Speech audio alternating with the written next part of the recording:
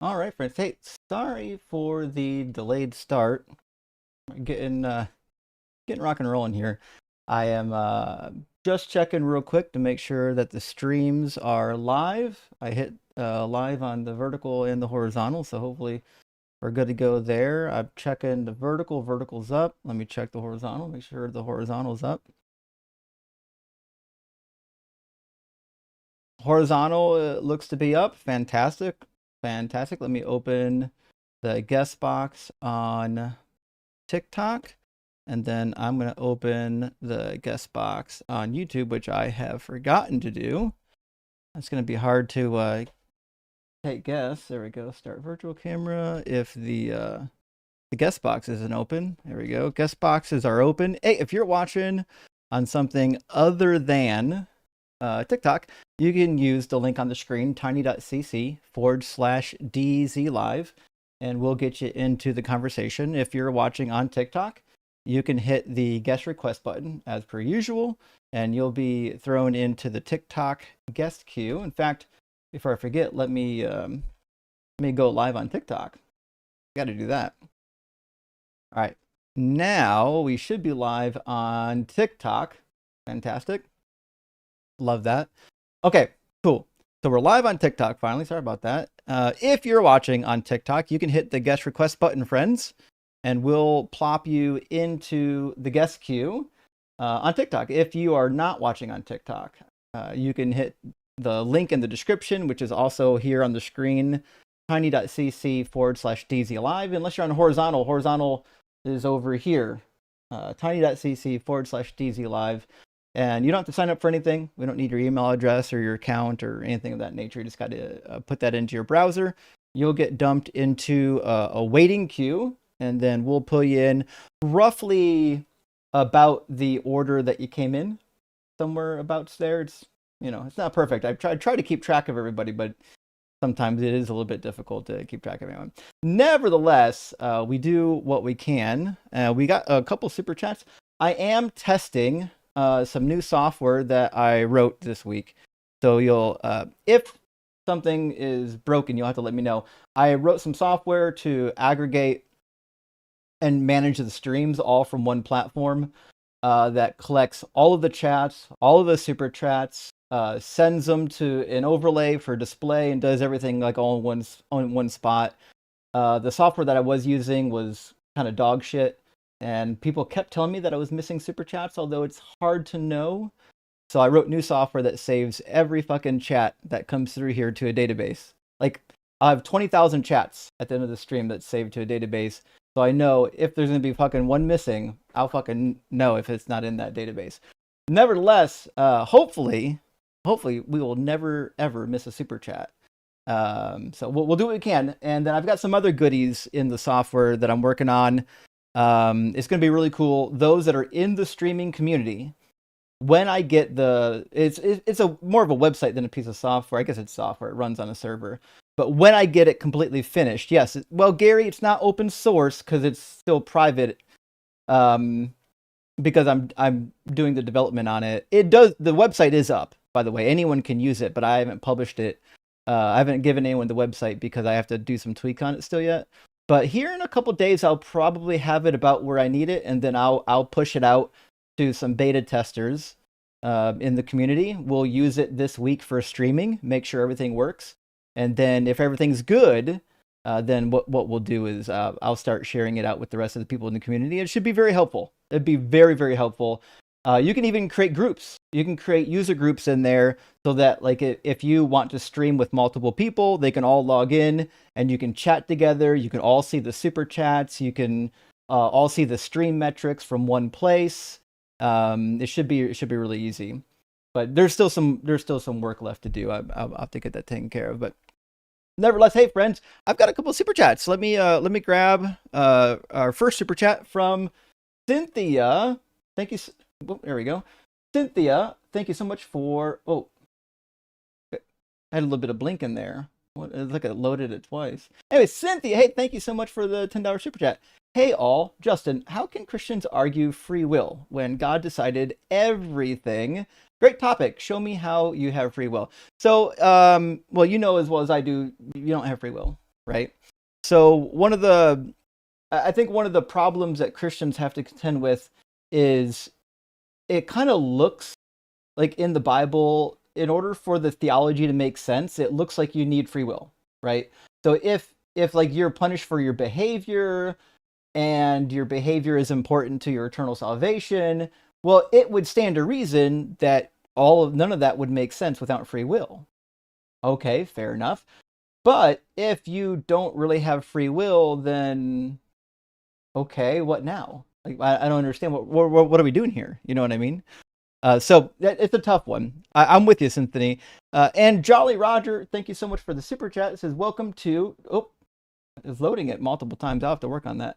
Welcome to DZ Late Debates. Face with tears of joy. Face with tears of joy. Just joking. Love this channel. Yeah, I'm sorry I was late. I'm actually pushing through. Like as I was like working on getting the stream set up, I'm working on pushing through like the last couple changes on my software. Like, oh fuck. Really cutting it down to the wire. In fact, I'll probably push through another update here during the stream in a couple minutes. But luckily, all the shit's saved to a database. I won't lose any of it when I update. Also, Jeremy, hey, thank you for the super chat. Says, just farted so hard it cracked my back. Well, I bet you feel much better, don't you? I guarantee you feel much better. And Hannah Balls, mommy, thank you so much for the super chat. It's my son's 5th birthday today. We got him a swing set for autistic kids. Those are awesome, by the way. Also, happy birthday. And you know, I had discussed with a few creators, because there is a group on TikTok. I had discussed with a few creators doing a TikTok group that we can utilize YouTube with for parents of autistic children to do, say, like once a month or twice a month group chats, powwows, for sharing tips, sharing resources. If there's people interested in our community and that kind of thing, and there probably is, email me. I'd be curious to know. There's actually quite a few people in the community with children that they're recently finding out that their children are on the spectrum and they don't really know where to turn. And I was lucky enough, I live in a state where we had good services. They walked us through it, and my son's mom and I were very proactive. We were able to get him set up with lots of resources that really changed his trajectory. We got him set up with resources before he was even 3, and it's made all the world of difference. Even though he's entirely nonverbal, nevertheless, he manages pretty well even without any communication, because you know, we got the resources we need pretty early. And 8Wid, hey, thank you for the super chat. Oh, I think the first letter got cut off. Can you suggest and provide some resources which prove that Paul is a fraud? Well, I guess it depends on what you mean by prove. I think the best proof, honestly, is just what the Bible says, right? So, for example, Paul says he's a Pharisee of Pharisees. Okay. Well, that's weird, because every time he quotes the Bible, he quotes it in Greek. He doesn't quote from the Hebrew version. In Galatians, he makes an argument from the word zerah, which means seed, but it's basically almost universally referred to in the singular to refer to a multiplicity of things. In English, we might call it a collective. Ooh, excuse me. We might call it a collective noun, but there's actually a new word, not a new word, there's another word for it. It's not a collective noun. There's a more precise word for it. Somebody messaged me recently who's an English teacher and gave me the right word, and now I forgot it. I'll have to think of that. But nevertheless, Paul makes a terrible argument in Galatians based on his misunderstanding of how the Hebrew language works, which you just wouldn't expect that if Paul was a real Pharisee. I don't know how you can be a Hebrew of Hebrews, a Pharisee of Pharisees, without understanding the language that the Bible is written in. To me, it doesn't make sense. I can't understand it. Anyways, nevertheless, you know, that's what I would say. And also, you can look at the contradictions between Paul and Jesus. Oh, well, okay. Well, And Paul and Yahweh. Remember, Paul says that the law was done away with. Yahweh's like, no, the fuck it's not. Sorry, no, it's not done away with, Paul. So that's one thing you would want to point to. So I know that's the route I would go. Gassiester, thank you so much for the super chat. Says reading the red tent, awesome recommendation. Thanks. Oh, the red tent's amazing. Also, new member, welcome. Fuck, I don't know why it's flashing like that. I have to work on that. I I love the red tent. People here have heard me talk about the red tent before, so this shouldn't be anything new. And for those who are new, there's a book by Anita Diamant called The Red Tent. It's a novel. It's nonfiction. Or, I mean, it's fiction, but it's a historical novel. It fills in the gap in like the story of Dinah, the one who was sexually assaulted by Shechem, because her story is largely untold in the Hebrew Bible, but it's a really cool story. Nevertheless, it kind of fills in that gap, and she's got a PhD. Like, she studies the ancient Near East. So guess what? It's fucking really accurate, and it's really good. Like, if you want to learn about the ancient Near East and you don't want to do like study, you could read this book and you learn quite a bit, actually. So that's why I would recommend it. And Two Hand Dan, great to see you today. Thank you for the super chat, friend. Says, hey, Justin, forget free will issues. If God is omniscient, why is he ever getting mad at all? I agree. If you know what's coming, even if you didn't pre-plan it, but you already know that it's coming and there's nothing you can do about it, like, why are you getting mad?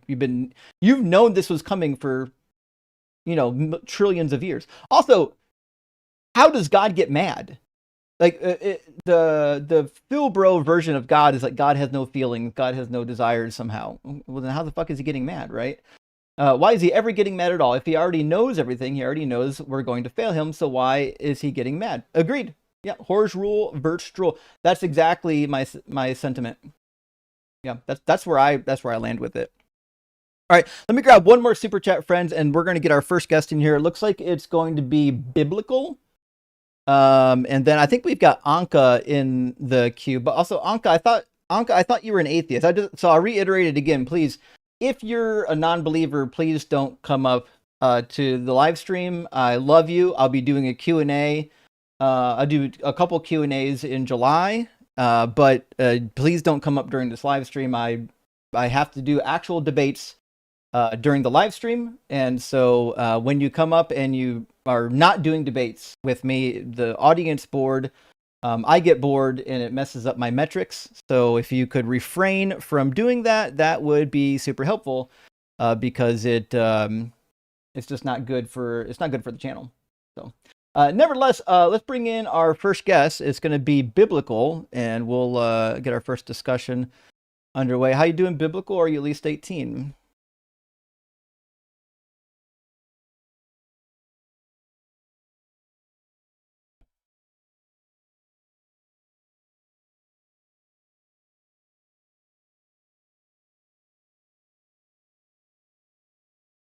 Anyone else hear that echo? That was weird. I mean, I muted him real quick. Um, I wonder if I got two instances of this open somewhere. I apologize. I'm gonna close out a window here. Make sure I didn't like accidentally open up something twice. But give me one moment, friends. I'll get it fixed up. I might just have to restart my soundboard. Sometimes the soundboard does that. You didn't hear anything. Oh, we'll try it again. Don't worry. Sometimes when I don't like restart my computer between streams, it just does funny stuff. All right, so we'll try it again. So biblical, I muted you and nobody can hear anything you said. You want to try again?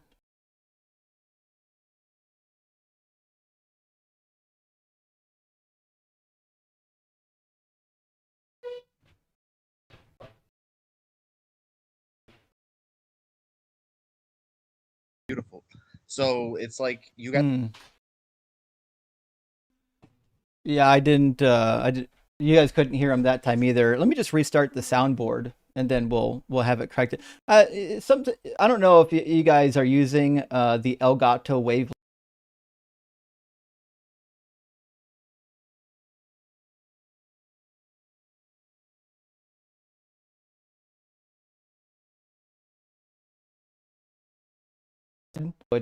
It's one of those things where it's I don't know. It's not reliable, but you know what? It is free, and for now, I think that's the best we can do. So we'll try this again. I'm gonna unmute Biblical and see if it picks up Biblical's audio. Biblical, you want to try again?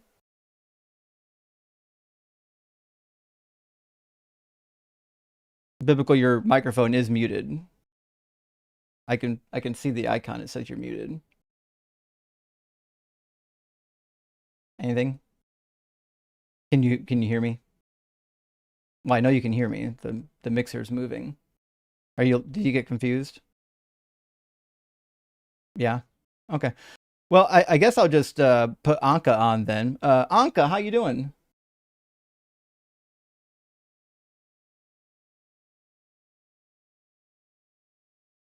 Hmm.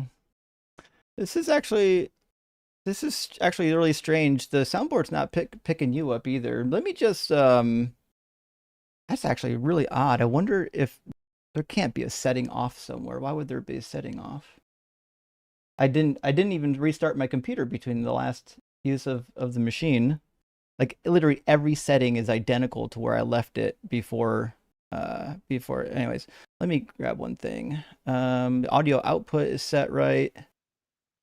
Oh, we'll try it now, buddy. Let me see. Let me hear some vocals from Let's you. see. Let's see. Like, can you hear me?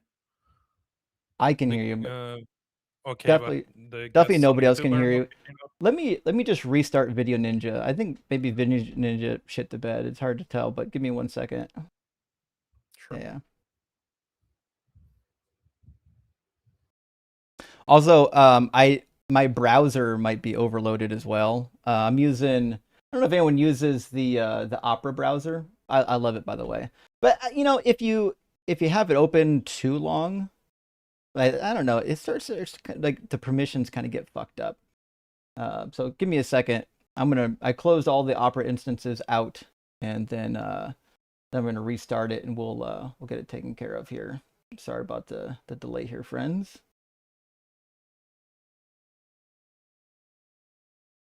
That's weird. You expect that like you're not gonna have audio issues if you don't like change anything between sessions. Hey, buddy, isn't he fucking cute? You just get alive. All right, give me 1 second. Let's see. All right, Video Ninja is back open. Let me see if the audio is gonna feed through this time. All right, I'm gonna add Anka. Hey, Anka, let's try it again. That is fucking wild. No, they definitely. Oh, TikTok can hear you. Okay, so sorry, you give me 1 second. I'm gonna change you to the right virtual cable. So TikTok, you guys can hear Anka right now, right? TikTok, hi. Not anymore. Oh, hold on. Well, the chat's delayed. Give me a second. I got like half yes, half no's. That's not super Chat is always helpful. helpful with this stuff. I'm gonna need something better than some yeses and some no's. I think they can hear you. I think they can hear you. So give me YouTube is just saying they can hear me. yeah, they should be able to hear you. And then so I apologize. No, it's okay. Like, I'm happy it happens on me and not on actual like Okay. believer who wanted to like talk about something deep. And yeah, like it's just sometimes I don't come to your streams because even Q&As, because I live in Russia and you stream kind of late for me, so it happens. But I wanted to run an argument with you, if it's okay. Maybe he'll come back. So the stream is just for debates, especially during the summer. So during the summer, I can't stream very long. I'm on like 4-hour sessions because my son's here and he's not in school. So I'd rather spend time with him than do this, to be honest.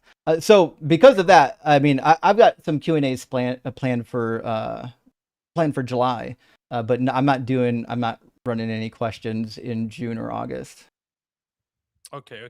I apologize. I know that's like annoying, but No, it's okay. Yeah. It's your show, like your rules. I like, I, you know, there is no, how they say it. I tried at least. So yeah, hope you're gonna get some good believers because there is no one here, but probably on TikTok they waiting for you. So yeah, have fun. Yeah, thanks, Anka. Be well, man. Yeah, you too. Anka does have good questions, by the way, though. I've talked to Anka a couple times, and he does have good questions. So, it is what it is. Nevertheless, the first guy that was in the box was a believer, and you know what? It doesn't matter if you heard him or not. He was a waste of space. He just came in to cry. I think he's actually just a troll. He wanted to.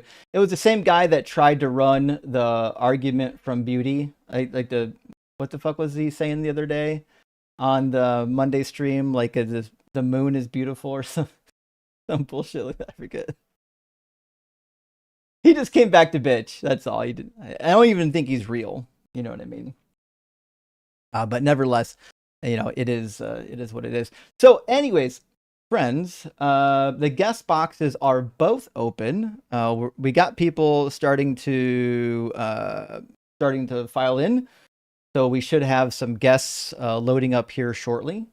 If you want to chat and you are not on TikTok, you can use the guest link at the top of the page, or if you're on the horizontal stream on the bottom right corner of the page, you'll get plopped into a guest request queue, just like you would on TikTok, and then I can snatch you out when the time is right. If you're watching on TikTok, hey, you can just hit the guest request button, and we'll get you pulled up, and we'll get you into the mix, and you'll be able to do the debates and do whatever it is that you all need to do.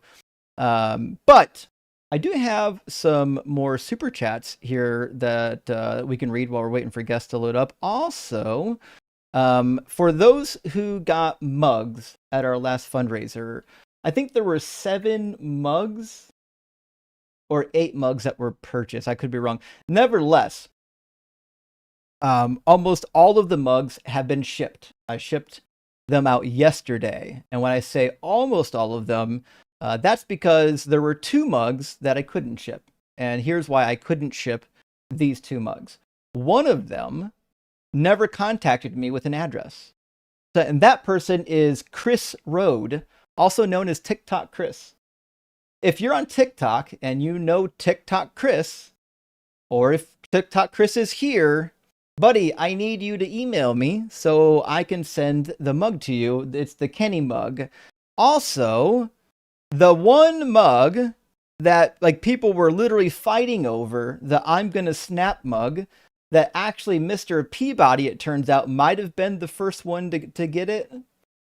That one was, I had down Andrew Williams as the purchaser. Andrew, as far as I can tell, has neither paid nor emailed me for that mug.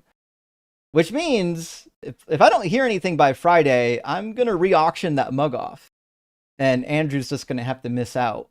So that mug might be available this coming Friday, and we'll do the same thing. I'll set whoever is the highest bidder, I'll send the money right to the GoFundMe page. And we'll just do the same thing over again. It's disappointing that it wasn't they decided not to pay. But what are you gonna do? I guess I don't know. Maybe that cold feet, $400 is like a lot of money or $300 something is a lot to pay for a mug, even if it is like a what you would call it, like a maybe more of a like a souvenir type of mug. But nevertheless, that's neither here nor there. Jimmy, I can't answer your phone call right now. We do have empty guest boxes, and we have some super chats. So what I'm going to do, and give me just a second, is read some super chats. But before I do that, I need to do something else real quick. I apologize. I had a terminal session open on my Mac, and my terminal session has terminated, which is crazy because that was actually the reason why I didn't restart my computer. It's because I had a terminal session running, and the terminal session decided it was gonna crap out. It's the beauty of working on a Mac sometimes is that that kind of shit. Oh well. Give me 1 second. Hopefully we'll get it working again. Friends, I really appreciate all y'all sending in support and super chat. So let me grab them from Survivor Series. What do you? 1 second. Let's try this again. There we go. What do you think of the theory Dead Sea Scrolls is Shamat? I don't. I may not know exactly what you're referring to by Shamat.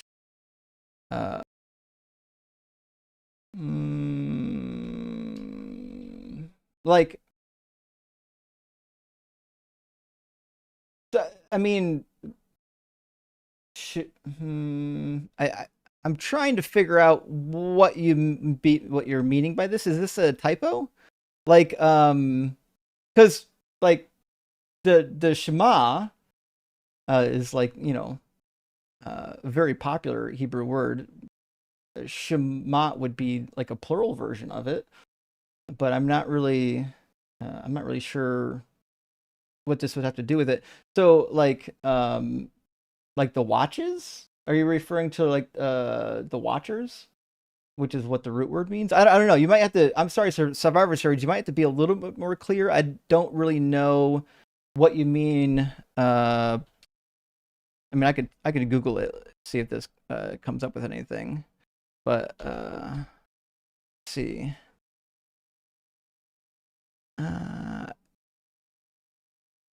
Oh, it says the term Shemat refers to the book of Exodus among the Dead Sea Scrolls, of which 16 fragments copied. Hold on. Why would? Oh yeah, they did name it Shmat for names. Why would? Well, Shem is a name. I wonder why they called it names. Why they? I guess Exodus has some names in it, but what a weird thing to call the book of Exodus. Anyways, so what do you think of the theory the Dead Sea Scrolls is names, or is Exodus? I don't know what you mean. Typically, people think that the Dead Sea Scrolls are they were put there by people like during and after the Bar Kokhba revolt, when they were driving the Hebrews out, and they were making it illegal to have these writings. So I mean, that's typically what people think is happening here. So I'm sorry if I'm not understanding your question. I apologize, but I don't think there's much I can do about it. But we do have a friend joining us. Should be. What's up, Dalkin? Hey, two things. One, the reason it's called Shemot is because the opening line of Exodus is Ve'ele Shemot Bnei Yisrael, and these are the names of the sons of Israel. The same reason the Torah why books are always... why they did midbar for numbers, right? Precisely. And I came up to let you know that Jimmy's trying to get a hold of you. I'm aware. I have the calendar open. I'm literally putting my availability in it as we speak. He's just gonna have to be patient for about 15 minutes. Okay. I think I'll just hang out with you until I go live with Jovan. Yeah, it is what it is. At what time are you going live with Jovan? He said 4 or 5, so in the next hour or so. Okay. The difficulty with setting a schedule up is like, I don't know how many days I actually have free this month. You know, it's a tough month, so we'll have to wait and see. But nevertheless, it is exciting that you're gonna be on with Jovan tonight. He's a lot of fun. I think we might have one guest in here, bless Hashem. So let's bring him in and see if we can get some conversation going.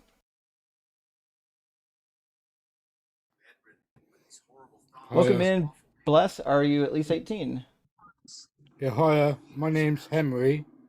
I was just wondering, why did you become an atheist? Was it because of Christianity? No, it's because God didn't make any sense. So I left Christianity because the New Testament is ridiculous. It's a huge like Like- contradiction of the Old Testament. But Totally agree with you. nevertheless, the reason why I became an atheist is different than the reason why I left Christianity. After I left Christianity, I still kind of believed in a God. I just didn't really, but it was like generic. But when I started thinking about it, it became evident that like it doesn't make a whole lot of sense for there to be a God. Well, I used to be a Christian. I stopped believing in Christianity. I came to Judaism as a Noahide, and now I'm thinking, because I just found out this yesterday, it looks like that Baal, who's a storm god, so is a Jewish god, and that Elijah just done better than the other prophets, and just said, "Well, my God's stronger than yours. How about mine puts fire on the altar and yours can't because yours is sleeping?" Now, someone said that Judaism just copied Baal's God, because they've actually got manuscripts and it's an actual religion, and people reckon that Judaism I'm sorry, just I just- copied the religion just of need- Baal. Give me 1 second. I need to understand where you're coming from. Do you believe in God? I do, but I don't know which one's true, because I've heard that Judaism just copied the religion of Baal, because if you read the Jewish scriptures, you never hear of Baal until Elijah goes there, and that religion already exists before he even got there. And they've got ancient manuscripts talking about Baal and their religion. It's half right. Baal and Yahweh were two different gods. It's just that they both like serve the same niche, the same sort of that they were both storm deities, war deities, and they were both like basically functioning in the same niche and competing with one another for dominance in the religion. And Yahweh just happened to win out. I also was once I left Christianity to be a Noahide at one point before I became an atheist. So I know exactly where you're coming from. Yeah, it just makes me think. Well, Hashem, it's Elijah's fault really. He's just copying another religion that came before it, because you don't hear about Baal until Elijah gets there. And apparently these manuscripts are just as old. So which one's true then? Hashem, Yahweh, if you want to call him that, or Baal? And then what religion is true before that, and before that, and before that? So I understand where you're being I understand. You understand it could be none why of you're them, an right? atheist. It could be, and I understand why you're an atheist. Before I came to Hashem, I nearly became an atheist myself after leaving Christianity. Then I clinged on to Judaism, and now I think, well, whatever God is true then, or if there's even one, or am I just talking to myself? Sure. Okay. So the question I would have for you then is, why do you believe in Hashem, or the God of Judaism, or any God at all? Because I can't see a good reason to believe in any of the gods. Well, I'm not sure what to say at the moment, to be honest, because I'm just getting absolutely fed up with it. Okay. So, well, it sounds like you don't. Sounds like you don't know if you believe in God right now. Exactly. You know what? God can speak to Moses. He can speak to Noah. He can speak to Adam. He can speak to all them and do all these miracles, whatever. He can speak to us. We have to just believe on faith. He can literally speak to them and hear his word. But we just got to believe in faith blindly that all this happened, and he won't speak to us and let us know he's actually real, but he will the patriarchs, yeah? But not us. We have to guess that he's real. It's not fair. I agree. So it sounds like you don't believe in this particular God. Yeah, it just takes a piss. I've been feeling like this for quite some time, and I'm just getting angry and angry and angry. And my life always going wrong non-stop. And if God loves me, why would my life go to shit all the time non-stop? Everything's always going wrong, and yet God loves me, but he won't tell me that he's real. And my life is shit all the time. And I ask rabbis, why does everything go wrong all the time? Say, we can't blame God for everything. But he's the one that lets it happen, but you can't blame him. And all the things that good that happens, it's from the Hebrew God. But anything bad happens, you can't blame him for it. But he lets it happen, so he's culpable for it. But it's starting to sound like you don't believe in God. It's getting that way, yeah. Okay, so Can I give you... yeah, go ahead, buddy. Can I give you a book recommendation? Bless Hashem. Yeah, go on. I would suggest The Origins of Biblical Monotheism by Mark. Let me just write this down a sec. What is it? The Origins of Biblical Monotheism. It's called, and the subtitle is Israel's Polytheistic Background and the Ugaritic Text, and it's by Mark S. Smith.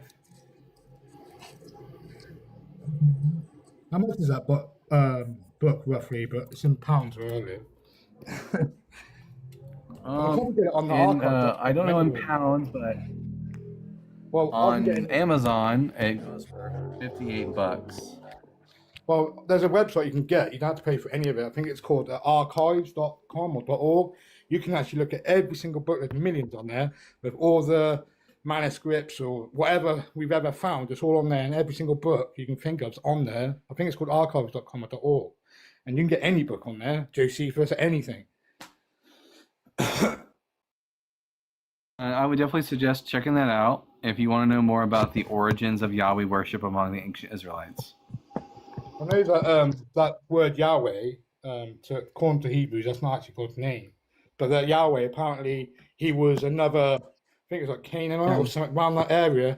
God, the Hebrews had the name of their God, and then they just translated to their language and said it's Yahweh, but it's not, apparently. Yeah. Well, hey, listen, buddy. It sounds like what you need to do is in July. I'm going to be having Q&A. I do Q&As pretty regularly, so I think the best thing you can do is come back to my Q&A in July, and rather than debate me, you can come and we can do some question and answer. How about that? Yeah, that's amazing. What would the date would that be? It'll be on a July. Sunday. It'll be on a Sunday, but it's not. Maybe the second or the third Sunday. Okay, so like second or third week then. Yeah. Okay. Oh, cheers, mate. I've been watching you for a while, and I've enjoyed what you've been saying, even though I did believe in God. But you've got things, because I've seen you have a debate with Rabbi Singer about Christianity, but you say things that you can't really say that's not true. Any person that believes in any religion is got a really hard job to prove you wrong, and I think they do find it difficult. But yeah, they're definitely in a atheists struggle. are probably the hardest. Well, yeah, atheist is probably one of the hardest people to try and prove wrong. Well, yeah, people can't because prove it's God. it's difficult to prove that God is real. It's a very difficult task. Well, yeah, it is, and God's made that difficult for himself if he is true, and that's his own fault. Well, listen, buddy, I appreciate you stopping by and saying hello. I've got to move on to a debate, but come by during our Q&A and we'll chat, okay? All right, mate. Cheers. See you later. Cheers. Bye. I hope he figures it out. Sounds like he's deconstructing. Big W on deconstruction. Yeah, for real. Okay, well, on to the next one. I'm going to grab Ramas and then Randall in that order, and we'll hopefully get some good discussion going. Hello, everyone. Hello. Is your name Ramas? Did I say that correctly? Yes, Rimas. Rimas. Okay. Are you at least 18? And what religion or God do you believe in? Yeah, I'm 36. And no, I don't have religion now. I born Muslim and I left. I'm ex-Muslim. Okay. And you still believe in God? No. I'm agnostic and no. No, and it's especially for Allah, like it's very hard to believe in it. He hates women. Anyway. Yeah. So were you gonna debate from the agnostic position? I guess I'm confused. No, I cannot debate because I'm in your side. Just when you say your God is imaginary, I came to tell you, it's imaginary. I can't prove it. I can't prove you wrong because, I mean, I know that we have different goals and every religion group, they believe in such a goal, but I think God doesn't exist. Allah or another God, whatever, like God of Muslims or God of Christian, or it doesn't exist. Just people, they don't want to accept that. And it's emotional things. They born in it just because of coincidence of geography, and they're afraid if there is a life after and another life, and that's it. I think like this. So no, I cannot prove you wrong.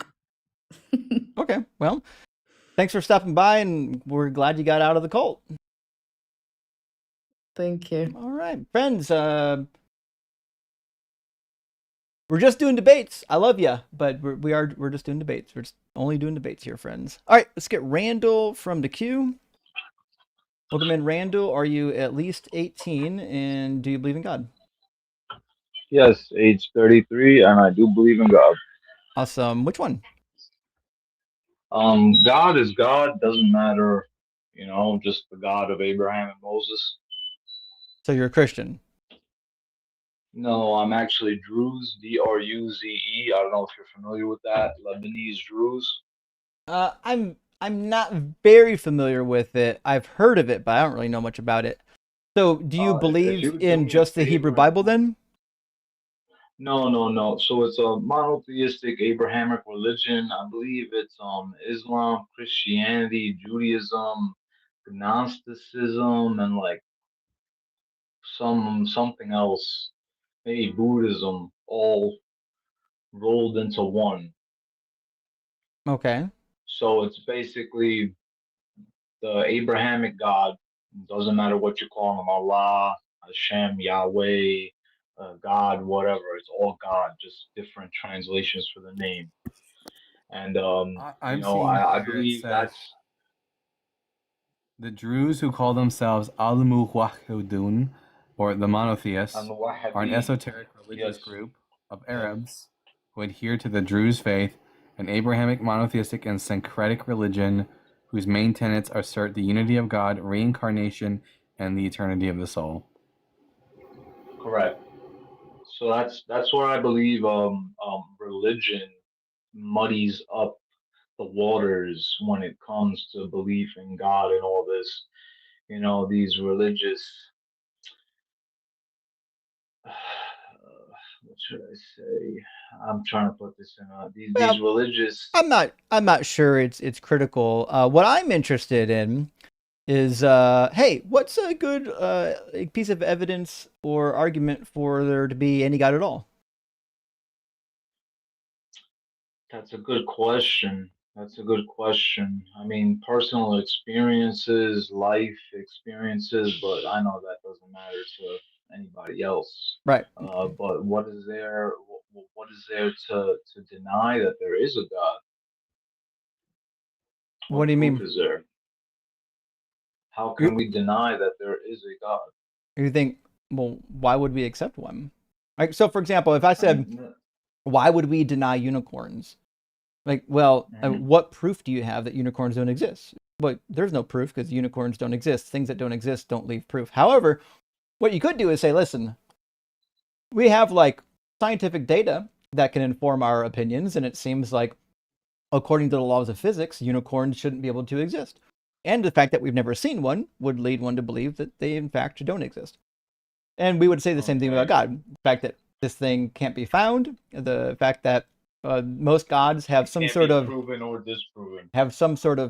well, I disagree, have some sort of problem with physics, like they defy everything we know about physics, and then they tend to defy logic too, right? So if you have a god that you think created like all of space, time, and matter, that's just like logically invalid. It can't happen, right? Because in order for you to create something, you have to utilize a sequence of events, right? There's like a Mhm. period or a instance or a moment where something did not exist, and then there's a state where it did exist. That's a sequence of events. Sequences of events happen in time. The idea that a god could do anything outside of time is just preposterous. Also, we have no Mm, evidence that the universe didn't exist at any point. Like, all the evidence we have seems to point to the fact that the universe has just always existed. that's true. I mean, the Big Bang, and then here we are today.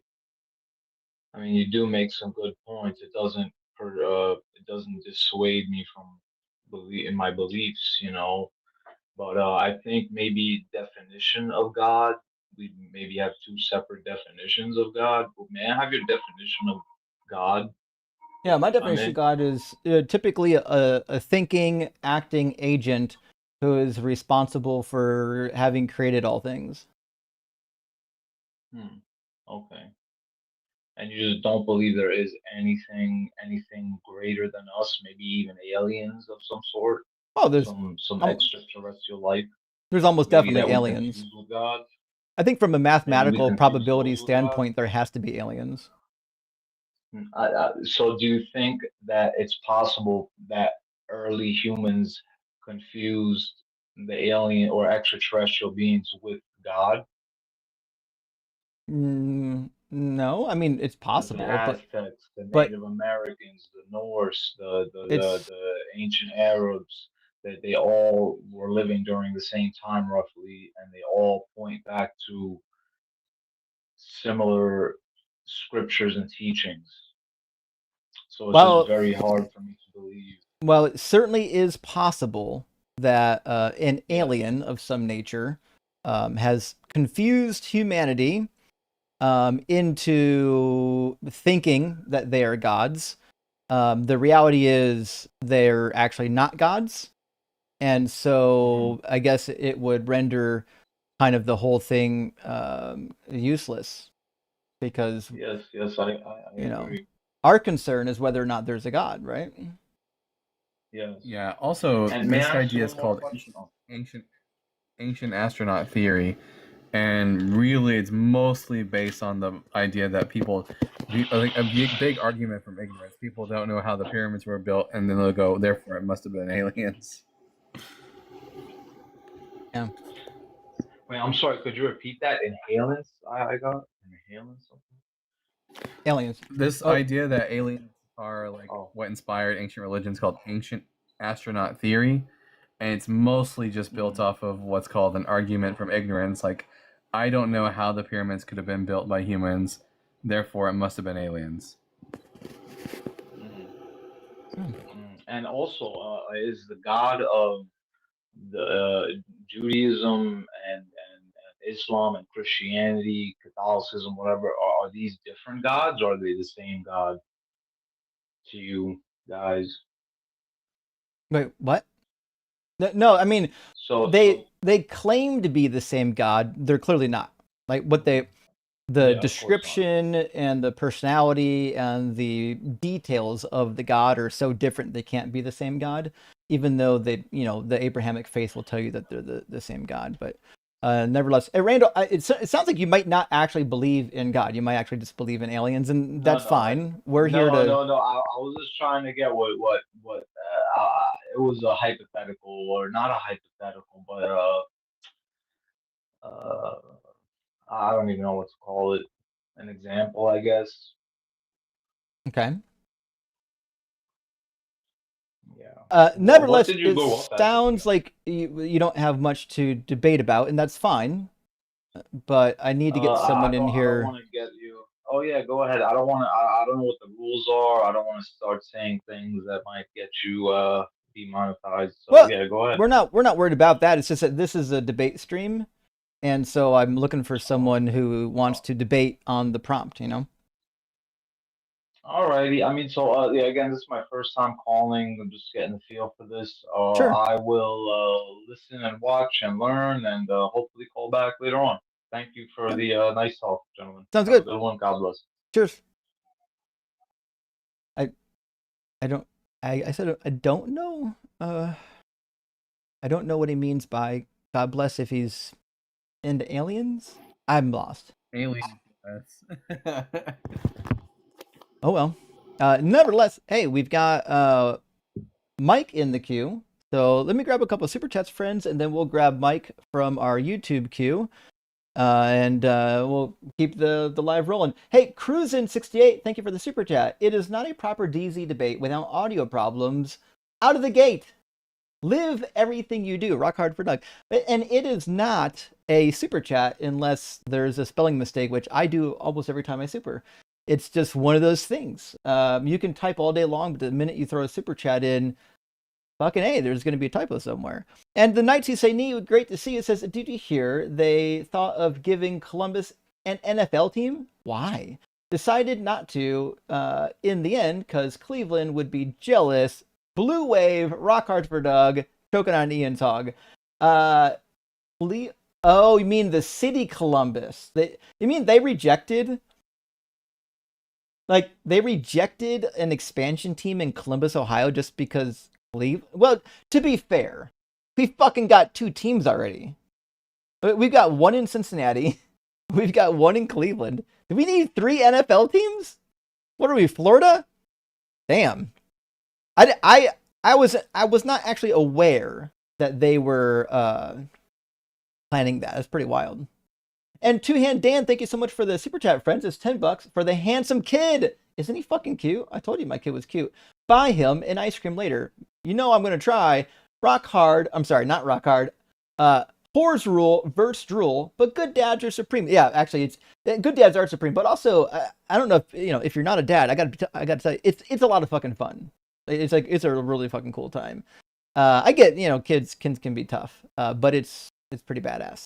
So do it at some point when you're ready for it. I think you'll like it. And also, $10 super chat from our friend Dylan. Great to see you, Dylan. Says this is for a couple ice cold sodas for you and your son. It's a hot summer. Son. Oh, play on words. Rock hard for Doug. Rock. Thank you, Dylan. Appreciate that. And Dylan's a 2-month member. I restructured the super chat so we can see people's memberships. How cool is that? Thanks for being a member, friend. And Furtive Patak, great to see you. Says, came across an old Torah translation project of mine from college the other day. I only made it as far as about Genesis 25. Made me wonder, when will the Doug standard version be available for purchase? That's a good question. The DSV. I have to work on that one. It would be fun to do a translation, but honestly, it takes a team of people to do that kind of stuff. And to be fair, the types of people that do these translations are way, way more educated than I am on the languages. I'm a novice, in Hebrew, you would say, but I mean, it's fun, even if you're not capable of, correcting the other translators, right? But it's always worth learning the languages if you can. We'll see, though. I am, after I finish my first book, working on a study Bible, similar to the New Oxford Study Bible, except it's really just going to be for atheists, to be honest. It's going to be lots of academic notes, but I'm also going to point out all the horrible shit and the contradictions and things like that. Martin, hey, good to see you. Thank you for the super chat. Wow, your son is beautiful. I know, he's fucking cute, isn't he? Takes after his mom, obviously. You are a lucky dad. Doug, bless your family. Well, thank you. Dude, he's fucking handsome. He could be a model. That's what I'm saying. You should see some of his baby pictures. And Zen, thank you so much for the super chat. $49.99, huge W, just to say hello and keep cooking. Still following you from stream to stream and still learning Rock Hard for Doug. Well, thank you, Zen. I really appreciate that. That's super, super kind of you. Big, big W. All right, let's grab Mike from our queue, and we'll get the next conversation rolling here. How you doing, Mike? Are you at least 18, and do you believe in God? Hello, can you hear me okay? Yeah. Happy late Father's Day. Hey, thanks. Are you a father? I am. Awesome. I am. Congrats. Happy Father's Day. Thank you. Yes, I am over 18. I find the concept of a God very compelling. And I do personally believe that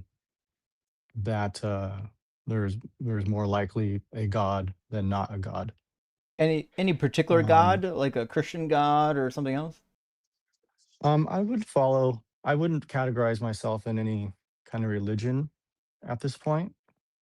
I just, at least from a philosophical standpoint, I just see, obviously we live in a universe where there's something rather than nothing. Um, and I know from the previous conversation you were discussing that the universe possibly didn't have a beginning, maybe not, and that might be true. But there is more evidence of the universe at least having some kind of beginning expansion. What's the evidence of And that? some kind of that it's to my understanding, it's well known that their universe is expanding. They have the cosmic microwave Mm, background radiation, which is like an yeah, afterglow. They theorize of an early start of the universe. That's where they get the 13.8 billion years ago from, and the but abundance of light elements. yeah, but what's that got to do with the beginning? That it wasn't just how it is right now. They know it's not. They know that the universe wasn't just in an isothermic state. They know that it wasn't in a constant state. That it has changed, and what that change is, well, they theorize that it has been expanding from a particular point, um, and from the microwave background radiation that shows that the universe was in some kind of hot dense state in what a quote unquote a beginning, Yes, that but it wasn't that's just not the how it is now beginning. at all time. That's my point. Right? So yes, there was a hot dense state in some time ago, but the Big Bang is not positing that there was nothing prior to it. That's not the job of the Big Bang. The Big Bang is describing the expansion of the universe. It's not describing what came before it. Right, right. It's but doesn't it basically explain, like, at because obviously time, space, and matter would be very different than it is now at a point of like singularity. Wouldn't it be wouldn't we contribute that to like a time zero? I mean, even in the concept of time, like, it's not how it is today, so it seems like some sign of a beginning. Like, why? I'm lost on why you think any of this is a sign of a beginning. Um, well, it's not a sign of that it's been in the same state. And it seems like there was some type of mechanism that caused it to transform, at least from one state to another, in a very rapid and energetic way.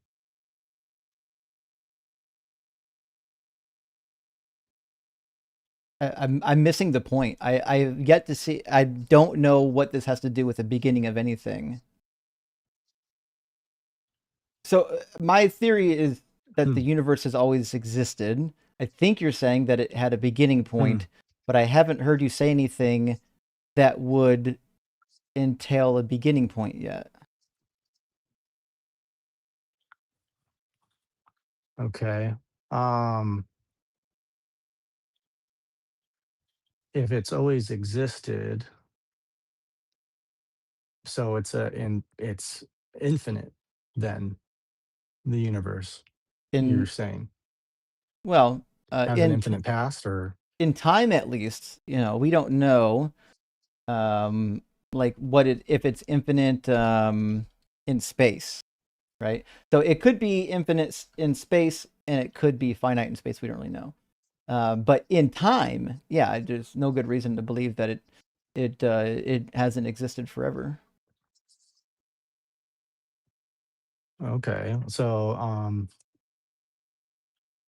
that's what you believe, is that the universe is eternal, as Yeah, I mean at least some elements of it. until there's evidence of like the contrary, right?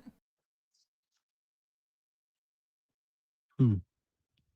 I just, can that even be proven? I mean, if it's had a beginning or if it's eternal, would be even be able to prove one or the other?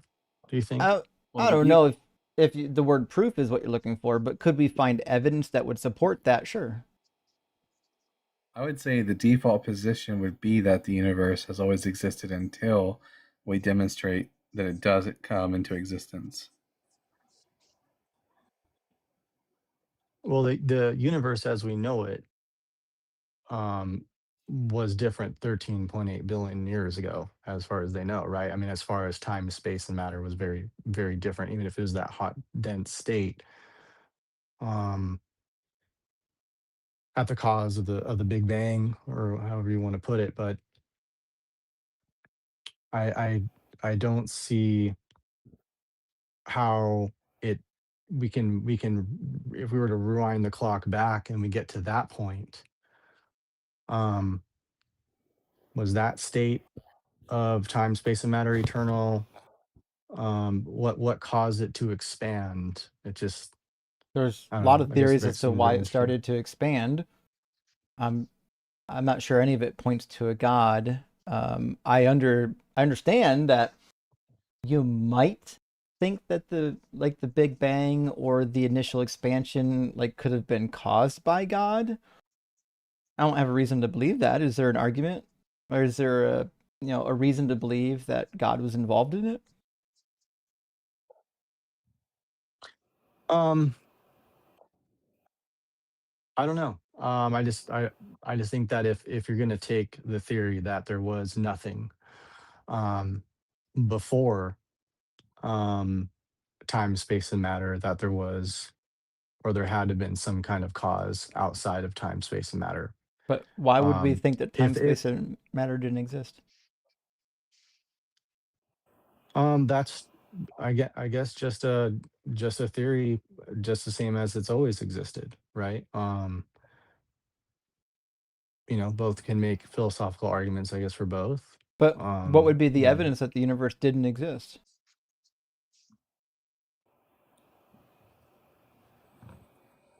um, Because if God exists outside of mhm. time, he has no causal power, right?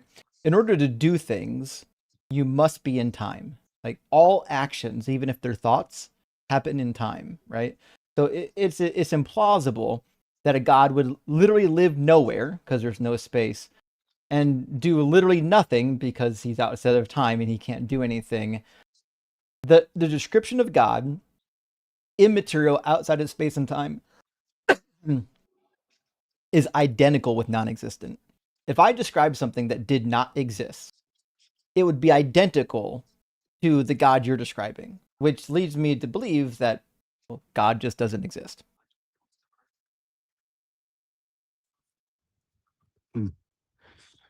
um, there's no, you don't think there it could be plausible of of a a conscious mind? I mean, we know consciousness exists. I'm conscious, you are conscious, We have brains and there's proof of consciousness. Um, in brains, not outside of brains. well, in brains, but as far as like the mind or as consciousness, you don't think there could be any possibility of another type, possibly, or some type of Why? super consciousness Why would we of think any that? kind? Um, I don't know. I just think it's something to think about outside ourselves. It's just, I don't know. I think that there it's a possibility if consciousness exists. Okay. Well, I'll tell you what, Mike, you're a nice guy, but it sounds like what I'm hearing are more akin to shower thoughts than arguments, and that's fine. But we're here for arguments Hmm, more than hmm, shower thoughts. So I think we'll have to move on to the next guest, okay? okay. All right. One last thing. I mean, is there any? Oops, sorry. Didn't mean to cut you there while you were talking. I thought we were done. Nevertheless, hey, we got another guest, two other guests waiting to get in. So let me just grab one or two super chats. What's up? A lot of half-baked thoughts tonight. Yeah, it's a weird one. Yeah, it's a weird one. Beef from KC. Hey, thank you for the $10 super chat. There's a woman trying to convert me. Sorry about that. She can't. We disagree on everything, but I'm very attracted to her. Oh, fuck. If I remain honest about my beliefs, can I ethically pursue this by letting her try? I mean, it's fine. Like, listen, like you don't have to have the same religious beliefs as somebody to be in a committed, loving relationship. Now, I'm the first one to tell you it might go south.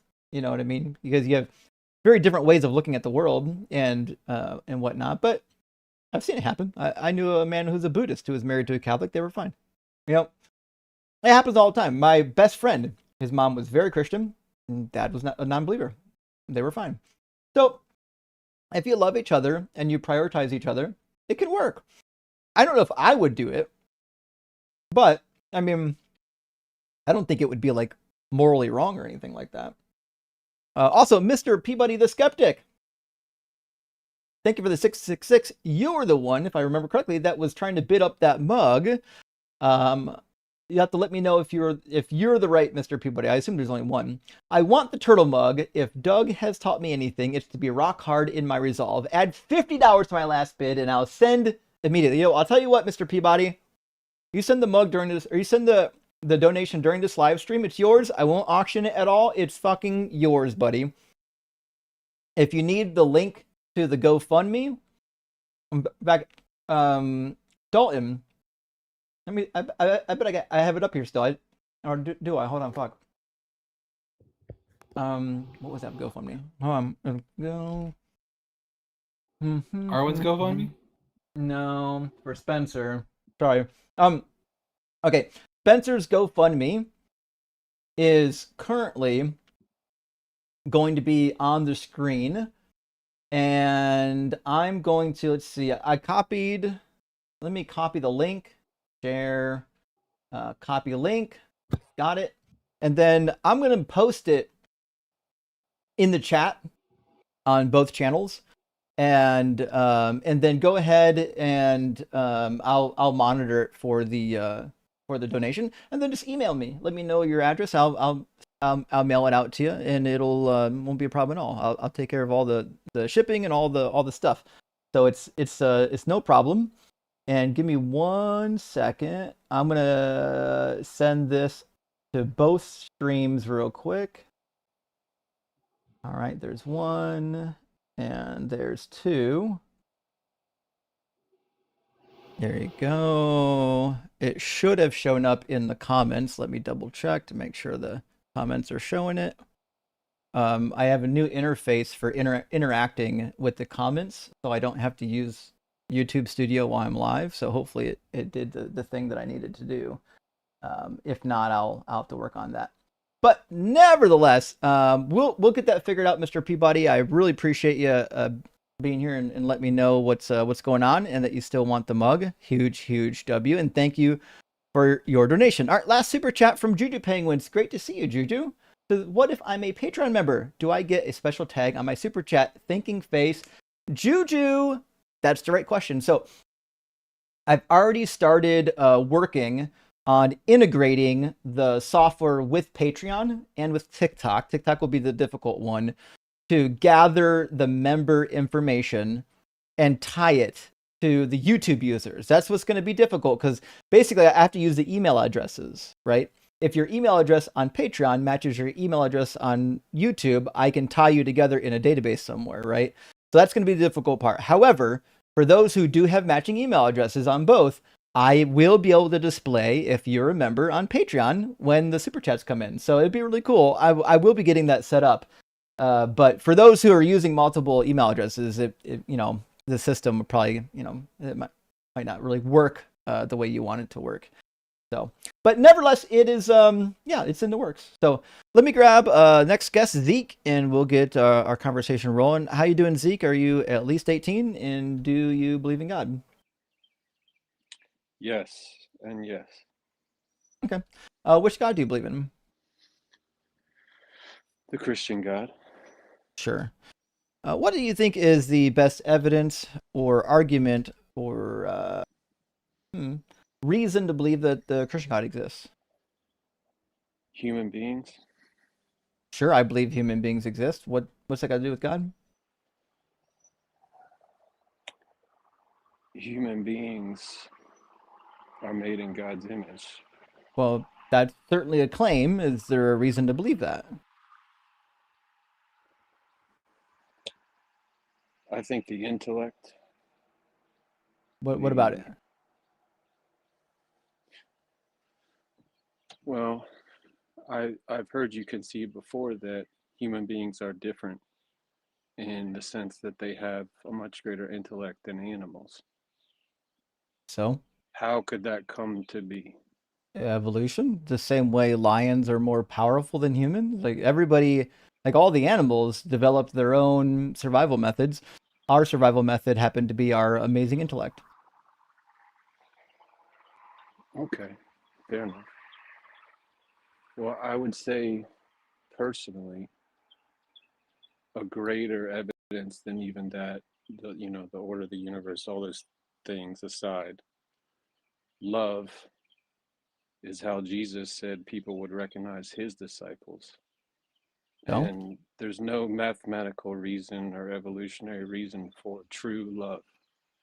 Yeah, there is. Survival. How many babies do you think would survive without their parents loving them? Yeah, oxytocin, Well, big player in the whole love department. That's why if you have mothers that are going through really deep postpartum depression, the chemicals are completely off. They usually have to have some sort of prescription treatment to help kind of get their chemicals back in shape. And if your chemicals are off, your emotions are gonna be all over the place. That's where these emotions come from, like love. They're chemical. They're in our body. so have you never seen an instance of love in your personal experience where the person giving the love had nothing to gain from it? Yeah, and that's explainable as well. Can you tell me what that instance was? Like, which one? There's like a million of them. If you have parents, you've probably seen it. Not everyone has good parents, but if you have parents or loved ones or friends, you've probably seen it a million times, or you've done it yourself. So the reason why Well, people often help others, even when there's seemingly no reward, is because we have these things called mirror neurons. When we see somebody else in need, the same neurons that would fire in the person who is hurt or panicking or anxious, they actually fire inside of us when we see it happening to somebody else. That's why they're called mirror neurons. So we actually feel some of that same pain, and we're compelled through empathy to try to resolve it. But I don't know if there's such a thing as a purely good deed, because even when you do a good deed, you do get some sort of personal satisfaction for having helped someone. I don't. Maybe sociopaths don't, but I know I would if I stopped by this, to help somebody. I would feel better about the fact that I stopped to help somebody. So, it makes perfect sense in the evolutionary framework. so that makes it no longer good than if you bless someone else and you yourself are blessed by that, then it's no longer good, it's selfish. I didn't say that.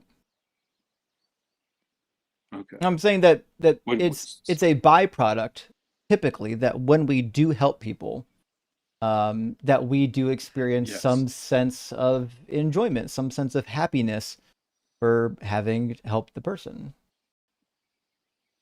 And I would concede that. Right. So the gentleman brought up oxytocin and you mentioned the love of a parent. I think, I take your both those points, but I would argue that love of your child in some way is a selfish love, right? They're a piece of you. And I'm sure right, what the Greek word agape means. I'm not naive. I'm sure you know what that means. Does it matter since we're talking in English? Well, I don't, fair point, but it only matters in the sense that in English, we have one word and it fails to suffice for the different meanings of what so-called love could be. I don't know what any of that has to do with our conversation. Well, you asked me what's the greatest evidence that there is a God. And I think the strongest evidence is love. And That, again, we talked about it, and I don't see why that points to a God. Yeah, you would still have love even if there's no God. where would it come from? How would true sacrificial love exist if we're only physical beings? It comes from our brains.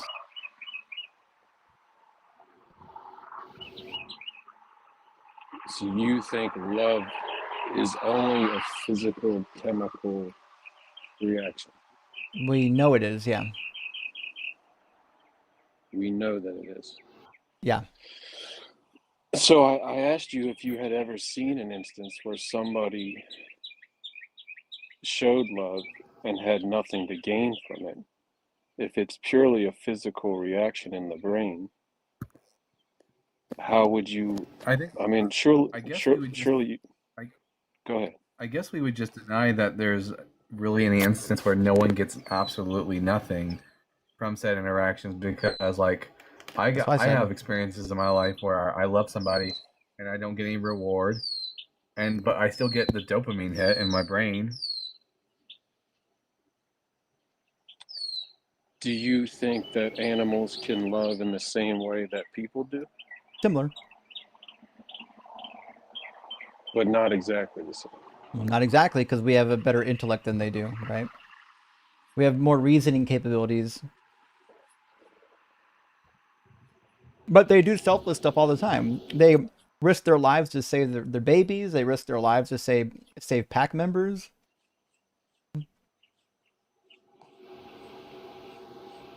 So if I love my child, Yeah. that's different than me loving you, right? You would concede that. No. So your child is part of you, right? You can love your child in a selfish way. So? Well, do you believe that's true? I mean, it's possible that you can love yourself in a selfish way, and yet I have no idea how this does anything for your position.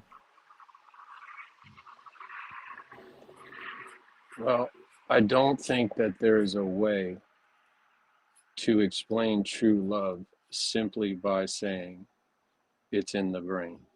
Well, And then you'll have to develop a testable hypothesis to demonstrate that it's something other than that, because that's what neuroscience says.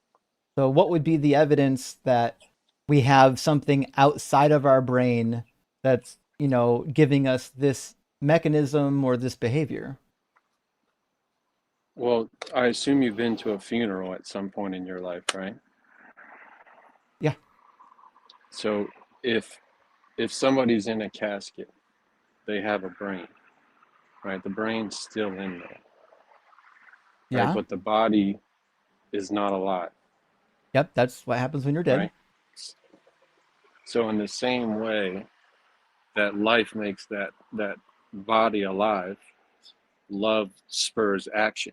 Real love, real faith spurs action. So what is the difference between a body that's dead and alive? One Right? is What causes the chemical reactions in the brain? one is functioning. Typically, you need a whole host of chemicals in your brain. That's like if you don't have enough iron, your brain stops functioning properly. There's a whole bunch of stuff that needs to happen. Oxygen. You don't have enough oxygen, your brain stops functioning. So do you not believe that such a thing as spirit exists at all? No, why would I? Well, what's the difference between a live body and a dead body? The difference is that one is actually like workable. Like, so for example, if my kidney fails, like my body's going to stop working. It's a part of my body that I need for it to function. If my brain fails, then my body's going to not work properly. I need it to function, right? You can cut off my arm and I'll continue to live, right? But like there are certain functions of your body that must operate for your brain to operate. And when your brain stops operating, everything stops operating because your brain is what controls it all.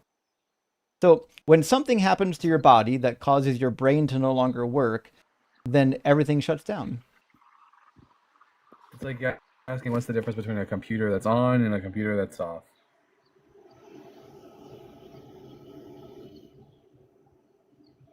I suppose so. Right? But there's a force that goes through that computer The computer itself has no power at all, right? Without electricity. So what? In the same way a body has no life without some sort of life force within it. That's why we consume energy from the environment. That's why we consume food.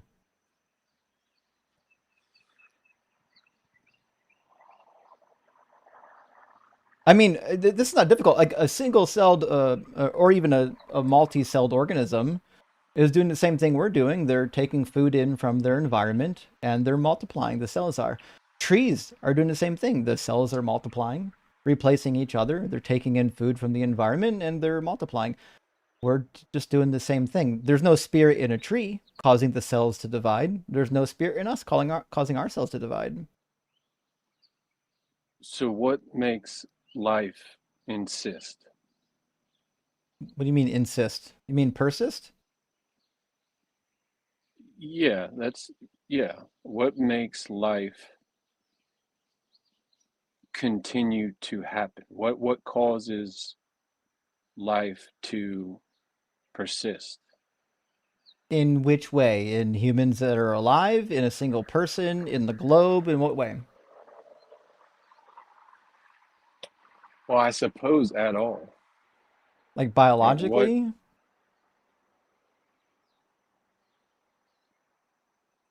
yeah, let's say biologically. I mean, I would say cell division. That's it. Once you have cells that can utilize energy from things outside of itself and multiply, kind of a done deal. You got life. Would you concede, or have you ever experienced someone who claims to be a Christian who has love that's different than somebody else? No, I don't think Christians have any different love than anyone else.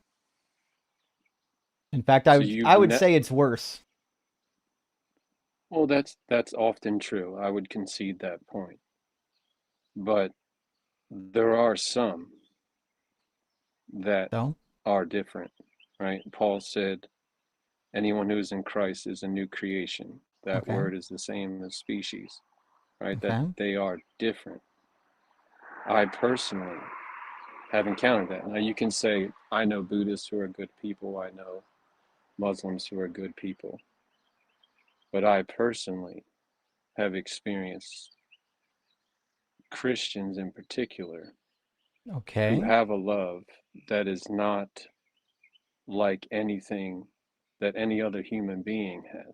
Well, I've experienced Christians that hate like no other human being, so I have no idea how this is a relevant argument for Christianity or for God or for anybody else. So you think love is irrelevant when it comes to evidence for God? Yeah, completely. Love is irrelevant just as much as hate is irrelevant. Well, then why did you just bring up hate from Christians then, if Because that it's was your irrelevant? argument. Right, but I'm asking you, if it's irrelevant, Because it's then why relevant to bring it your up? argument. It's the flaw in your argument, not mine.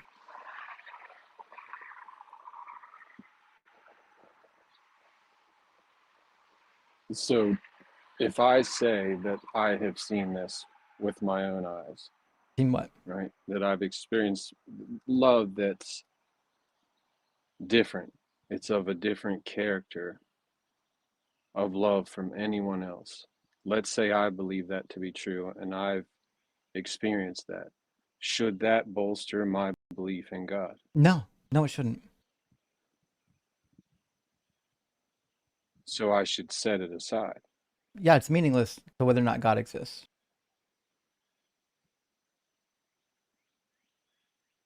Um, by the way, speaking of love and feelings, um, Christian nationalists, Christian conservative nationalists tend to have a larger right amygdala, which plays a role in disgust, which I would consider more of a hateful feeling, personally.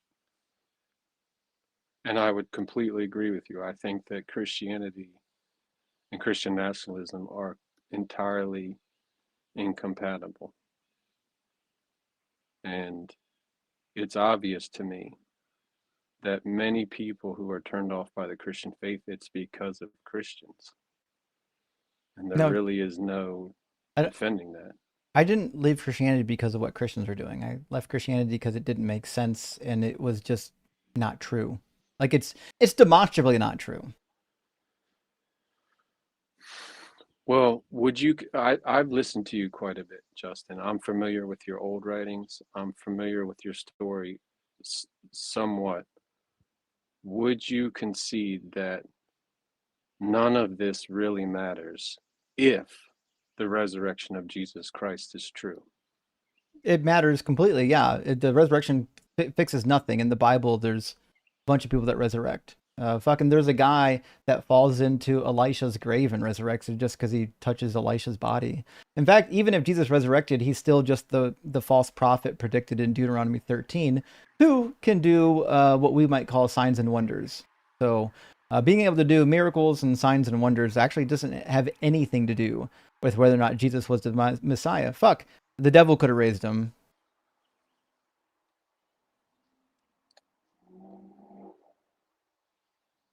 So if we assume that he did actually resurrect, because what you just said, I can't tell if you are saying that it is possible or that it is impossible. But if we assume that he was raised from the dead, seen by 500 at once, and that those people were not lying, it makes all of the other arguments about space, time, physics, all of that irrelevant if that No, single fact is true. no, it doesn't. Even if you assume, why would physics be wrong? So, for I'm example, not saying, we go would ahead. have to adjust maybe what we know biologically. I don't know if physics would be affected. Now, if it happens to be that there's like a spirit, I don't know, like a devil or I don't know, a demigod or something like that helped Jesus resurrect. Yeah, obviously that would change our physics because things that like are invisible, like you can't see them doing things, that is outside of our bounds of physics. But it still wouldn't mean that Christianity is true. Jesus' resurrection is utterly meaningless.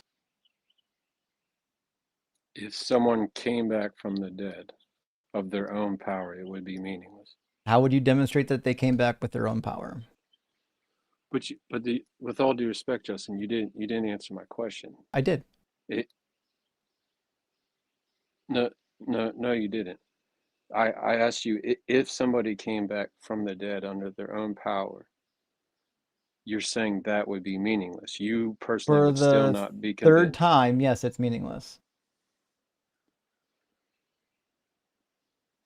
It's meaningless to determine if Christianity is true. It means nothing. Well, I'm taking you at your word and in good faith that I've seen you many times say, if someone says to you, why do you want to know why I believe in God or what's the, you basically say that I want to believe true things. Obviously, yeah. So that implies that you could be convinced. Obviously, yeah. But not of Christianity. Christianity is dead on arrival. So you would admit that there's nothing that could convince you. Of Christianity, not of God. There's some things that can convince me of a God, but again, Christianity is dead on arrival. Would take a lot of fucking magic to do. But that's not going to happen because the God of the Old Testament doesn't exist either. But then how do you call yourself an atheist and not an agnostic then? That I'm an atheist because I don't believe in God. That's what it means to not believe in God. Agnostic is talking about knowledge. Like if you're agnostic, that means you don't have knowledge of God, but that's different than whether or not you have a belief in God.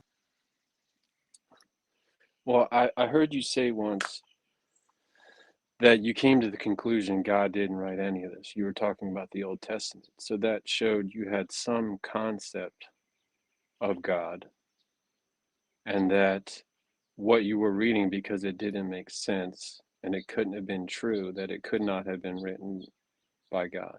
It had nothing to do with it not making sense. It was just demonstrably untrue. Right. Let's say it was untrue. Right. But you're saying that it would be possible to convince you with enough evidence. Obviously, I'll be convinced of nearly any position if the evidence is there. But you think love is not part of that evidence. Obviously not.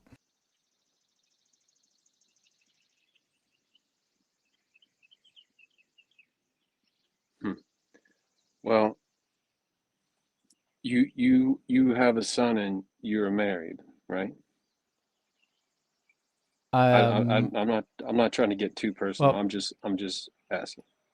Obviously, I have a son, and I typically don't talk about my personal life, but I am not married. I have a girlfriend. Okay. I'm sorry. I thought that you were. I was not trying to, get too personal. Would you agree that your girlfriend or your son, having them in your life is a good thing? It's good to me. I think it's a good thing. Are you about to make an Would you? argument from goodness? Well, I'm sure you're familiar with the verse that says he's kind to the unthankful and to the evil, right? I'm That familiar with lots of verses that aren't true, because God is obviously not kind to literally anybody, because he doesn't so exist. those good things that you have in your life, Yeah. you cannot attribute them to anything other than what is physical. Then what's being alive? Yeah. They're good because my brain interprets them as good.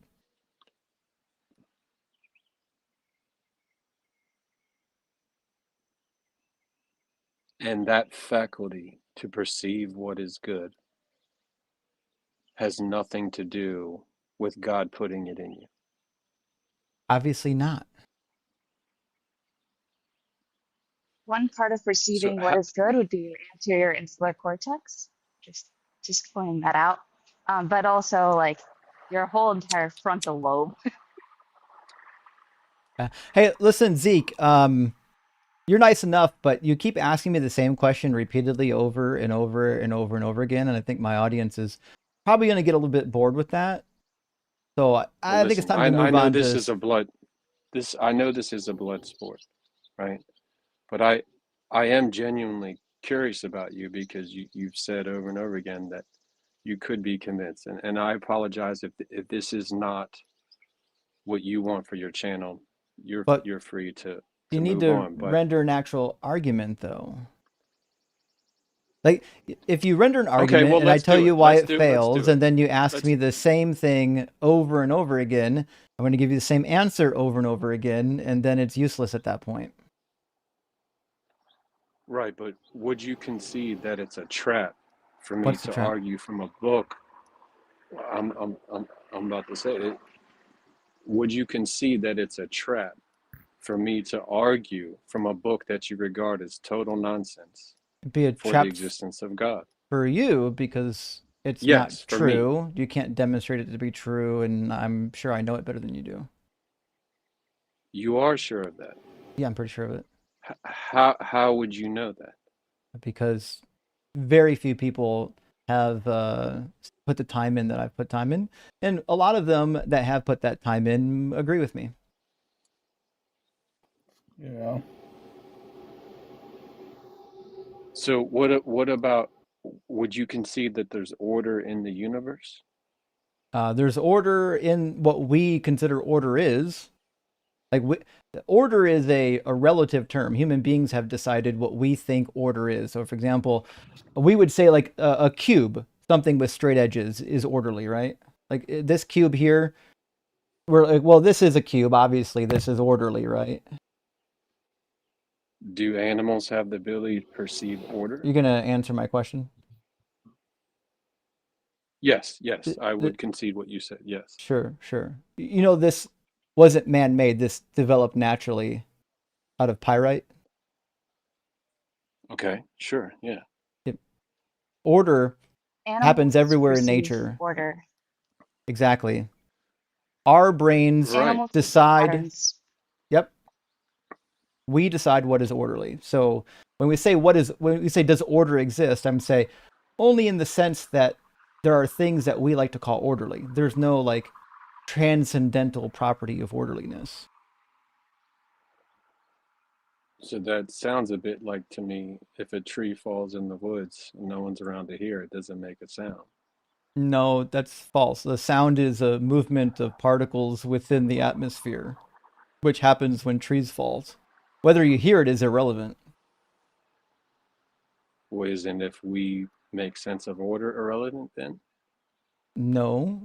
If humans don't exist, then order doesn't exist. Because order already doesn't exist. It's just a brain state. But sound waves are not brain states. Sound waves get interpreted by brains. Like we interact with them because we have ears. But sound waves are not brain states. They are oscillations of the particles in our atmosphere. So order is just a construct of our brains. Yeah. In the And same way that the construct of certain colors that we can't visualize is just a construct of, let's say, the mantis shrimp, which mantis shrimp can perceive far more colors than humans can. In the same way that their perception of those colors that we can't perceive does not exist in our brain, but exists in their brain. But like that concept is like a construct of that animal's like ability to perceive it. It's the same thing with us. Like the concept of order doesn't exist without our brain. Like our way we perceive order doesn't exist without us.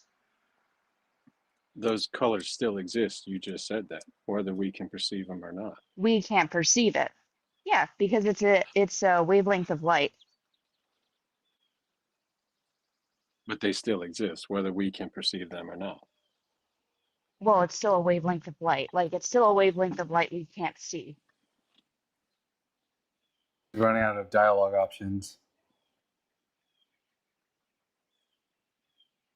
Okay. Well, if you Anything want to else? move on, Justin, that's fine. I mean, I would say that when I listen to most of your arguments, and a lot of them come in rapid fire, one after the other, and some of them are so simplistic to me that I don't understand how an intelligent man such as yourself can accept them. Well, maybe And you I'll just can give you one example. debunk I'll one give of you one them, example. or I can demonstrate why my argument's good and you just don't understand it.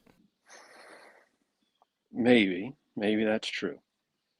But I heard you talking about it just yesterday or the day before, and I'm sure you've mentioned it many times, that Jesus, when he comes to the fig tree, right, it says it's out of season, Mm-hmm.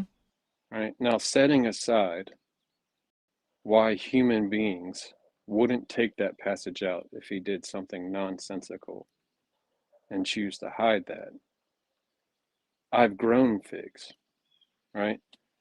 Figs, common figs, can have more than one crop per year, I know they get right? 2 per year, even in the Middle East. I'm aware. But there's still 2 seasons. Well, so if I colloquially said to you, figs are not in season, We would know that it's right? not one of those 2 seasons. But the main season, have you ever eaten a Bariba fig? I've had quite a few figs. I've never grown my own figs, but if there's 2 seasons and they're not in season, that means you're not in those 2 seasons. I've I grown just figs, don't by the way. understand how, I just don't understand as an intelligent person, like something as simple as that, how That you wouldn't understand that them not being in season refers to the main season of crops, did it say right? main season of And, There's no crops or main did it just say season. in season? Yeah, right, but you constantly object to people using terms that people wouldn't readily understand, but you won't allow for a turn of Wait, speech like that. wait, it's wait, not a turn of wait. speech. I've grown up around growing figs for 20 years of my life. There's no such thing as a main season. What the fuck? I don't know why you have to curse at me. If I were to say it's not the I'm season not for cursing at figs, you. I'm just saying, right? like, that's, I wouldn't say it's the main season because there's no such thing as a main and secondary season. It's just, Right. There's one season when the I've when the literally grown best figs my figs, entire life. as have I, right? The point is, right, I'm not trying to argue about figs. I'm just saying that it's an example of something that it doesn't allow for any sort of figure of speech, right? That It's not a figure of it must be speech. not, it must be not true. And if that were the case, people in Israel who would have been very familiar with figs, if it was so nonsensical, how would you explain them not taking it out and leaving it in there? The Human nature being reason, such as it is. traditionally, the reason why it's there is because it was a metaphor. It wasn't like a real story that you're supposed to think happened. Well, was Jesus really looking for food? I don't think that story even happened. I don't think he cleared the temple. I don't think the Olivet Discourse happened. I don't think he fucking cursed a fig tree. I don't think any of that stuff happened. This is a story that was designed to have a purpose for the readers. Well, then why do you insist on interpreting the Bible literally so many other times then, Because they if he do. wasn't literally looking for food? Because they understand this as a literal story. As do you. Well, not all of them. I think that All right. one, Listen, it's Zeke, this is not a conversation that's going to have like anything interesting to add. And this is not the argument you wanted to bring to demonstrate how I was wrong. So I'm just going to move on, okay? okay, man. Have a good day. All right. I'm I'm also going to head confident. out. Oh, good to see you, buddy. Thanks for But, stopping by. hey, bud, thank you for having me up. It was good to see you again. Absolutely, it's great to see you. I am confident, and Snitch, I could be wrong. That guy was on the electric lettuce. There's no way Oh, somebody yeah. talks like that without having partaken. I mean, anyways, hey friends, thanks for being here. We got the live stream started. We got some people in queue. I think next in line was Zero Bonham, and then Big Dogonomics. Dogonomics is interesting. I'm going to read a couple super chats here, and we'll keep things rolling here. Spaghetti, thank you so much for the. Oh, here, if I can click on it, maybe. Let's try that again. That's what I get for making changes to my software in the middle of the stream. All right, 1 second. All right, let me get down to Spaghetti. Where'd you go, Spaghetti? There we go. Spaghetti says, I'd say get yourself a Christian Tears mug, but you tend to gather them up by the gallons. Well, this is true, actually. This is true. I do have a Phil Bros Tears mug, so that's exciting. Quite exciting. Also, for those that are watching the stream, the text on the screen, I'm told, is a little bit hard to read because of the size for the super chats. I'm working right now on increasing the text size. Sorry about that. Anyways, if you have feedback on the new software that I got running here, let me know. Send me an email. I'm going to publish this software probably in another week or two, so that other streamers can use it. But nevertheless, we're in beta phase. We're in beta phase right now, so you have to give me some feedback on things that probably need changed. And Space Lord, hey, good to see you, friend. Says, I'm 51 years old and I love my parents so much that it still terrifies me that I might disappoint them. They're great people. True. The parental instincts and the child instincts almost never go away. In fact, that's one of the explanations, like evolutionarily speaking, why people are drawn to the concept of a God, because God kind of fills that parental gap that we kind of lose, when our parents are gone. So psychologically speaking, it makes sense. And Luke, hey, good to see you. Thank you for the super chat. Does Matthew 5:19 will be called least and greatest imply that there are first and second class citizens in the Christian heaven? True, it does. So the thing with the Christian heaven is like there are levels, and there's like managers and supervisors and government. So like the 12 tribes of Israel, remember, are going to be ruled by the 12 disciples. They're going to be sitting on thrones. Although it's funny, he says that when Judas was still a disciple, which means he was wrong about that because Judas was not going to be on one of those thrones. He lied about Judas. Pretty crazy. Nevertheless, yeah. So there's going to be hierarchy. There's going to be government in the kingdom, obviously. So it just stands to reason that there are going to be statuses, and the people who get to heaven and they've done Jesus really, really proud are going to be able to, you know, dust off their hands and sit back and have a good time. You know what I mean? And the others, you know, who knows? Gary's Day, hey, thank you for the super chat, friend, says, hi, Justin. Love listening to your knowledge and experience in all things biblical. As a QQ, a common phrase I hear, I don't know what QQ is. As a QQ, the common phrase I hear is least in the kingdom of heaven. Can you explain what this implies? Actually, just second thing in a row. So least in the kingdom of heaven just means you're on the bottom of the totem pole. Remember, according to like the Hebrew Bible, in the heaven, the renewed heaven and renewed earth, it's not like you're floating around in the clouds. You're still here on the earth. Like there's still things happening. People are still giving sacrifices. People are still eating food. There are still structures, governmental, societal structures in place. And the nations will be serving Israel. Isaiah chapter 60, God says the nation that does not serve Israel will be wiped out. So that's the hierarchy. In fact, he says about the towns north of Palestine, says it will be worse for you in the judgment than it was for Sodom and Gomorrah, implying that even in the afterlife, if you go to not into the new heaven, new earth, you go down to Sheol, seems like there's some sort of gradient down there that's going to, you know, be slightly different than what you would experience elsewhere. So there's definitely some rank and hierarchy happening. Let's see. Oh, Bethos. Oh, what's that, Snitch? Oh, just wanted to say a bunch of people are asking in chat to raise cap. I don't know what that means. Raise cap? Hey. Yeah, like raise cap KG? Oh, you mean bring somebody up? Oh. Yeah. Oh, okay. They're so sometimes on TikTok what'll happen is these people, they're like fanboys. They travel around together like the Phil Bros. And like they'll join live streams and then they've always got like a champion.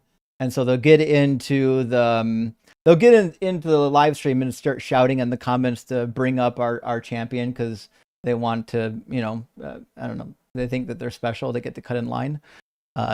So Cap, you'll come in the same order you showed up in. So you showed up after Zero and after Matt.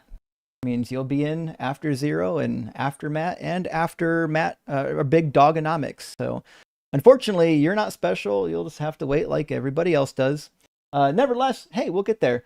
Bethos, thank you for the super chat, friend. Hope you're doing well. And Bethos, I mailed out your mug. You should be getting it shortly. You should have had a tracking number emailed to you. In math, I am no Platonist. I'm with you. I am a constructivist. Of course, I like DC as it about a God, no math. I don't know if I know what a constructive is. No, hold on. Constructivism. This is a new word for me. It's a viewpoint maintaining that knowledge is not passively received, but actively built by the human mind. Oh, I'd be that too. Yeah, constructivist obviously would describe my position as well. I think knowledge is what we're doing with our brains. Like we're literally storing the information in our brains, and that's what we're gonna just call knowledge. You know what I mean? So, yeah, actually, we are definitely on the same page there, my friend. And let me grab another super chat here from Surfmurph. Good to see you tonight, Surfmurph. Thank you for the super chat. I was hoping that guy would say Bueller. Bueller? Actually, that's true. That's true. That would have been fun. Also, the crybaby that wanted to get up so badly on TikTok has already run because apparently he's so special and also fragile that they couldn't wait in the queue to get called up. Anyways, that means, I mean, listen, they're really special, right? So special. Let's get Zero Bonham in here, and then we'll get our next conversation going. How you doing, Zero? Yeah, hello. I'm good. Are you at least 18, and do you believe in I God? am. Yes, I do. Awesome. And which God? I believe in the Christian God. Cool. And what do you think is a good reason, piece of evidence, or argument to believe in a Christian God? The certain metaphysical truths that I hold to be substantial to existence. Sure. So you've got a philosophical argument then? Well, I didn't think, was the prompt asking me to give an argument, or is the prompt just saying that my God is an imaginary? I mean, it's really a mixture of both. So the Christian God obviously fails right on delivery. So once you demonstrate that Jesus couldn't have been the Messiah, Christianity has failed. Now, you still have the task of demonstrating that the Old Testament God doesn't exist. That's a whole nother task. Well, But the I would reality never is, make the claim that the Old Testament God doesn't exist. well, I didn't say you would. But the fact of the matter is, like disproving Christianity is actually pretty simple. You said the fact of the matter is what? Disproving Christianity is pretty simple. Okay, can you give a justification for that? Yeah, because I just told you Jesus is not the Messiah. He didn't do anything the Messiah was supposed to do in the Hebrew Bible. And the stuff that the New Testament says he did didn't actually fulfill any of those prophecies. Most of them aren't prophecies. He wasn't from the line of David, and he was never a king. The Messiah was supposed to be a king. Jesus wasn't. The Messiah was supposed to gather all the Israelites back to the land and reinstitute the Mosaic law. Jesus didn't. The New Testament says that Jesus Well, I was understand that's the sacrifice and that the law went away. That's not true. The Old Testament says that the law is forever. Now, you're going to say these are just things you're saying. Well, actually, not things that I'm just saying. I'm more than happy to show you all the Bible verses that like prove these points. Well, if you were to go that route, you would have to grant my hermeneutics. No, I wouldn't. I don't see why you wouldn't, considering you're critiquing my position. I wouldn't have to grant your hermeneutic. I would just show you from the Bible why Jesus isn't the Messiah. It's not really hard at all. Yeah, my hermeneutics stipulate that you cannot have like your own private interpretation of the Bible. Well, congrats. I don't give a fuck. Well, then Why you would I can't care? defeat my position.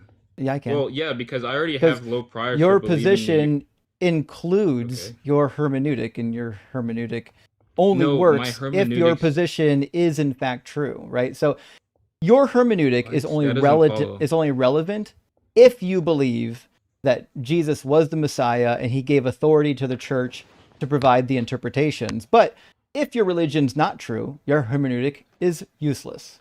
Okay, great. So the easiest way to prove that my hermeneutics are not the case is to just prove my religion is not true, correct? Yeah. Again, I told you Okay, it's can you not do hard that? at all. Yeah. We'll start at But the I mean, like, a beginning justification. of Matthew, and we'll start at the beginning. The fact that Jesus was not from the line of David, whereas the prophecies Wait. were. I mean, When we're I at said page that we're at page you- 1. But you agreed that if we were to, the easiest way to prove that my hermeneutics would not be the case is to prove my religion is false. Why would you start with something that already That's assumes what that my he's religion is doing. false by not granting my?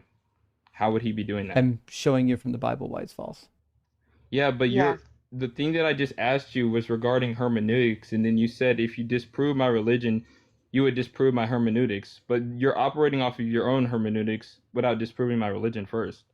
Again, I'm not operating off just my hermeneutic, but my hermeneutic doesn't rely on the Bible being true or false. That's the difference. My hermeneutic is the same But it hermeneutic you relies would on my apply position being to. false.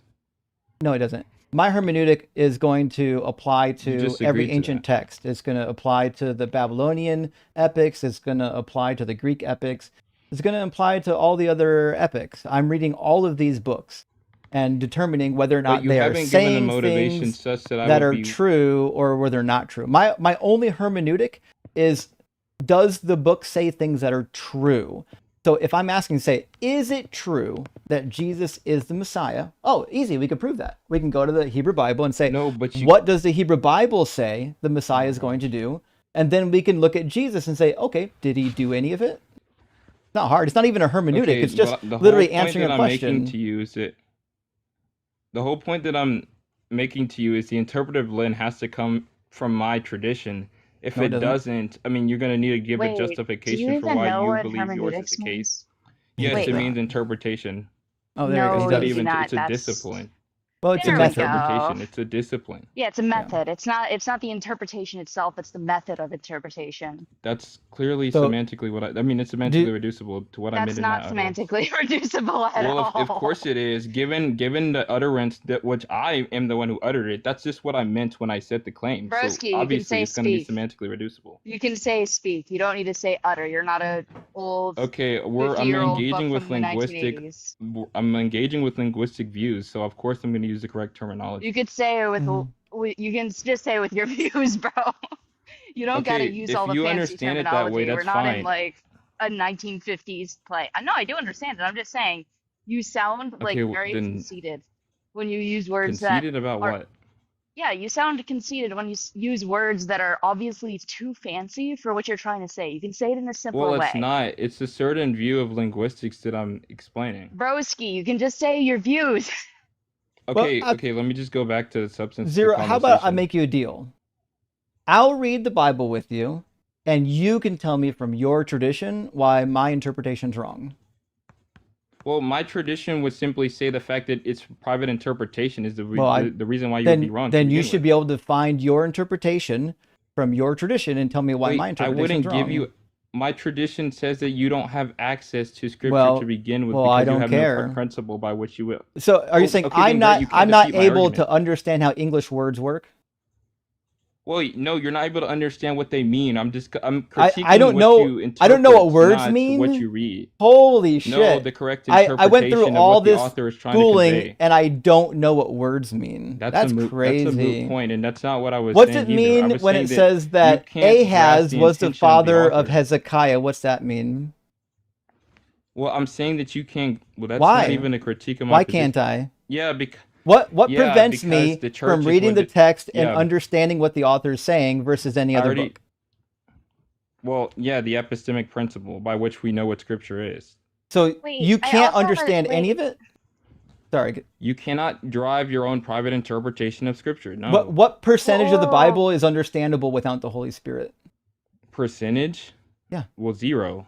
That would So, be ignorant. When I see the word "and," I can't know what "and" means without the Holy Spirit. You can wait. Did you understand that I said the interpretation of what the author is trying to convey is not the same as just reading the text? Do you think the word "and" is part of the interpretation?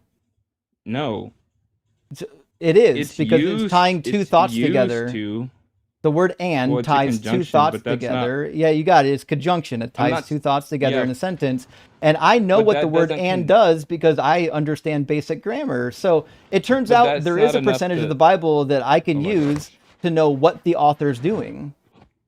Wait, percentage. not hard at all. Wait, okay, I already gave the percentage, but anyway, when I'm giving an argument regarding the intention of what the author Snitch, is trying to convey he's and what terrified that means, of reading has the nothing Bible. to do with the linguistic. I know. Well, no, I'm it's not fine granting to you. He will epist- never. Oh my Wait. gosh. He'll Wait a never second. read Wait, it with me. you can say that if you want. You haven't addressed my point here. I haven't even gotten a single point out, bro.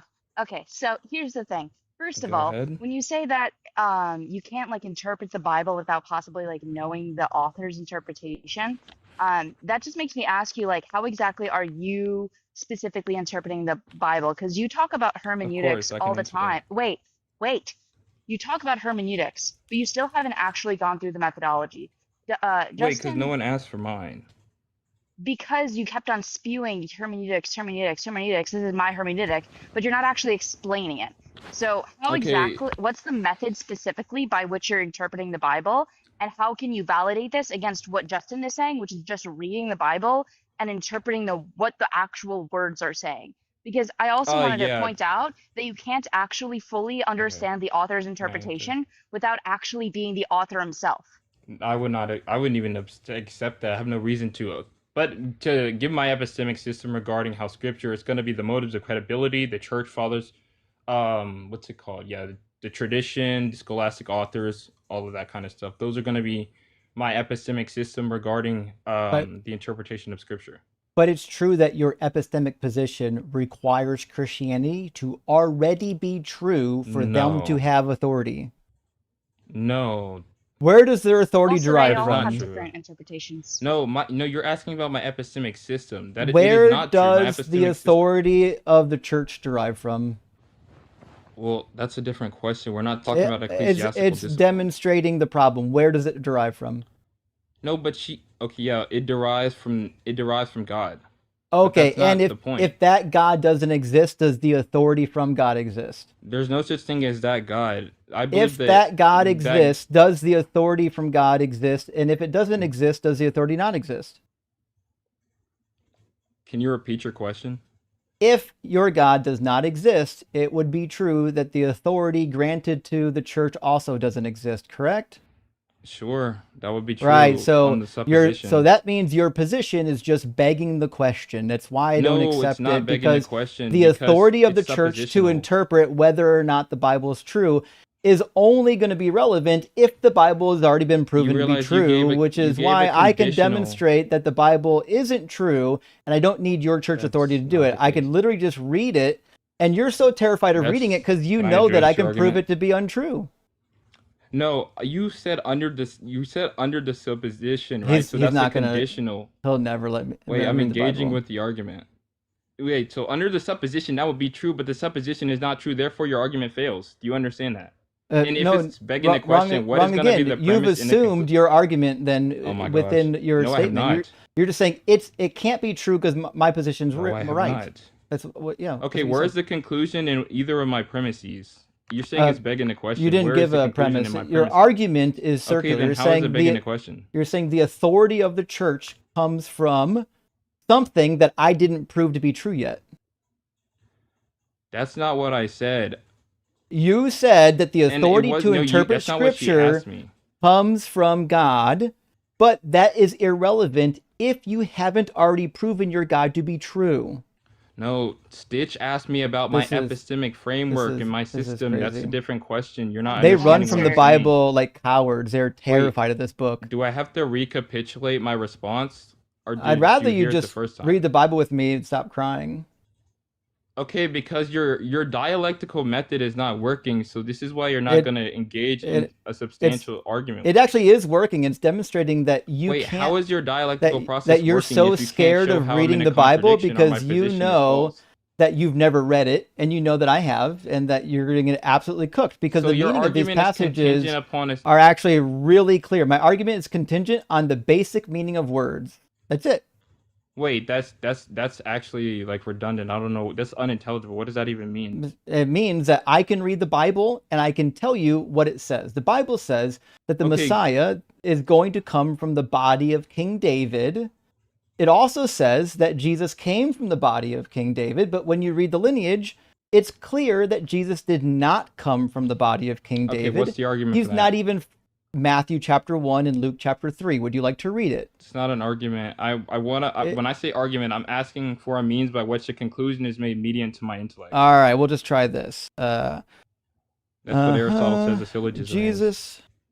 Yeah, I'll put a syllogism on the board since you can't understand like basic English. Like you guys Okay, talk that's in fine. syllogisms apparently. That's coy, but okay, great. That can All help, right. like- Easy enough. Premise number 1, Jesus was supposed to be from the line of David. Yes or no? Yes, that is correct. Cool. Oh, that is correct. All right. Premise number 2 is Jesus was not from the line of David. I assume you want the support for that. I reject that premise. Okay, well, the conclusion would be if P2 is sound, then Jesus is not the Messiah. We agree? Premise being sound? You mean true? That's what that means. Well, soundness is applied to the argument insofar as it's not only valid, but it has truth in validity all of its premises. is the structure of the argument. Soundness is whether or not it's true. Yeah, but you can't have soundness without validity. You can.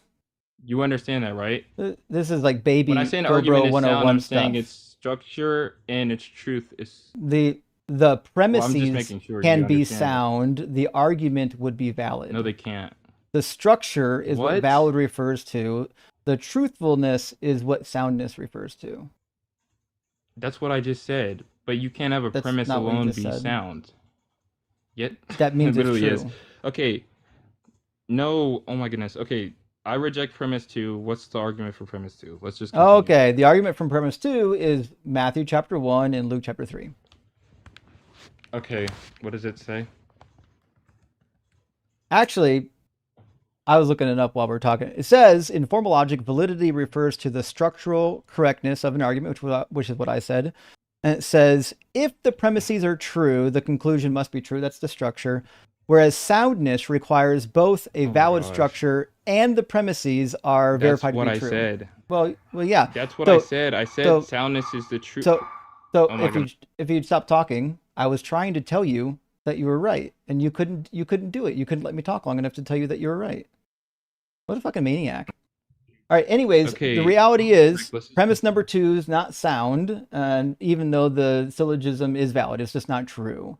So the reality is, in Matthew chapter 1 and in Luke chapter 3, we are explicitly told Hold on. that Jesus does not isn't come valid from the either. line of David. Would Wait, you like this to is see not the valid. verses? Would you like to see the No, wait, verses? hold on. Yeah, wait, can I address your argument right here? Yeah. This is not a valid Actually- syllogism. You have an if statement in the conclusion. That doesn't make That- any sense. The if statement is distributed in the second premise in a typical like conditional syllogism. The if You have statement the is if because you statement- haven't accepted premise 2 yet, dummy. Wait, so your argument is contingent upon my acceptance? What? That doesn't make My any argument's sense. Your not argument should stand or contingent fall upon your acceptance. I without me.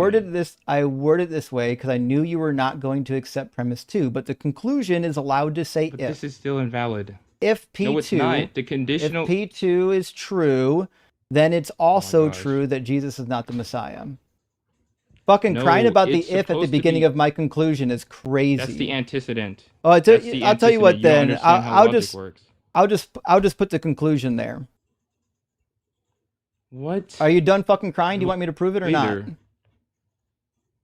Wait, go ahead. When I say proof, I'm indexing it to demonstration, but you can't do that clearly because you can't formalize a I valid can. argument. Oh my God, This dude. is valid. Stop crying about the framing of the Wait, no, it's not. conversation. This is Stop actually It crying is about the valid.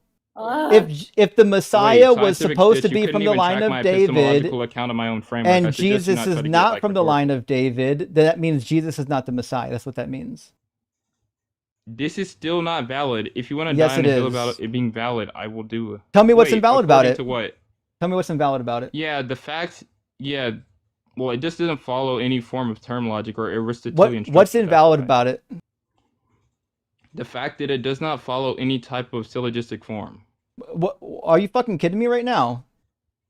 No, I hold to Aristotelian term logic. Why would I be kidding you? I mean, if you can bring anybody up who can prove this is a valid argument, you can do that. I mean, it's not, but that's... Does the conclusion logically mean, follow the premises? No. Why? Well, because this doesn't follow... Wait, does the conclusion logically follow? Yeah. Also, because the structure is I false. checked on ChatGPT. It says, yes, the argument is deductively I valid. don't care what P1 I don't care what means that the ChatGPT Davidic says. descent is a necessary condition for being the Messiah.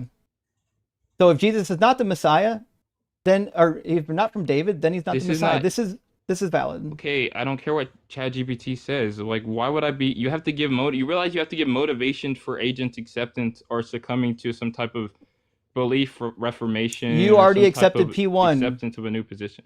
You accepted P1, No, didn't I, you? well, I accepted P1, but that doesn't mean Cool. the conclusion is entailed. Do you want me to give you the motivation or the support for P2? Well, yes, if you can give a valid Well, argument, fucking that would be obviously, fine. it is valid. Okay, obviously how? Are you Because saying it's- it's evident? It's modus tollens. If P, then Q. Where's the if statement in the first premise? Well, you don't There's have to put no if in antecedent. there. What are you talking about? Yes, you do. You- That's you how could say- formal logic my works. God. If the crying Messiah about was the supposed to come timing. from the line of David, then what? Now we're getting there. The fucking crying over the syllogism's crazy. Wait, I'm This- crying this is- because you're This embarrassing is yourself a because valid you can't syllogism, formalize and an argument? you're embarrassing yourself.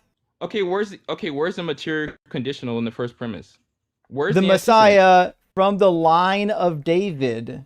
It's literally just Not a a proposition. The material proposition conditional. is the Messiah or Messiah was supposed to be from the line of David. It's just a I know what a proposition or a proposition question. is. I'm asking for the material conditional that's supposed to be There doesn't like, need to be a distributed. material conditional. It's just a proposition. Yes, it's literally Or- a formal I inference. think- Of course it does. No, it doesn't. It doesn't. It's valid, or Wait, it's tell me perfectly fine the any way it is. A proposition What is just a logician would agree with statement. that? No, I'm not talking about a proposition. I'm talking about the modus tollens that you were trying to claim. That's an inference rule. A proposition is just a declarative sentence with a truth value. Obviously, we're not discussing what a proposition is. I agree that these are am. propositions. Great. We're debating about whether or not there is going to be a and formal is premise inference and is within your premise first premise. is premise one understandable as a proposition? Understandable is not what we're debating. It's not Great, a valid fantastic. inference. Does premise 2 What? and premise 1 both being true or both being accurate mean that the conclusion's true? No. Because Why not? It's not valid. It would be, I just yes. told you. If the Messiah must be from the line of David and Jesus Now is you're not adding from the an line if. of David, yeah. It should be if the Messiah was supposed to be from the line of David and Jesus was not from the line of David, Jesus is not the Messiah. That is a valid Yeah, argument. we agree, yeah. This saying the same thing. No, You that's don't not have what to the screen type you don't says. have to Oh type it my all out. God. It means Yeah, the same it's shit. literally an operator. The if is You if don't is an need that. operator. You don't fucking need all that. Okay, that's not true. No Zero. logician You would don't agree with you that. do That's not need nonsense. any of that. Oh my God. Yes, you don't do. you That's don't how need to formal frame logic No, it you in a don't. specific way. This is an Of course English you do. class. Scientific stitch. Wait, scientific stitch. You know how logical operators work? I frankly don't care. I don't You don't think you need to do. I include think you're all outside of your the discipline and your expertise.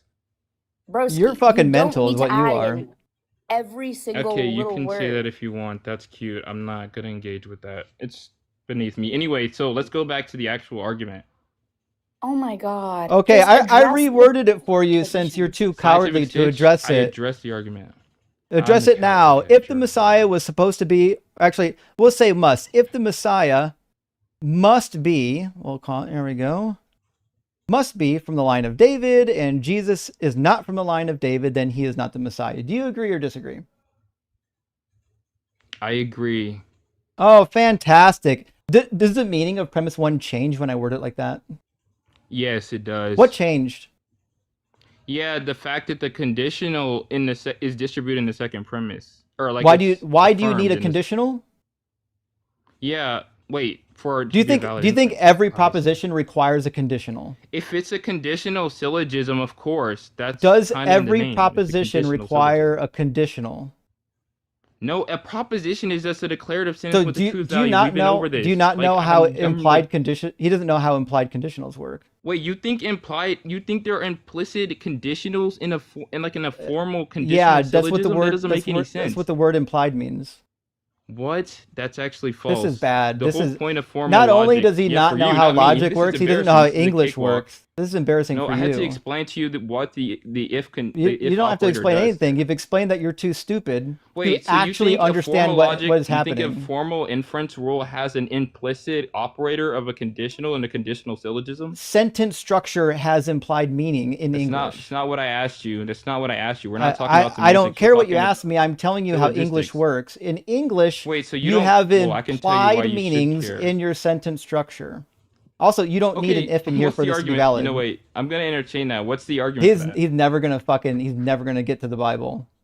Wait, we're dealing He's with the never second gonna do premise, it. So give the. He's Yeah, so you're fucking scared he'll not gonna never give let the me read the argument. Bible. He'll never let me I get mean, to it. you could keep saying that I'm scared. It's evident. Is I'm it not. valid? So Is just it to go currently back to the valid? second- Is it currently valid? See, you said go to. You said Is go to it the Bible. currently then you start fucking asking me about valid? syllogistics. And if Is you it wanna drop- valid? Is it valid? Yes or no? Wait, now it. Wait. Before it wasn't. It's Yeah, always it been is now, valid. yes. Oh, fantastic. Now, the only thing we have to do No, is figure the out if premise 2 conditional is true. Okay. Okay, great. What's the Correct? justification or argument or motivation Okay. for premise 2 The and its motivation acceptance? Go is ahead. that the Bible says he's not from the line of David. Would you like to see it? Okay, what's the argument for that? I'm asking for an argument P1, for that. P1, Matthew says he's not. P2, Luke says he's not. Conclusion, he's not. P1 is rejected. That's Okay, not you want to even see valid it? either. I'll just show it to No, you. prove in the new argument. Prove I'm premise showing one. it. I'm just going to show you in the Bible where it says Lord he's have not. mercy. You don't actually have to I give an mean, sure, go argument ahead. to prove a premise being true. So we'll make Oh, this wait, easy yes, since wait. your brain So is you think tiny. I have to? All you Okay, actually that's have to do cute. I is mean, provide you're the showing how your evidence amygdala is that not functioning properly. demonstrates that the premise is true. So we'll read Wait, this under what passage, account? and then what we're going to do is figure out if P2 is true or not. So this is very easy. We have a genealogy in Matthew chapter 1 that goes to Jesus. It goes all the way through Babylonian exile, and then it eventually comes to Joseph, and then it comes to Jesus. So we can read the very end of it, right? Mathan was the father of Jacob. Jacob was the father of Joseph, the husband of Mary, who bore Jesus, who is called the Messiah. Okay, is Jacob the father of Joseph? Is Jacob the father of Joseph? That's what it says. Awesome. Is Joseph the father of Jesus? Can you hear me? I don't know. Muting. It's lagging. Can you Is repeat Joseph the father of Jesus? Yes, according to what it says here. Okay, you're wrong. It doesn't say that. That's He's what do he's you the have highlighted husband on the of screen? Mary. It says he's the husband of Mary who bore Jesus. Joseph was not the father of You said Jesus. Jacob, the father of Joseph. I said Joseph. Was he the father of Jesus? Yes. Okay. So when did Joseph inseminate Mary? Wait. You're making it... Wait, you realize we hold to a virgin birth, right? That's not necessary. Yeah, I'm aware, yeah. Wait, are you actually making this? Oh, you're making this argument. This is ridiculous. It's Okay, actually a really easy what's gonna be the argument. argument? Wait, yeah. So go ahead and this is kind of So, okay. I'm Go sorry. ahead and justify this. It's easy. Because Mary Is wasn't Joseph inseminated by Joseph. Go ahead and justify why that means he can't be his is father. Joseph the father of Jesus? Is all I'm asking. Well, he's the adoptive father of Jesus. This is Great. elementary. Fantastic. And did Jesus come from the body of King David? Did he come from the body of King David? What do you mean there? Like Did DNA? he come from the seed of King David? Yeah. No. Wrong. Prove that. Prove you keep That's assuming the thing. I just which you're showed it trying to prove. you. The seed refers to the sperm. You didn't. You just The asked me sperm, that's questions. from the and body. You have to justify that. So if Jesus isn't of the physical lineage of David, that means he didn't come from David's sperm or his body. What's the argument for that? You don't need an argument. It's just logically true. Yes, if you Jesus do. Arguments is are not things from okay, the sperm logically or true. from the body what of does that even Jesus, mean? then he's not from the body or David. Then he's not from When the you body say of logical, David. when you say logically true, what modality are we operating in?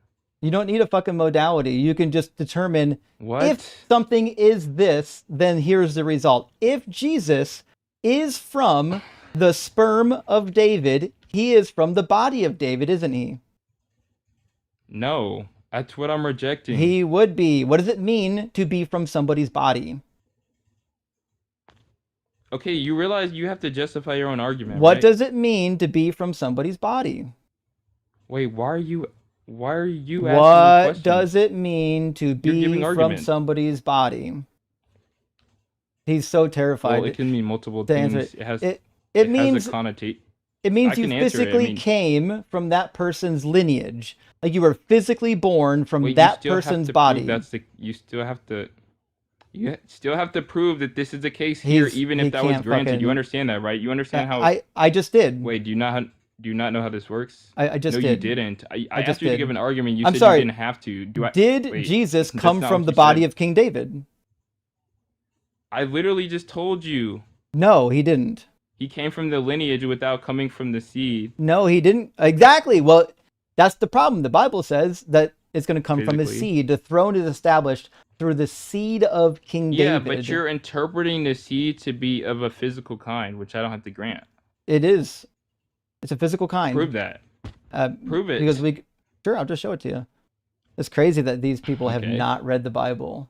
I will never understand why you can be a Christian and not read this book. More rhetoric farming. No, It's not rhetoric substantial farming. It's demonstration. actually just me demonstrating. Actually, it's me clowning That's not what on the fact demonstration is. that people think philosophy is somehow more important than actually reading the book that's the Well, foundation of your entire faith. I'll you never can't know understand why you anything guys without don't read it. philosophy. That's All bullshit. things are philosophy. When your days are, it turned out I fucking got an engineering degree and I knew a whole kinds of stuff without taking philosophy. I don't know how I managed. Oh my That's not God. true. When your days are fulfilled, you lie down with your ancestors. He's talking to David. I will raise up your seed. It says offspring in my translation. It just means seed. After you, who shall come forth from your body, and I will establish his kingdom. He shall build a house for my name, and I will establish the throne of his kingdom forever, and I will be a father to him, and he shall be a son to me. So the lineage of David, the throne, the eternal throne, goes through a physical lineage that goes all the way back to King David. You It's said it promised says again. offspring, right? It says offspring. The word here is zerah in Hebrew, which just means seed.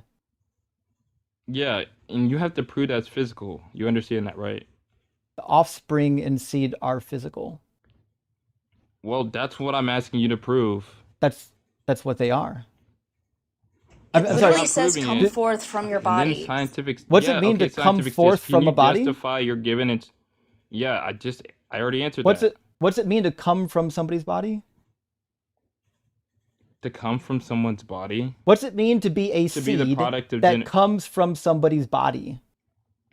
To be a product of the act of generation by which a person is produced. Through what means? It doesn't always have to be intercourse. You understand that, Through right? what means? I just told you it doesn't have to always be intercourse. Typically, it is From intercourse, but of course we have wrong. the virgin birth. It's always What do you mean wrong? intercourse. Go ahead and justify that. Wait, So no, I can just Jesus- prove how it's not wrong under That's Dretsky's relevant to come alternative from theory. It wouldn't somebody's be considered body wrong. means you must come from their body. This is basic words. Okay, what's the relevant alternative to the given hypothesis that I just espoused? There is no alternative. Okay, great. Then So- under my view of so- Dretsky's relevant Oh, to alternative what you theory, said. you cannot hold my No, I have proposition no to be fucking false. idea what you're saying. What I'm saying is there's no alternative to my interpretation because the word body has a meaning. What? Do you know what a body is? Yeah. Okay, when it says come forth from your body, what is that body? What is that body? Like, What is it? What is it physically? Yeah. That which is moved by a nature. Oh, interesting. Wait, moved by a nature? What the fuck are you talking about? Yes. That's not what a body you is. Don't. Are you familiar? Well, under my account, or unless you're saying that there's this. Wait, you realize what's the that by word body definition can be mean false, in right? the English dictionary? It's not Yeah, definitions are false. If you Definitions are not definitions cannot be false. true The or person false, who sorry. translated this Bible used I'm an a English linguistic dictionary. I'm a linguistic descriptivist. I don't No, hold to no, linguistic I don't give norms. a fuck.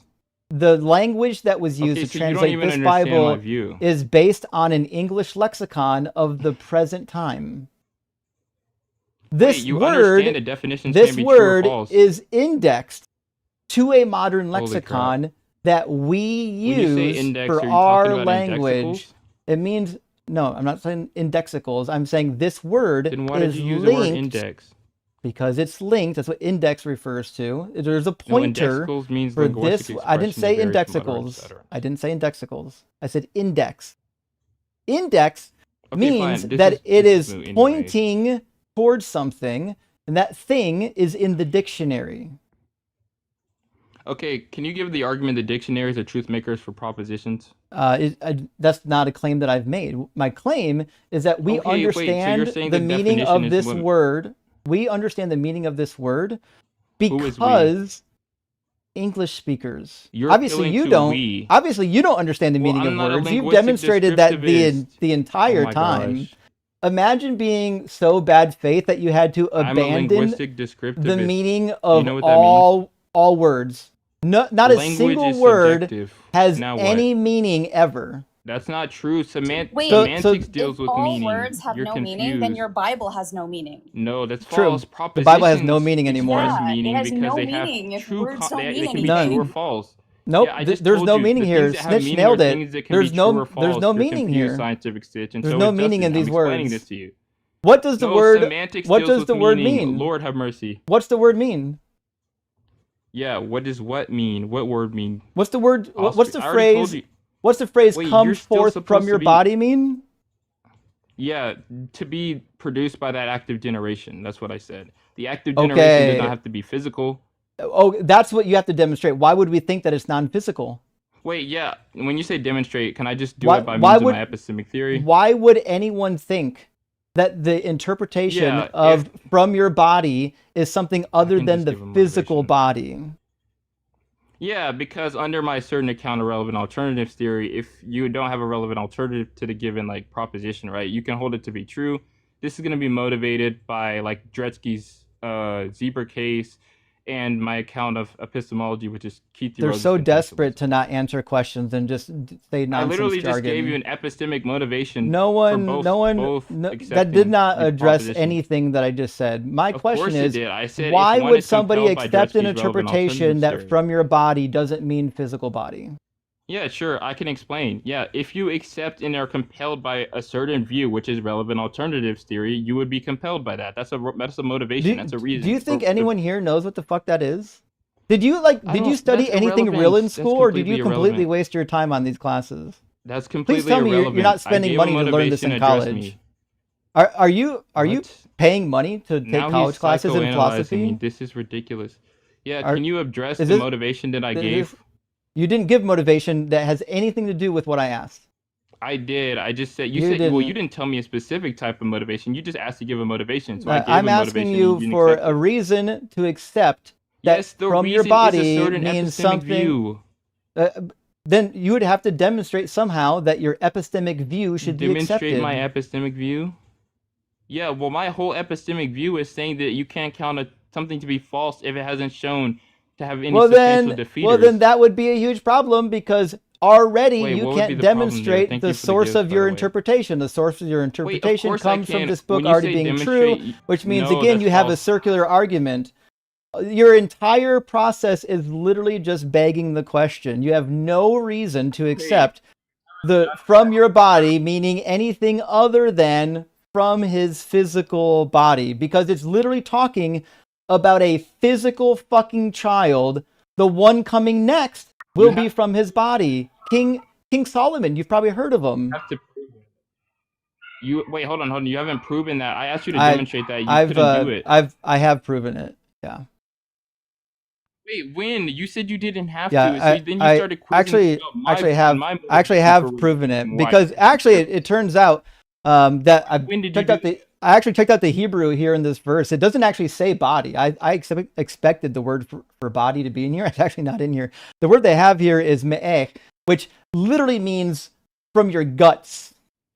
You haven't though. Like, wait, It- hold on. it You means keep from your saying guts. It literally means it has a range. Does it have a semantic What- range? It sure does, and it means from your Wait, are you internals. making- So it's not. It- So it's it not. means from metaphysically necessary. it means thing? from your internal organs, intestines. Yeah, from meaning origin, right? Bowels. Does that have to be physical? Yeah, No, your wait, bowels where are does it say physical. that? In Okay, the wait, so lexicon. it's in every. Wait, so it's It- necessary in the for it to mean a lexicon. certain thing in every. In Wait, the so lexicon, you're you telling can me- literally just look at the No, semantic that's not what it range means. that gives you guidance within Wait, the if lexicon, the very fact that the very and you can fact that it figure has a out semantic range. what the meaning Oh of the my word gosh. is. It means internal organs, inward parts, intestine, bowels, ridiculous. or belly. No, That's the what it very fact means. that it's- Which it means has no, the very text fact- oh my literally gosh. says that Jeez. it's I going don't to know what you're come doing. from the inside of King David's fucking bowels. You showing me one That's meaning crazy. doesn't rule out all the other ones. What You else would it understand that, mean? right? If it Tell has me what a else it range, means. then it wouldn't be. Don't Yeah, tell I me what already else it answered that. means. Non-physical. Why would we accept that? It says as Yeah, I just told you, digestive given organs. an epistemic theory, which I accept. What's a digestive organ? What? What's a digestive organ? Well, you're just showing me a lexicon and some meanings that doesn't necessitate anything. The very Source of fact that it has multiple procreation. Okay. That doesn't mean physical. You haven't given a That's what justification. procreation means. This guy That's can't be not true. serious. Procreation is just the act of generation by which an offspring Procreation is is the produced. act of boinking and producing children. That's not true. That's Wait, that's you what realize that? that's Wait, you under. realize that's We could that's just not even look. true scientifically. Yeah, by the it way. is true. You don't have to Yes, do it that. is You don't have true. to no. It's okay. Spermatogonia. Scientific exists. Go ahead and do that. I mean, I think. Spermatogonia. Yeah, it needs Wait, to be prove that. physical. It's spermatogonia. Yeah, because That's spermatogonia not are true.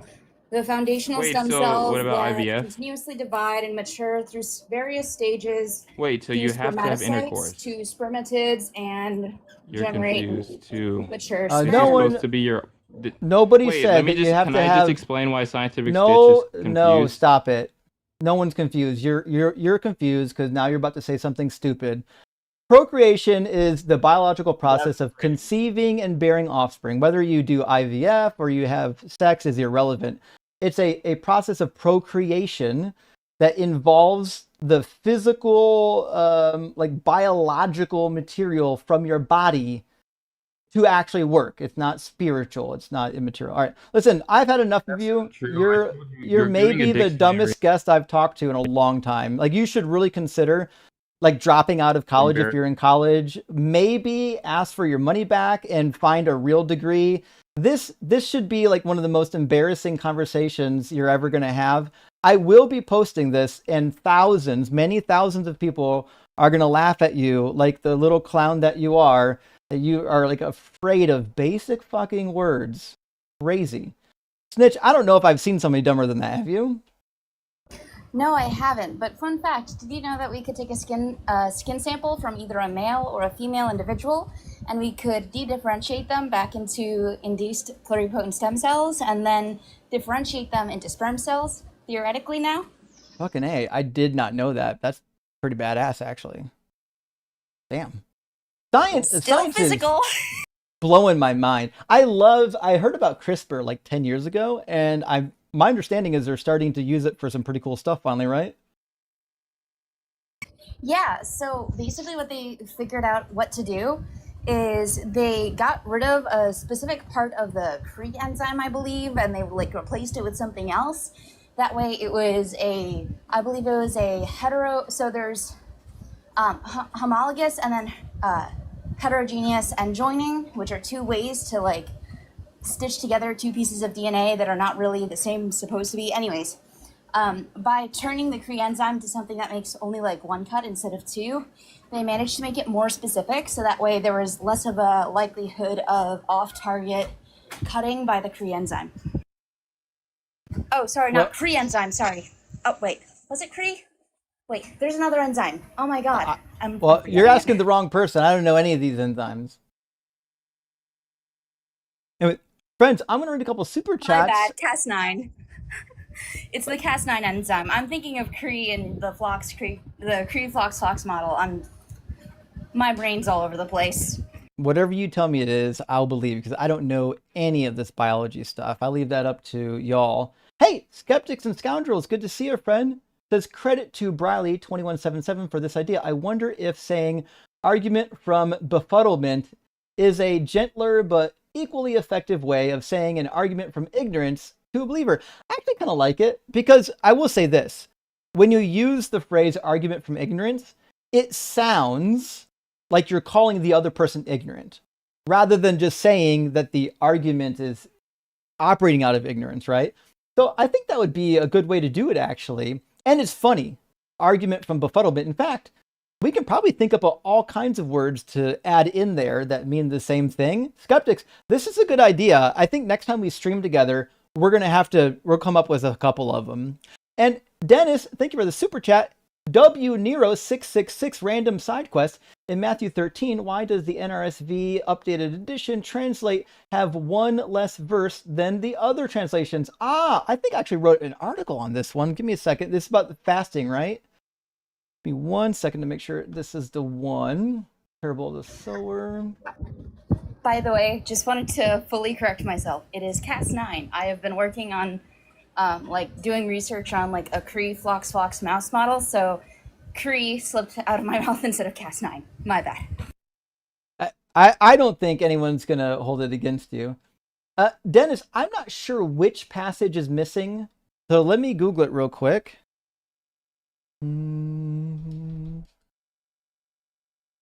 and make sure I know which one you're talking about.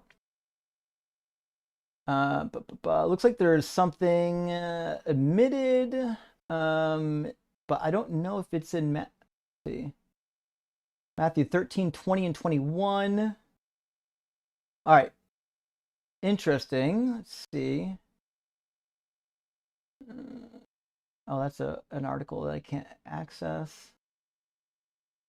I don't know which one, because a lot of people are pointing towards other chapters in Matthew. Let me see.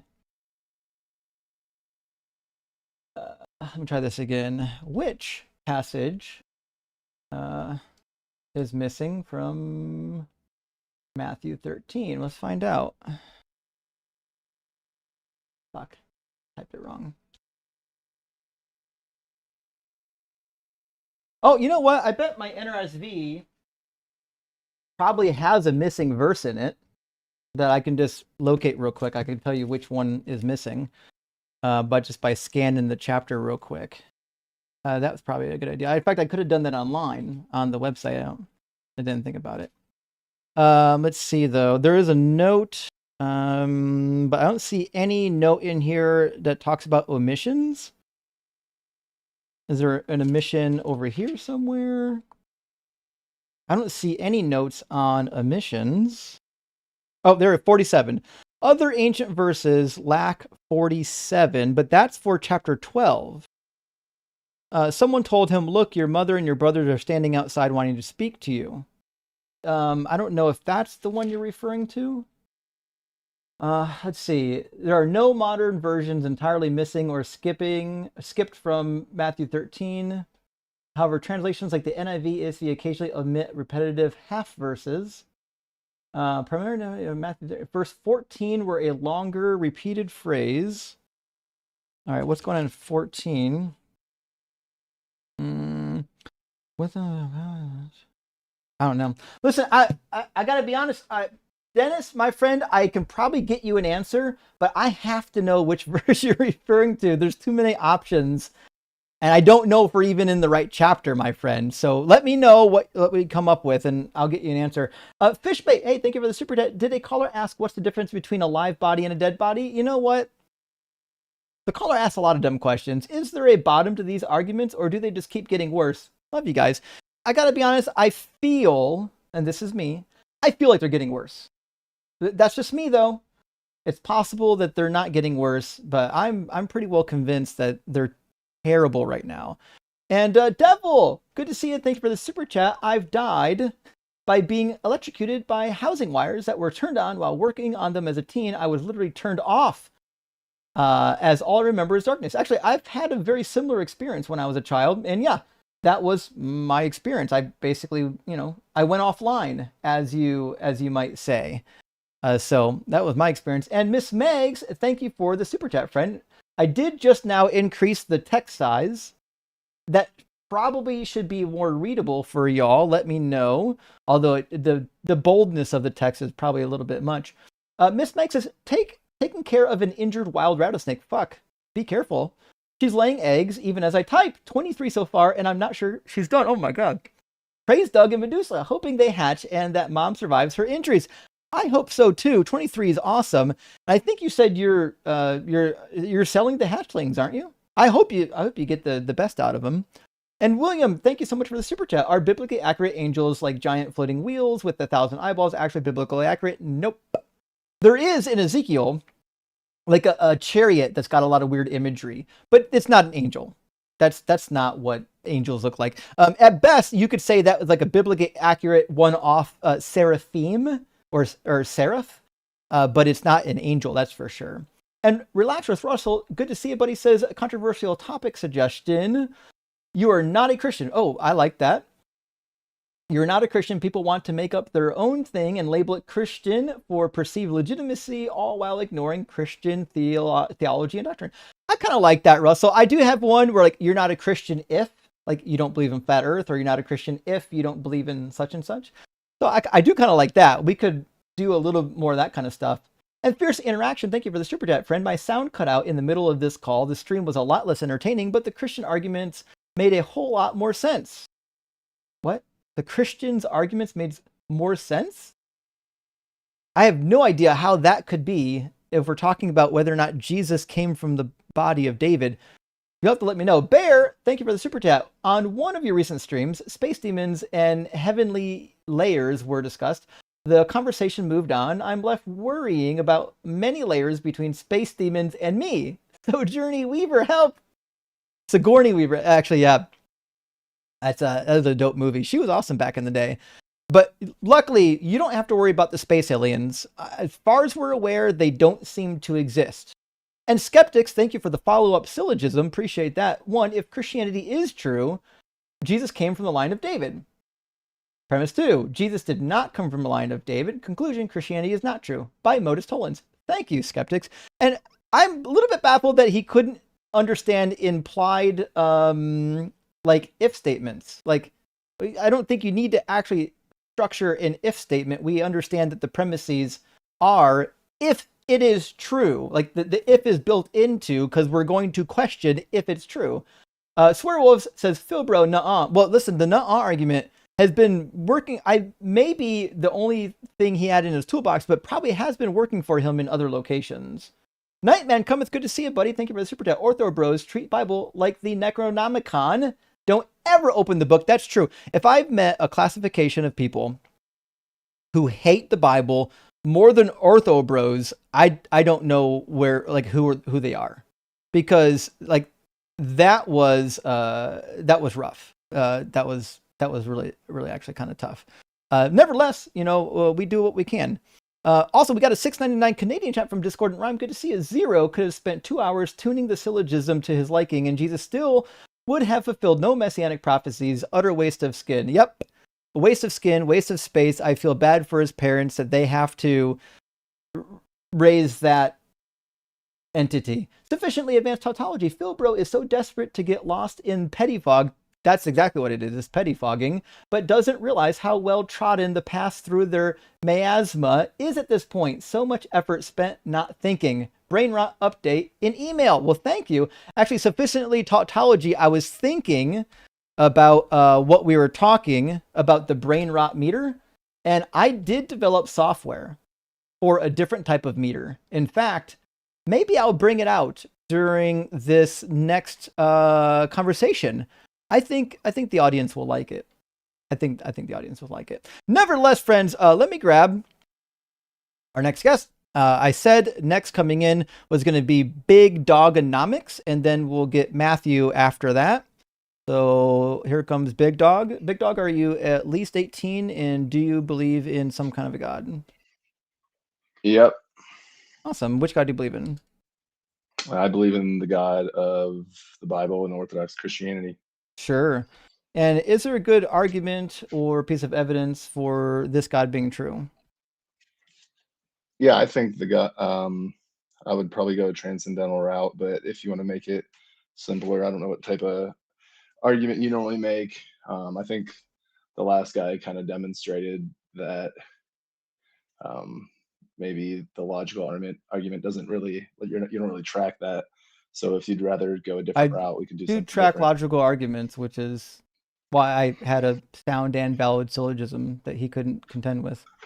I mean, he kind of had to coach you through getting it to be valid, but no, it was valid with the original wording. I mean, I could answer that, and then maybe we could go to more of maybe an argument prior to that. I mean, obviously, Jesus gets his human nature from Mary. Mary's from the line of David. It's a common misconception. Where's that in the Bible? Well, I didn't go to Protestant slop school like you, so we're not. Well, show me where it's at. What do you mean? It's all throughout the liturgies. Where can we find that Mary's from the line of David? Tradition. Quote me one source. Tradition doesn't say that. You're a Protestant. How would you know what tradition says? I had 12 years of Catholic schooling. There's no tradition that says that Mary came from the tribe of Judah or from David. In fact, the Bible explicitly says the opposite. No, it's very common, and you're probably referring to the fact that Elizabeth. You're probably referring to the fact that Elizabeth is referred to as, being a daughter of Aaron, but it's and they're cousins, aren't they? Well, yeah, but people intermarry in different tribes in ancient Israel. Don't you know that? But are they cousins or not? Yeah, they could be cousins, and Sure. they can still marry to a different tribe. Do you think that? What's Do the you problem think? with that? Do you think cousins are from a similar line? Do you understand how lineage works? I do. Do I in to ancient draw Israel? you? It comes from the father. I can draw you a picture. Oh, well, Do you if know it how comes cousins work? if it comes from the father, then Mary's They irrelevant, must have the isn't it? same dad. Oh no, there we go. We just did You're it. talking about her humanity, Yeah, buddy. thanks. There we go. We just got it. No, nice try. But let's try this Yeah. again. Here, let's see if you can follow along. So Jesus is both God and man, correct? I don't think so. Remember how your science buddy according trying to Mark, I don't think so. According to John, I would say John probably thinks so. But the reality Right, is, what we have to figure out is if Mary is actually from David. Where can I find the support for that? I just told you, go to a Orthodox church and listen to the Divine Liturgy. That's your argument. You have to support it, not me. She's referred to as the Tower of David. Yeah, I'm not a Protestant. I don't show me the source.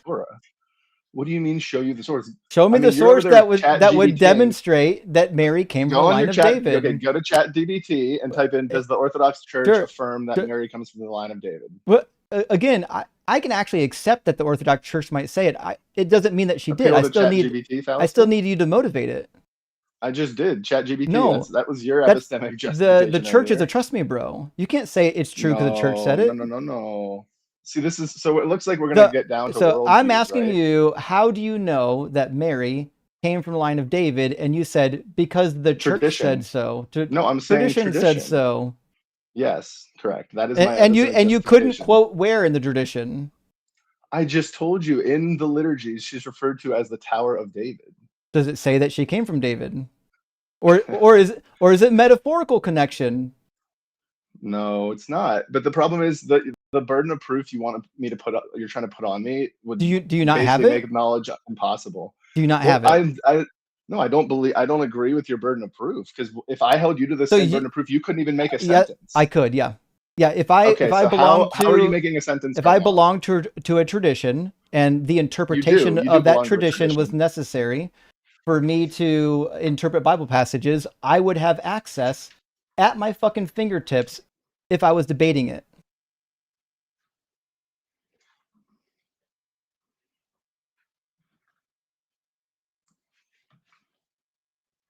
A little bit lagged out. I couldn't hear you there. If I was from a faith tradition and I was arguing in favor of that tradition and I wasn't allowed to use my own interpretation, I would have the interpretations that were actually credible in my worldview ready at my fingertips. The fact that you don't have them is your problem. I just gave you one within my worldview, but the problem is you don't accept my worldview.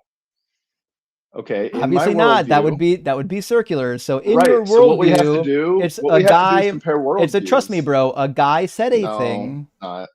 No, what we have to do is compare worldviews, because right now I have a worldview that I can justify things with. In your worldview, knowledge itself is impossible. Here comes Tag. How do you know things? Yeah, it's Tag. You know things. Tag. Yeah, I can. I do it every day. I fail like you did with that last. I hear Tag every single day that I'm live, and it fails every single time, because knowledge is not transcendental. Knowledge is just when you are convinced of something because you now have it in your brain. You can have knowledge in your brain. Knowledge doesn't. You can have knowledge in your brain and actually be wrong about something. So knowledge, you just said knowledge is only when it's in your brain. So when it's not in your brain, knowledge ceases to exist. Yeah, knowledge is stuff that's inside of a stored mechanism. Okay, so before you existed, before humans existed, knowledge didn't exist. Exactly. The laws of nature didn't exist. Laws don't exist. Okay, so gravity doesn't exist. That's a very interesting thing. Gravity is not a law. Okay, so gravity doesn't exist. Gravity is not a law. So does gravity exist? Yeah. Uh-oh. Where does gravity only exist in your mind? If you stop thinking about gravity, does it cease to exist? Gravity actually exists in the real world. Wait a minute. You just said nothing actually exists. It's only things that exist in the mind. Yeah, that's what you said. I didn't say that at all. You're not tracking at all. Then where are you justifying? I said knowledge doesn't exist. Yeah, you have knowledge of gravity. Gravity does exist. In fact, we can. Where is the gravity? We can interact with it. We can measure it. So So if a we schizophrenic person is interacting with something, that means it exists? I'm sorry, do you not think that gravity exists? Well, that's irrelevant to my question. This is We're working on your wild. worldview. Having No, we're working on your having to worldview. deny gravity to make your No, it's argument called a is thought going to be experiment. Can you track? crazy. Are you able to How do follow what you is how do called you an think internal critique? scientists determine that gravity exists? That's a completely different question. I'm doing an internal Well, critique on your statement about maybe we can knowledge. move You're the not talking about conversation facts. forward, but by Yeah, you can asking a simple run, but that's not question, defeating Tag. which is, You can do run. you think that gravity exists? Whether I think gravity exists or not has nothing to do with your Well, position. what it actually does, right? Because in my How? position, you asked me in my position, do I think gravity exists? And I said yes. Now I'm asking you in your position, do you think gravity exists? Now it turns out that we both think that gravity exists, which means we That's a don't fallacy. actually Appeal have to masses. argue about whether or not No, gravity exists. I'm not granting you justification for how you know gravity I exists. didn't say anything about that. All I'm saying Yeah, is that's we the both question I'm agree asking. that gravity exists. That's all. That's a fallacy. It doesn't No, it's matter. not. We can It's both not a agree. fallacy We to can both agree. agree 2 + 2 = 8. That No, doesn't make it true. it's not a fallacy to agree. Yeah, but to say something's Agreeing true on a because we point agree. just means you don't have to debate it. No, to agree Yeah. on a point does not mean it's true. We're debating what's true or not, But aren't we? Or but are we trying to figure out if you don't agree with it, then you say I don't agree with it. Now, if you agree with it and you're like, well, fucking, I don't know, maybe I'm wrong, then you can say I don't know, motivate it for me. But you didn't say that. You just agreed with it. You do believe that gravity exists, and guess what? So do I. Right, but that's why I said earlier we're comparing worldviews. So if you believe and gravity that 2 exists + in both 2 our = worldviews. 5, Congrats. right? So let's say both of us. Let's do this example. Let's say both of us believe 2 + 2 = 5, and I Sure. believe 2 + 2 = 5 because I went to some university and took a bunch of courses, and that's what they taught me. You believe 2 + 2 = 5 because your next door neighbor walked outside to pick up his newspaper with his shirt off, and every time he does that, a thought gets beamed into your head that 2 + 2 = 5. Now we're both wrong. 2 + 2 doesn't equal 5, but does that mean because we both agree that it's 5 that we both have A, similar levels of justified true belief, or B, that it's actually true? Of course not. That's what you're saying. Justified true belief is not the same as something being true. Obviously, I'm saying you have to justify why you believe that thing. If I agree. Yeah, you can believe things that are not true. Congrats. That's what you're doing right now, or maybe you're not, but I'm asking you to justify it. Whether I justify believe it's what? true, that gravity exists? Yes. Why? We both agree that gravity exists. I don't have to justify it. Did I not just walk you through that's irrelevant and why that's a fallacy? It's not a fallacy. 2 + 2 = 5. Name the fallacy. It's called appeal to masses. Just because we agree, it's not appeal to masses. Appeal to the mass would be a large number of people. We're not a mass. This is everybody in the. This is bro's literally stun locked on gravity. This is wild, dude. I mean, you're just running away. You know the point I'm making, and actually, you can't answer it. You're just wrong. How am I wrong? Okay, I don't have to motivate that gravity exists because you and I already agree in the argument. If both of us accept the premise, then we move on to the next premise. That is not how any of this works. Because that is how it works. Okay, so if I believe, so we'll just do this. Okay, if I believe the Bible's true, gravity exists. Do you agree or disagree? Brother, you already demonstrated making P1, gravity exists. Do you agree or disagree? You're just dodging the point. P1, whether I believe gravity exists. Do you agree or disagree? Yes, gravity exists. Oh, cool. So we can go on to P2 now, right? I mean, you're not making any. We can. It turns out you get to move right to the next premise when you accept the first premise. Oh, fuck, that was easy. But oh, wow. That's not what we're talking about. We're not even a fucking challenge. It's amazing. It's wild being this dumb and this overconfident in your stupidity. I know you're used to talking to people that are just like ripping a bong constantly, so I can kind of. Buddy, maybe you should. At least you would have an excuse for the idiocracy that's happening right now. So be honest, Steelman, what I'm saying, do you actually not understand what I'm saying, or is this how you run away from tag? Which one do you want to say? Do you want Steelman tag for you? No, Steelman, my point about gravity that I'm trying to make. You don't have a point about gravity. Your point about gravity you must prove, if you've got a proposition, that your proposition is true. But that's not the case if, in fact, both interlocutors agree that it is true. And if we both agree if it's true, does that have any bearing on whether it actually is true or not? It doesn't matter if it's actually true. It means you get to move to Okay, the next perfect. premise. So what we're doing here is not, you just said, quote, it doesn't matter if it's actually true. So we're not You here got figuring it, out what is or because isn't true. working through an argument doesn't mean that you can always prove that the premise is true. There are Now you're some using things. always. There are some things you don't know.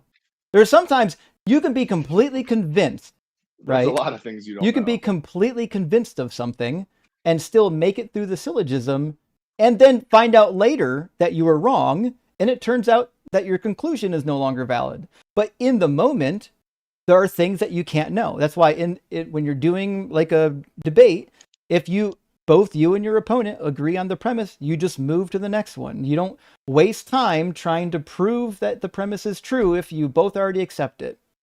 Right, but on the premise of your God is imaginary, because we're obviously going to compare worldviews, you have to go to before the premise itself, which is, I'm asking you, how do you know that God is imaginary? That's your claim right there. No, It's on my your God's screen. imaginary. Yes, how do you know that? Oh, right, because Christianity is not true. That's a claim. How do you know that? I'm asking for justification. No, because the Hebrew Bible God told you exactly what would happen when the Messiah came, and Jesus didn't do any of it. In fact, he contradicted it. And then also, he didn't fulfill even one messianic prophecy, and he also told lies.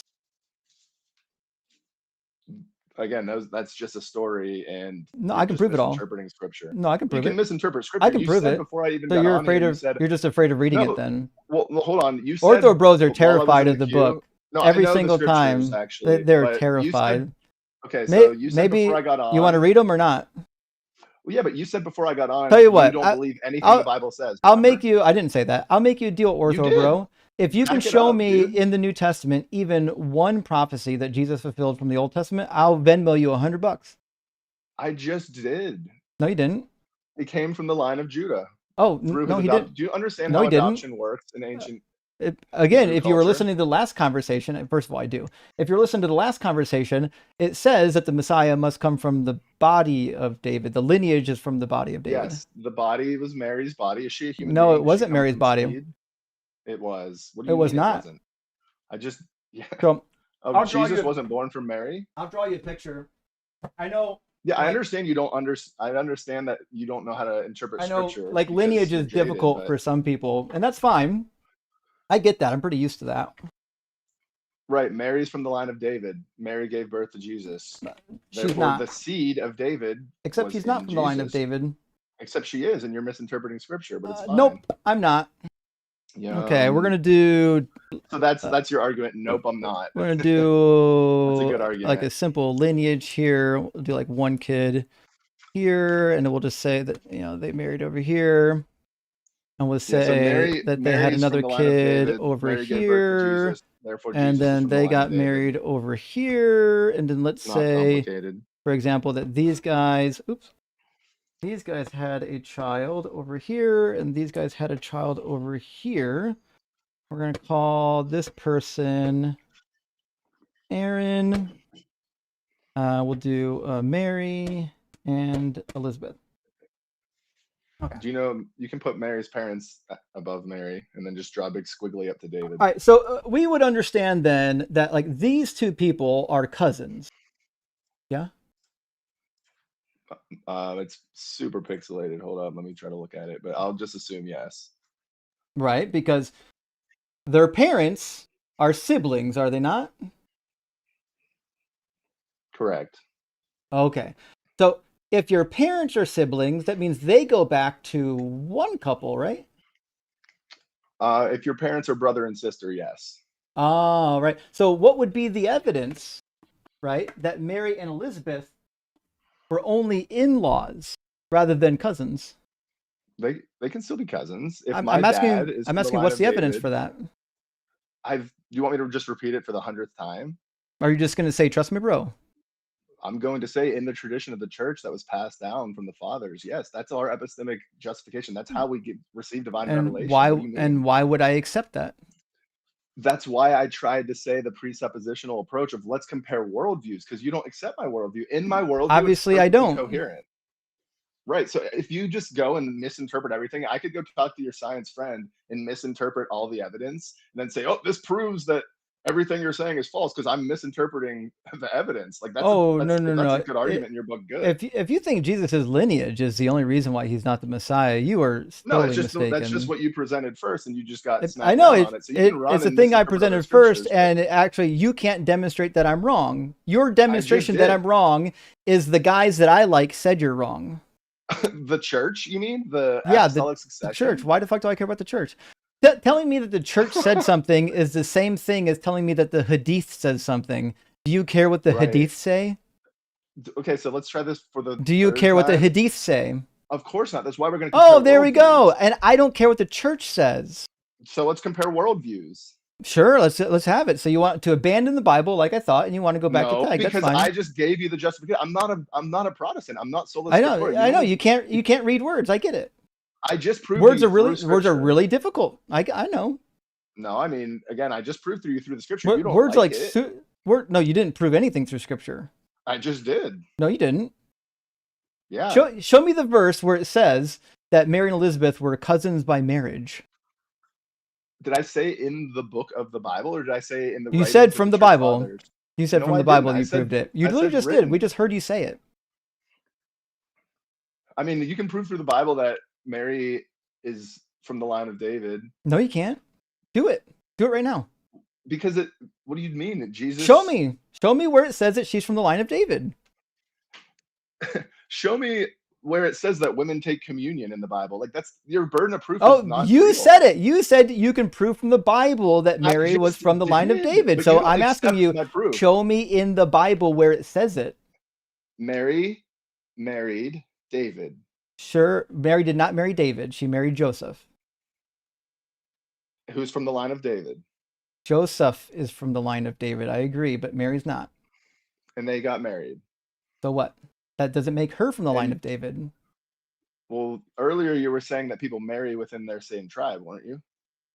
They do marry sometimes within their own tribe, but again, there's no because I didn't fucking say that. I've never said that the tribes marry within each other. You're not listening. Wait, do they? So was Mary from the line of David when she married Joseph, or was she not? She was obviously not. She's cousins with Elizabeth, who's from the daughters of Aaron. So then how did they get married? They married outside? They're allowed to marry anyone who's another Hebrew. So could Mary's parents have married another Do you Hebrew not by know chance? that Maybe the Joachim? Hebrew Do you think tribes Joachim are and allowed Anna? to marry each other? And do you think Did Mary's father you think Joachim that might have been... that the Gadites were not allowed to marry the Danites? And that you can't Wait a believe minute. that. So That's is fucking it possible that's that crazy. Is it possible that Joachim was from the tribe of David and Anna was from You the mean tribe of Judah? Jehoiakim? Yeah, I mean, if you want to try to pronounce it Jehoiakim in was the from the line of Jewish- David, but Mary wasn't. That's her dad. No, it's not. What? Jehoiakim What kind of is liberal the scholarship father. have you gotten into? Jehoiakim is the father of Josiah. I'm talking about the parents of Mary, Joachim and Anna. Oh, okay. I assumed you were saying Jehoiakim, who No. literally is the father of Yeah. Josiah, who was the father of Jeconiah. So, Bro, I understand that, like, so liberal. The problem with like wait, Old Testament, wait. Where does it say the father of Mary? you don't think she had parents? Where does it name the father of Mary? I'm not You're aware. talking like sola scriptura. I'm not aware I'm not a in the Protestant, Bible bro. at all where it says the name of Mary. Of Do you Mary's want me parents. to be a sola scriptura heretic? I mean, so that your argument you can work? appeal maybe to the proto-evangelism of tradition? James. Yeah, ChatGPT probably told you that. That's a good Google, real quick, brother. No, again, I have a fucking master's degree in biblical studies, and I had 12 years of Catholic school. Everyone knows what the proto-evangelism Well, of no James. wonder you turned out into an atheist, dude. I feel bad. I turned into an Try to atheist because explain. I actually read the book, unlike you. Imagine thinking tag is a good argument for why Christianity is true. It doesn't even fucking get you to Christianity. Of course it does. No, it doesn't. It gets you to a generic God. No, that's If why it's we're not true natural and it doesn't. theists, dude. If In it's fact, true and it doesn't. It can get you to Lord Marduk. It could get you to fucking Anat. It can because we get have a specific you to metaphysic. any type of deity because all you need is some sort No. of transcendental grounding, although I don't believe in anything that's transcendental. So the As reality you, but you're is, sitting here using in logic, and you say in you the don't believe in Bible, transcendentals. So well, logic doesn't logic's not exist. transcendental. No, logic is a language Where's that the we logic? invented, just like English. Can you show English me is under a the microscope where the language that. logic is? That's why it doesn't exist, dummy. Oh, so you only believe in matter? So objects over like No, you don't matter is believe a in very things holding a specific word, value? and you're misusing it. Matter is what happens when you have actual particles that are making something up, like a quark or an electron or something like that. When those become part of atoms and atoms become molecules, we call that matter. But there's quantum states that would be considered physical, but not actually matter. And where does gravity fall into that? It's physical. Where's the gravity? Can you show it to me? Can you pick it up? We're in it right now. So there's gravity particles in the room with me. Gravitron There's or graviton. Where's the gravity particle? It's called a graviton. They're working on that right now. I'm not talking about at a the machine. at I'm the talking about in collider. this room I'm sitting. That room you're That's sitting not in. a machine. Point in the room you're sitting in. Point to the gravity. It's literally everywhere. I could just do this. So that book is both book particles and gravity particles? Because you said only things that are particles exist. Gravity pervades everything. Oh, that sounds kind of like a transcendental category. You might want to slow down there. It's physical. Where is it? It's with us right now. You understand that is you the can't. Gravity in the room with you right now? Yeah, yeah, it is. It's in your room too. Yeah, but the problem is that you don't believe in things that can't be, as you said, made out of, what was it, quarks and. No, I don't. I use the term matter, and then you went a little further into it. I tried to help you understand that the word matter is specific, and you're misusing it. Okay, so would you say that you believe in things outside of matter? Like, are you basically just a materialist? I just told you. Yes, I believe in physical things that are not considered matter, like gravity, which is possibly produced by the graviton, which they're working on getting right now, and quantum states, quantum fields, which we know absolutely exist. In fact, we can prove they exist. All you need is metal filings and a magnet. So, like the words that you're using right now, I assume you think those have meaning. Yeah. Actually, words do have some kind of a meaning, because we went to a piece of paper and decided, as an English speaker, when we say this word, here's what we mean when we say the word. And then other people are like, when they're learning English, like, oh, well, that's what this word means. Now, in 300 years from now, those words will take on some slightly different meanings as words evolve over time. But yeah, as a general rule, if you live in an English-speaking society at the same time period, you can generally understand what words mean because we wrote them down. And so you would say that they don't actually have any like ontological status. They just are totally relative, would you say? Like, I don't know. all I would knowledge is never say relative, that I words guess? are totally relative. I don't even know what that means. But you just said that it's based on what you wrote down right now. Words are based on what society uses the word for. How is that not relative? Which society? It's relative to the language that you're speaking within that society. Which society? You're just begging the question. To the ones speaking the language. How is that not circular and relative? The language It's not is circular specific because to the people. it's not an argument. I just asked you how you know that language has meaning. This is your argument. Because we wrote it down. The meaning because we wrote is it down. derived from people. So if I write something down, it's true? What? The meaning is agreed upon by people. Do you know what the word meaning means?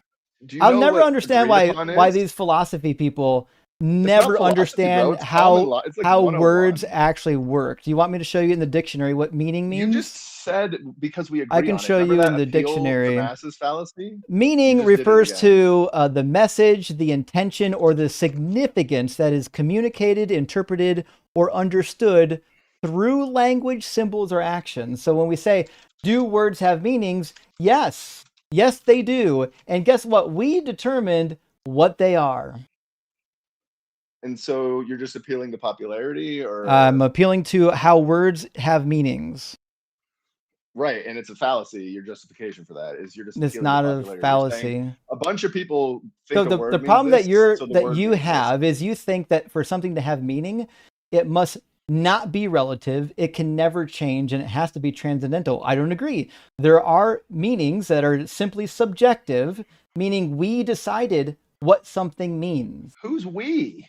Human fucking beings. Maybe not you, because you can't speak English or you don't understand how So dictionaries work. Okay, so when human beings disagree, what happens then in your system? Now You we're go to the getting somewhere. dictionary.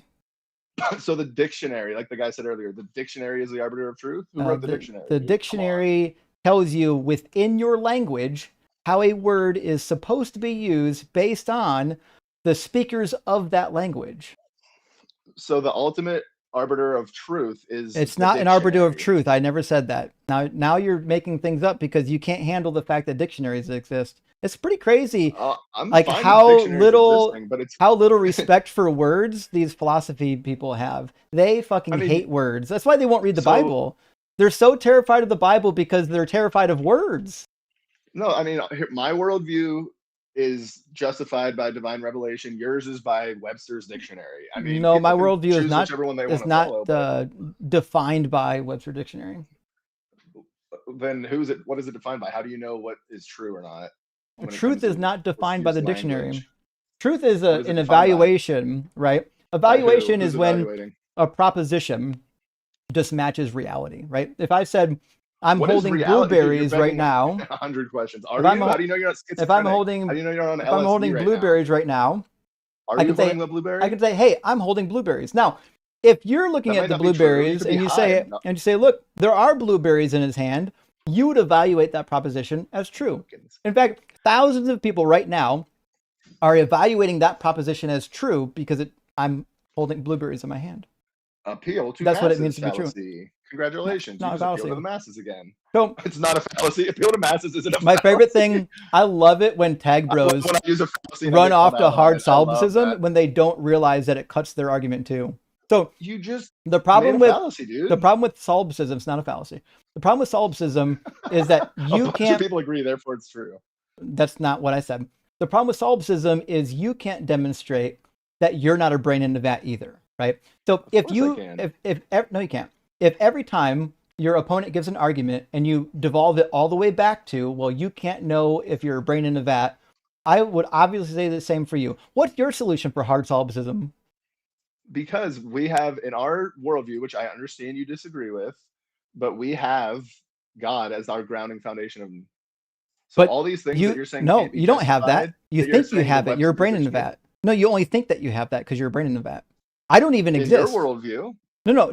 I'm yeah, saying in your worldview, you don't exist. No, I'm I saying understand that. it's not about worldviews. I'm saying in Yes, your it is. worldview, Everything is worldview laden. in your What do you argument, mean? you still can't demonstrate that you're not a brain in the vat. You've only said that you're not a brain in the vat. What's the argument that would prove that you're not a brain in the vat? P1, give me P1. P1, God exists. God is Okay. a necessary precondition for knowledge. All right. Well, that's not true either, but we can go through it. Do you accept this premise? Not only do I not accept the premise, but it's already going to beg the question because I assume that somewhere in your first conclusion is going to be that God exists or not. Do you have multiple conclusions or one conclusion of this argument? That's the conclusion. God is a necessary precondition for knowledge. Knowledge, therefore God. Okay, so do you want to get rid of P1 or keep P1? I don't care, dude. I'm not trying to dork out like that last guy, but you don't need to be all formal. Okay, so God is a necessary precondition for knowledge. What's the support for it? Knowledge exists. The transcendental categories exist. No. We could use transcendentals. It's probably an easier. Knowledge maybe falls under that. You can say God is a necessary precondition for, we would say transcendentalism. Categories. So I'll just, God is a necessary precondition for tag. Fair enough? Sure. All right, I'll put the P1 up there so people can see it. And listen, I got yelled at, and fair. I'm sorry. Yelled at. No, not you. I got yelled at by my own audience last time, and I forgot. Tag is boring, and people don't get it. No, people do get it. It's just stupid. Anyways, I'm going to do what I should do every time we get an actual structured argument, which is go ahead and start the timer for the argument. I actually have an argument timer. Oh, there it is. And we're going to do, there it is on that stream. And then let me actually start the timer. Let's see. It's already set for, all right, we'll give it 15 minutes. Start it. And it should be ticking. All right. So we're going to run tag for 15 minutes. We'll see where it goes. Number one, God is the necessary precondition for trag, meaning transcendentals. Premise number two is? Transcendentals exist. Or just tag, sure, whatever. And so then the conclusion is God exists, right? Yep. And Right. not just generic deist God. I mean, we can get more specific, but obviously when I use the word God there, I understand God is like a flaccid, it doesn't mean one thing, obviously. So I'm referring to the God of Orthodox Christianity. I'm sure you do, which tag won't get you there. You still need a second argument to get you there, right? No, I think that should do it. No, it wouldn't, because this literally just could be Lord Marduk. Right. I mean, when you get into the particulars of the worldview, Lord Marduk's going to fall apart, whereas the Why? metaphysic. So then you Because would we need have so you would need a second argument to demonstrate that your God is the right one. Well, everybody needs a worldview. Would you agree with that? Yeah, I mean, I guess probably, yeah. Everybody has a worldview. Everybody does have a worldview.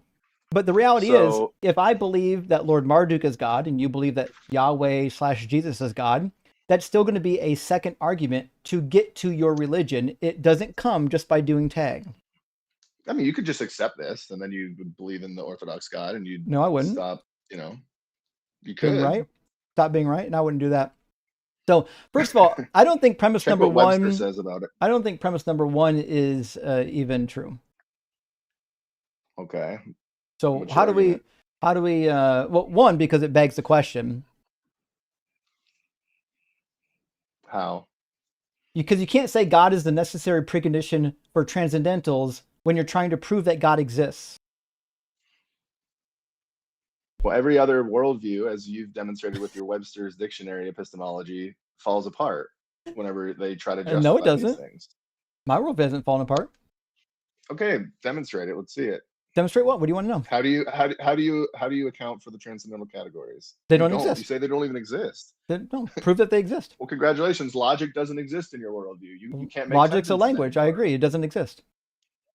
Logic Okay, is then why are you on YouTube talking? Logic is a language that we invented that describes the behavior of something. That's it. How do you know that? Because we literally invented the rules. Oh, We okay. invented the rules that literally describe the thing. That's it. Right, and in your worldview, Just like you get ahead English, of that. we invented what the words in English are going to mean. In fact, the laws of logic originally, I think, were just called the laws of thought. Right, but you're saying if humans never came around, they wouldn't exist? Obviously not. English wouldn't So exist they're- either. So they're subjective. Or, Obviously. so they're subjective? No, well, yeah, they're subjective, but they can still be accurate if they actually properly describe the thing. According to who? According to the person evaluating. So the guy who is on a bunch of LSD, when you held up that blueberry and said that's a watermelon, that's the guy who gets to determine if it's true or not? No, in Because fact, he's observing when we it. talk about whether something's true, we don't rest on one person's interpretation. That's why you actually need data points, right? When you have data points, then the proposition becomes more likely or less likely. So, like, for example, if I said the sun is going to set at 9:30 tonight. Well, it turns out I've got thousands and thousands of data points that will tell me whether or not that sun is going to set at 9:30 because you're relying on the orbit is a consistent category. because the orbit is consistent. What does consistent mean? You're using all these transcendentals, dude. Consistent's not transcendental. You wouldn't have The access orbit, to events in the past. The orbit is That's a yes, past event. yes, you would. The orbit's You have consistent, no and we reason to can believe calculate when That's it's going to transcendental, dude. set based on past priors, and that's not transcendental. Give me a justification why the future would be like the past in your worldview if there's no transcendental. Just told you data That's points. literally a transcendental category. They're called priors. Data points? Yeah. Because data points. Okay. Yeah. That's the likelihood of something being true is mathematically favored towards more data points versus less. This is basic. This is basic statistics. Right, but you understand in that statement you just made how many presuppositions are baked into that? One, identity over time. Two, that the future is going to be like the past. Where are those things? I'm sorry. Can you show me under your microscope where that is? Is your God going to exist tomorrow? Of course. You don't know that. I do. Is the future going to be like the past? That's the whole point. In my how do you know that justify it? How do you no? I'm not asking if you believe it. I said, how do you know for sure? It's not about if I believe it or not. It's if I can justify it in my worldview. In your worldview, well, you have a data point. I can justify mine. Data point. I can justify mine with probabilities. It's easy. I just did it. But I you just have told you with probabilities. Data point, and then you have another random. It's not data a random data point. That past data point has nothing to do with it's many thousands of data points, and also the whole body of science that tells us how these bodies move in space. It's pretty easy. So, can you show me empirically how you know that the past is going to be like the future? Empirically, the future's you mean statistically? I said no. I mean, show me in the statistically. Empirically actually would be a fine word. Empirically, you can say based on the data points in the past and the fact that's transcendental. You can't use that. I'm sorry. Data points are not transcendental. No, the past. Did you just say under your microscope? Yeah, he wants. Yes, show me under the microscope. Show me empirically. Show me under the microscope how planets are orbit around the sun. You realize microscopes observe microscopic things, right? He doesn't. I'm making a rhetorical point about He's empiricism. certainly not. It doesn't have to be a microscope. He's making an embarrassing point. What he's doing. It would be a macroscope. I'm proving that you can use whatever scope you'd like. You can use a telescope. Let's say telescope. The point is, you have no reason to believe the future is going to be like the past unless you're accepting transcendental. That's a transcendental. No, you don't. Where in the microscope? The past is not transcendental. Okay. Let's say you're looking at whatever scientifically in a macroscope. You're looking at the thing. I think you need a colonoscope to see where you're pulling all this information out of. And then you're going to go to and then you want to know if the thing is going to continue to thing tomorrow. Yeah, data point. I just told you. What does that? So you understand by accepting that something that's happening at this data point right now is going to give you any information about that future data point thing. Yeah, relies on a bunch of transcendentals that you just said don't. It doesn't rely on any transcendental. Name the transcendental. Identity over time. That's thing not. You're looking that's at not is transcendental. Still gonna be the thing. No, that's not. That's not transcendental. You don't think identity over time is a transcendental category? Show me in the microscope. Do you even know what transcendental means? Right, he doesn't know what transcendental means. Immaterial. Oh, so you mean something that exists immaterially? Like identity over time, but it actually identity over time isn't a thing that exists. It's a process. Does it? Well, you're sure acting like it exists. It's a process. See, you guys are constantly confusing the map for the place, right? If I said I'm drinking liquid death, right? Liquid death exists because I'm using this like a noun, right? But if I said I'm drinking, that doesn't mean that drinking exists. Drinking is describing a process. You're confusing the map for the place because you can't name anything actually transcendental. This is embarrassing. I literally just named one and you don't like it. It's not transcendental. Truth, the logical categories. Of course it is. No, it's not. That's why I said show me in the microscope. Show me empirically how that can that you just drank from is the same can that it's going to be tomorrow. You can't because you're at a different data point. I just told you. You can only analyze what's happening. Do you know what empirical means? I don't think you know. Empirical means that you are actually doing a tangible like measurement or calculation on something, right? Exactly. So when you collect data points, you're taking tangible physical evidence, and then you can extrapolate what's going to happen in the future according to what happened in the past, right? So if we know that planetary bodies, based on Newton's laws, continue moving until they're acted upon, and nothing's going to act upon that body, then what that means is tomorrow the body's going to continue moving along that path because nothing's going to be acting on it. What you're trying to ask, which you're not smart enough to ask, is How do you know anything's going to be here tomorrow? How do you know that there won't be just nothingness? By the way, you could use a sample from that can of liquid death and put it through mass spec to identify whether or not the liquid is the same as you drank from before versus after. So Right, and actually, you'd have a piece literally of can. paper. Yeah. You'd have a piece of paper that True. says the Liquidate information it. from yesterday, and then you'd have your current Liquidate it observation. and then So put you'd it be through mass observing a spec. piece of Same paper. thing. You It's pretty understand that you're wild that Big Dog does not understand that his worldview falls under the same problem, because But it's I not can a answer matter. it. No, you can't. It's not a matter of whether or not That's a your great argument. No, you worldview can't. has something to answer a problem. Of If you course it can't is. It's demonstrate, grounding truth. no, it doesn't matter. Just listen, Oh, and maybe grounding you'll truth doesn't matter. Okay, listen. well, at least now. Maybe you'll fucking learn something. It doesn't matter if you make up a reason, right? Like, say there's a problem. Say the problem is, who knows? We need to. It's 500 years ago. We don't know what's in the atmosphere that we're breathing, right? My worldview tells me that it's nitrogen and oxygen. You can say, well, my worldview tells me that it's all spirit. It's spirit, almost like ether, right?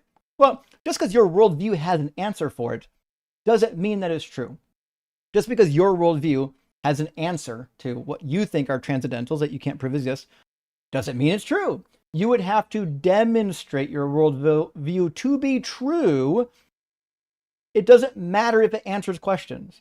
Just answering questions are cheap. It's easy. I can make up shit to answer questions. It's meaningless. Now, you can't prove your worldview to be true, which is why you're running tag. Tag's the most worn out, embarrassing argument ever. Because, again, as I told you, you can't name anything transcendental, which is why every time you use a word, you think it's transcendental, because you don't know what words mean, because you're afraid of dictionaries. So, here's the deal. I don't think that you can name even one thing that you can demonstrate that actually is transcendental. No, am I unmuted now? Okay. Yeah. Identity over time. Why is that transcendental? Because you're relying on something that does not lie in physical sense data. It does. Where? In empirics. So show me the measurement from 3 days ago. Go measure the thing 3 days ago right now and show Measure me what measuring thing? it 3 days Which ago. which thing do you need Anything. measured? Whatever you're talking about. But, okay, I can measure this can. I know it was the same size 3 days ago. How do you know But, that? in fact, I got a tape measure Prove it. here. You can also like cut up the tape measure itself. You can cut up the can itself. You can put it through mass spec through Dart. It's true. Actually, Rick, do you understand? I do know this, actually. The shrinkage factor on aluminum, especially on aluminum cans, is not enough that you would ever catch it with one of these. Now, you could say, listen, this thing won't double in size. I have no way to prove that in 3 seconds this won't double in size. Why What I not? can say, It might. what I can say is it's about worldview. just a hair over 2 inches at the top rim, and I think in 3 seconds it'll still be the same size. I mean, again, you can think that, but that doesn't mean Oh you have a fuck! good Look, reason to think it's that. the same size. And But you can think the whatever you reason why I was right is because of past performance, right? So the reality is you suffer from the same problem. Trying to prove that tomorrow is not going to be non-existent or things aren't going to change is a problem that you can't fix. It's the same thing as hard solipsism.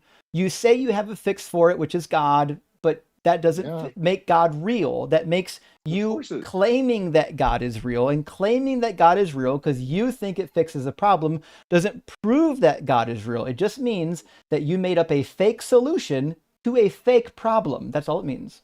That wasn't my argument, though. I didn't say because I believe it, it's true. That was your argument. We're done. I've got a half hour left in the stream, and to be honest, I got like an hour of super chats I have to read. Y'all are fucking popping off on the super chats today, probably because we had a bunch of Phil Bro nonsense, and I know y'all hate Phil Bros. I'm sorry. We fucking had the same thing on Monday. Apparently, they're targeting this week with nonsense. Or maybe, I don't know, maybe Snitch brought him in. It's hard to tell. But nevertheless, hey, fucking A, I'd be fucking chatting my face off too if I had to listen to a live stream with these idiots in it. I'm going to start reading because I'm going to get I'm going to be here till like 9 at night if I don't start reading these things. My time zone must be done at 8. So thank you, friends, for being here and putting up with these very intelligent people, and for supporting the stream, and for all the likes and the shares and the comments. Every time you guys comment, by the way, I don't know if y'all know this. Every time y'all comment in the comments, YouTube records that shit. And what it'll do is, when there's a lot of comments at once, say somebody says something kind of ridiculous, and there's a lot of comments that pop off, YouTube's like, oh, fucking that stream needs to be, people need to see that stream, right? So I don't think y'all know it, but like, just commenting in the chat during a live stream actually helps out the metrics a lot. It's crazy how it works, but it is what it is. Cruz, thank you for the super chat. Love everything you do. Well, thank you. I really appreciate that. Also, I don't know if y'all saw it, I did increase the font size on the super chats. I'm going to check it real quick with my phone and see if it's readable now. But I am going to change the boldness. The letters are maybe, I don't know, actually, they're not bad on the phone. I don't know, maybe just a hair too bold. I might toy around with the fonts though. Simeon Urchin, thank you so much for the super chat. My hypothesis for the audio trouble: a cosmic ray flipped a single bit in Justin's computer and that screwed everything up. You know what? That could be likely. I mean, it's hard to tell, but that remains a possibility. I would say it remains a possibility greater than God. The possibility of God existing is basically zero, as we've demonstrated that Christians basically have tag. That's it. Good question. Thank you for the super chat, friend. Agree. Pharisees sometimes use traditions to sidestep commandments. They had elaborate clothing. They had elaborate rituals or ceremonies. Well, this is true. Good question. And it wasn't just Jesus who complained about this. There were quite a few people, even if you like read the Dead Sea Scrolls, there's a lot of people that we would say were upset with how they behaved on the council, the Sanhedrin, the Pharisees, and the Sadducees. Well, people had a lot of criticism for them, and this is one of the reasons why, because they kind of were hypocrites. And Truth Over Faith, great name. Recent viewer here. I really enjoy how eloquent you are. Hey, thanks. I appreciate that. Although when we get idiots like this today, sometimes I stop being eloquent. I just start making fun of them because, like, what are we supposed to do? Like, when they get so dumb, like, can it get dumber? You're knowledgeable without being condescending, which is hard. You know what? I was holding off until that last guess. I would say this: the minute they start coming in and accusing me of being dishonest or not tracking, all bets are off. I'm going to say all kinds of shit about you. As long as you're coming in and you're being kind, I'm always kind to kind people. But I should say, Nee, thank you for the super chat. Hurricane season, time for some entertainment. Well, that is true. What? Wait, it starts already? I thought it started like closer to August. Are you down in the Gulf? I hope hurricane season sucks. And I think it's going to be a bad one because of the El Nino, right? I don't know. Be safe, whatever you do. Bethos, hey, thanks for the super chat. Caller wants argument. Justin hugs son. W Justin. I know. I could hear, like, I don't know, like a moan or a sigh, like when I went off camera, like, oh, he realized I wasn't going to answer him right away. But what are you gonna do? Listen, you have a kid that cute that walks into your room. You're not gonna fucking hug and kiss him. Look at him. He's the cutest kid alive. Crazy. House 70, thank you for the super chat and for being a member for 6 months. Says, cute son, love him already. As you should. And you know what? He is as sweet as he is cute. So, I mean, it's hard to do. He found a way. Broke my crayon. It is a real problem with crayons. Wish you had your son all the best. wish you and your son all the best. Hey, thanks, I appreciate that. You do important work that I know he'll be proud of one day. Hey, I hope so, and I appreciate that. And you know what? I have a firm rule with my friends and family that I don't push them into atheism or my view, but I think exposing them to thinking and logic and truth usually gets them to the right place. Like they figure it out. You know what I mean? ZK, hey, good to see you. Thank you for the $5 New Zealand dollars contribution to the father and son snack fund. Hey, fucking A, thank you so much. And trust me, he does enjoy a good snack, specifically fruit snacks and marshmallows. Not peanut butter yet. Working on that. Let's see. You know what? He does love a good Sour Patch Kid, but I mean, who doesn't? Gretchen, thank you for the super chat. What the fuck? Eric's a mod now? Party's over, I guess. Listen, I got a lot of mods actually in the chat. So, no, it is what it is, friends. I've, I kind of need them, people fucking off. Ham Gower, thank you for the super chat. I appreciate everything you do. You have helped me learn so much. Praise be to Doug, Sharon, and Emma. Blue heart, blue heart. I'm noticing here that the emojis are not showing, which is why it's saying blue heart at the bottom. I'm going to have to add support for that. I can do that.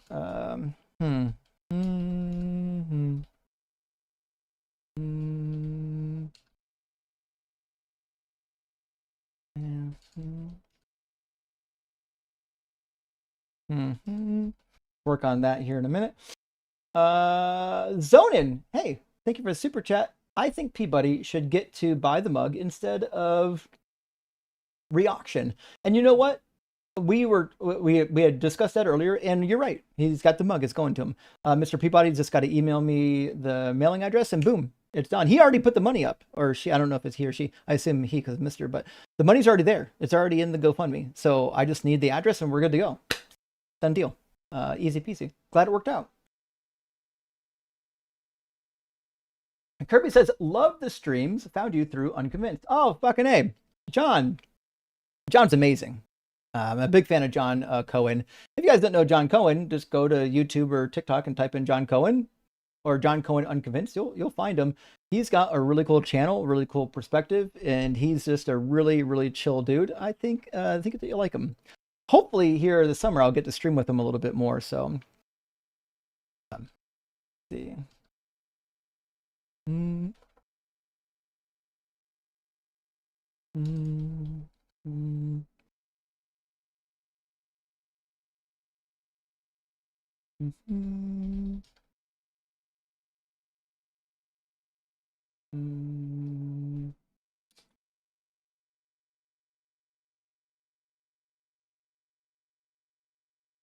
Almost there. 1 second. Just making a quick change. We should get some new super chats here in a minute. Bill, hey, thanks for the super chat. Drews are the guys M's calls a cult. When I heard Drews, I was thinking to myself, I thought that M's had something to say about this. I just couldn't remember. But I think you're right, actually. I think it's like the Mormonism. It's like Mormonism for Muslims, right? Anyway, the Knights Who Say Knee says the joke. Oh, that's not appearing. Oh, I think I clicked it too many times. The joke was Cleveland isn't an NFL team. Knights Who Say Knee. You know what? Knights. This is egregious. Knights Who Say Knee. I am deeply offended that you said that the Browns aren't even a team. I think we're through here. She says, how can Christians complain about Muhammad and other P's? Oh, yeah, PDFs. When they refuse to address Isaac and Rebecca. Okay, well, she. This is the problem. Because it doesn't say in the Bible that she was 3. The claim is that Rebecca was 3 years old when she got married to Isaac. That's not true. It's just this bad reading of Genesis. In Genesis, we kind of know Isaac's age based on the reading in the section where Rebecca's born, it's basically sometime later Rebecca was born. We don't know how many years were in that gap, but some people have read it to mean immediately after the events in this paragraph she was born. But that's not what it says, right? You have to kind of read it wrong to get to that point. But that's why some people think that Rebecca was 3 when she got married, but she wasn't. And she was obviously a young woman. She was able to carry water pitchers and do herd work, and go get water at the well. I mean, she wore adult jewelry. They brought bangles and earrings and stuff for her, and they actually fit on her. She wasn't a 3-year-old. That's crazy. Luz, thank you for the super chat. Would you ever want to make a mug that says that Doug bless for us? I would pay for it because it's a playful poke, like when theists say God bless. You know what? I would. I'll do it a note right now. Hold on.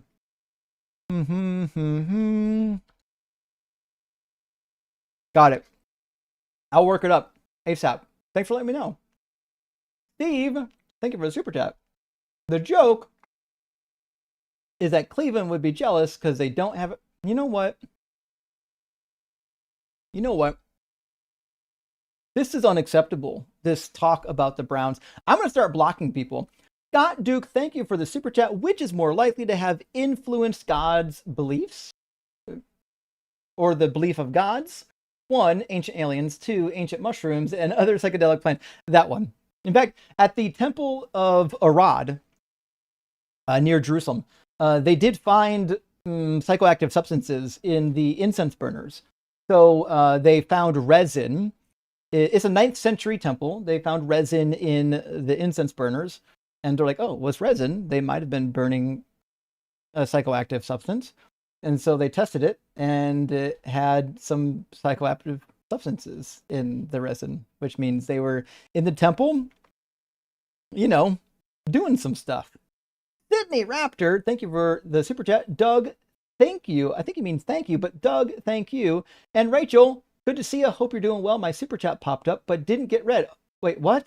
Rachel, did I accidentally? Happy Father's Day belated. I'm so sorry, Rachel. That happens sometimes. I'm glad at least that my system caught it. I'm polling for super chats every second. And then the minute one comes up, I'm storing it to a database. But I'm looking at it now, and I can see why it popped up and I didn't read it. It's because I had a slight glitch that I had to reset in my software right after I read Two Hand Dan's comment, because the function to highlight the ones that I've already read stopped working. I was like, oh fuck, where did I leave off at? But it's right here, Rachel. I didn't even lose it. Thank you for the super chat. LDS boys caught me while I was watering yesterday, and I immediately blurted, your God is imaginary, without even thinking about it. I'm indoctrinated. Fucking A. That's what I'm talking about, Rachel. Don't let them have it. Listen, when these religious nuts come around you, they want to proselytize you, proselytize them. And Base Shara, thank you for the super chat. Hope you're doing well. The fact that there is no pure altruism doesn't mean that altruism, even for the sake of self-preservation, is bad. True.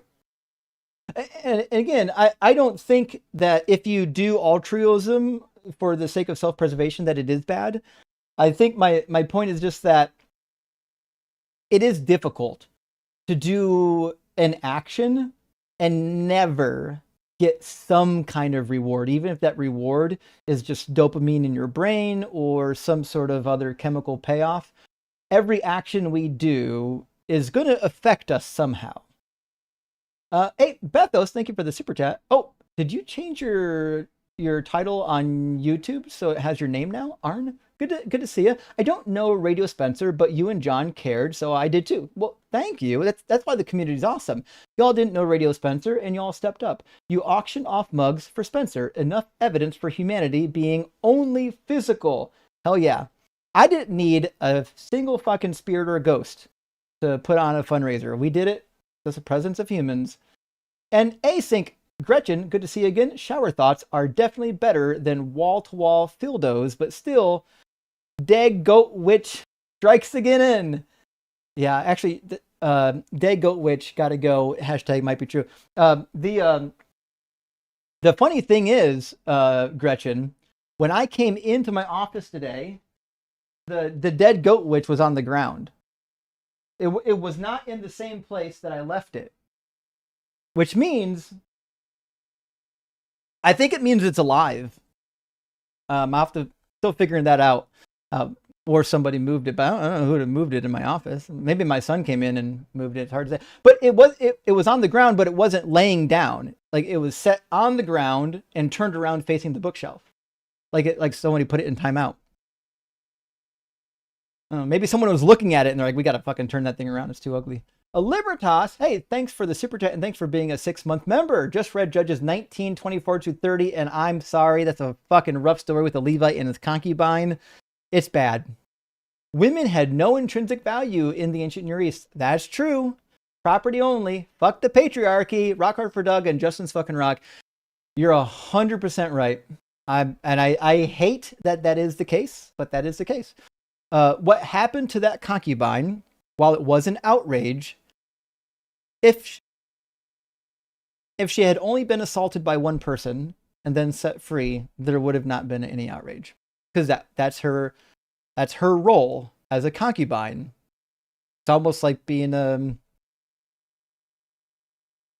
well, I mean, it's almost like being a I'm trying to figure out a word I can say without getting banned. It's almost like being a sex worker. You know what I mean? But the concubinage was a little more complicated than that. You had some rights, just not many. So, Daddy, thank you so much for the super chat, my friend. I appreciate it. I don't know what's SEK. I'm curious to know where SEK comes from. But nevertheless, the trope God is love is based only on John, and he used it as a rebuke of cessationists, making it context specific. How did it become a central tenet, and is it supported by church history?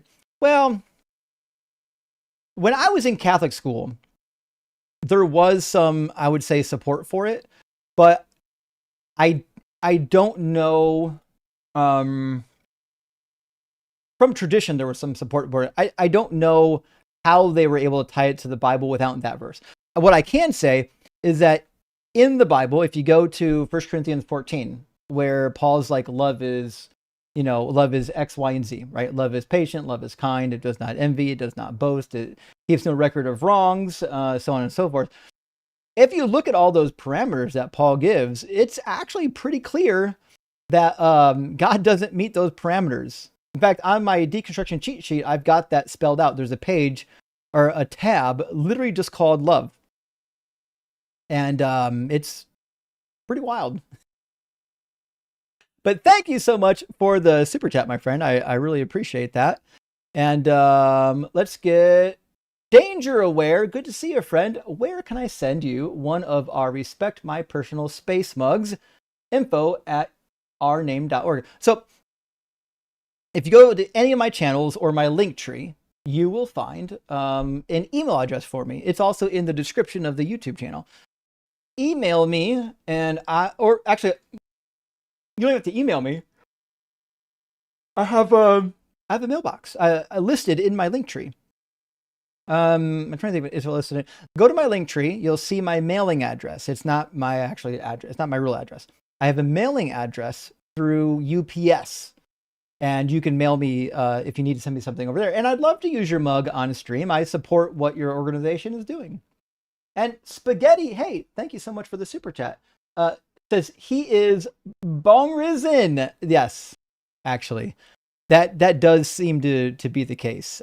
He is elevated, to say the least. Is that the right word to say? Elevated?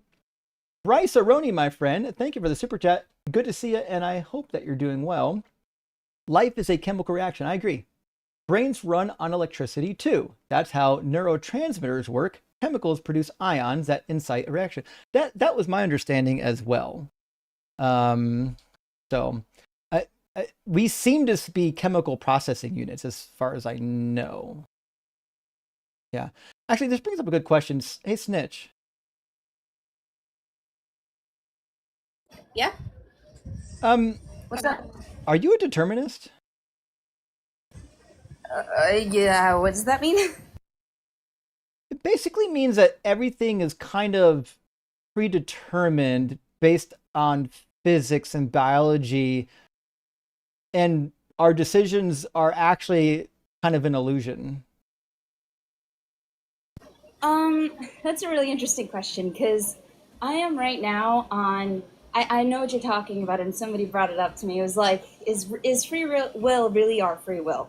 Right. And I'm kind of on the fence because Yeah, I me too. kind of think it's all a chemical reaction. And Me too. like when you really think about it, like the environment influences the chemical reactions in our brain, and then even before we're even born or have a consciousness, our mother's environment influences the chemicals in our brain. Yeah. So like, is it really us or is it the chemicals that made us us?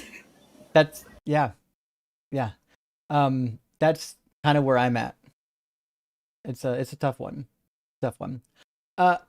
Wiz, thank you for the super chat, friend. Says, my son is my world. I have a great life. If I have to listen to Zeke again, my son will be lonely. With all the power of Doug, please, no more Zeke. You know what? Zeke was rough. I was trying to be charitable to Zeke because Zeke was being kind. Let me make sure I got the right person. Zeke says, Christian, yeah, boring AF, asking dumb questions. Listen, like I said, if people come in being kind, I try to be as kind back to them as I can. But I have to be honest, Zeke's conversation was very painful. It was really, it was a tough, if I was in the audience, I might have checked out too. I'm just being perfectly honest. It was a tough go. Also, for those watching on the streams, I did just change the boldness of the font, and I changed the line height as well. I think it's a little bit more readable. I might still fuck around with the type of font. You'll have to let me know. If this is readable, I think that's good. Although I've got a little bit of a drop shadow on the text, and I don't know if I need that. That might make it harder to read because of how people's screen resolutions are. Bethos, hey, thanks for the additional super chat. The slow talking love caller is so full of it, thinking his ramblings are any important. Yeah. That was the one thing I was sensing, was the guy rambling about love really was convinced with this argument. And I don't know why. I don't know why they thought it was a good argument. But yeah, it was tough.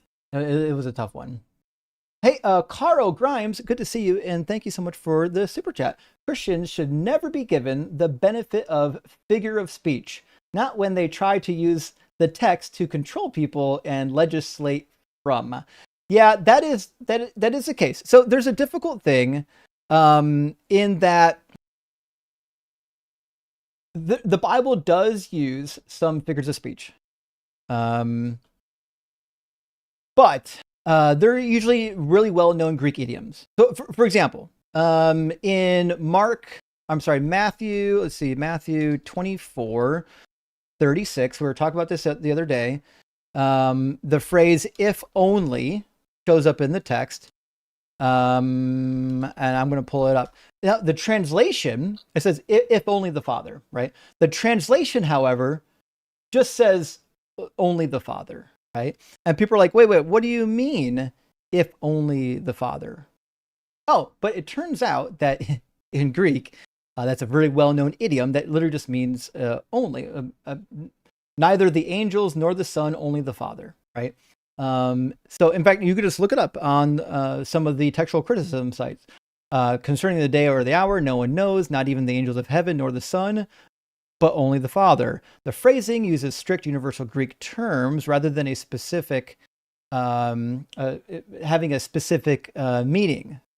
So the idiom of the Greek language is where you're going to get the idea of "but only the Father," which is why every single translation just says "only the Father." So, I wonder if the BDAG lists any of the Greek idioms. It's a Greek lexicon. I'm curious if that lists some of the Greek idioms. I'll have to look at that. Look that up actually. I bet it does. Nevertheless, Bethos with another super chat. The QQ is a quitter or a winner. Really, at least in gaming. Oh, I didn't know what QQ meant. Huh. Okay. Interesting. Interesting.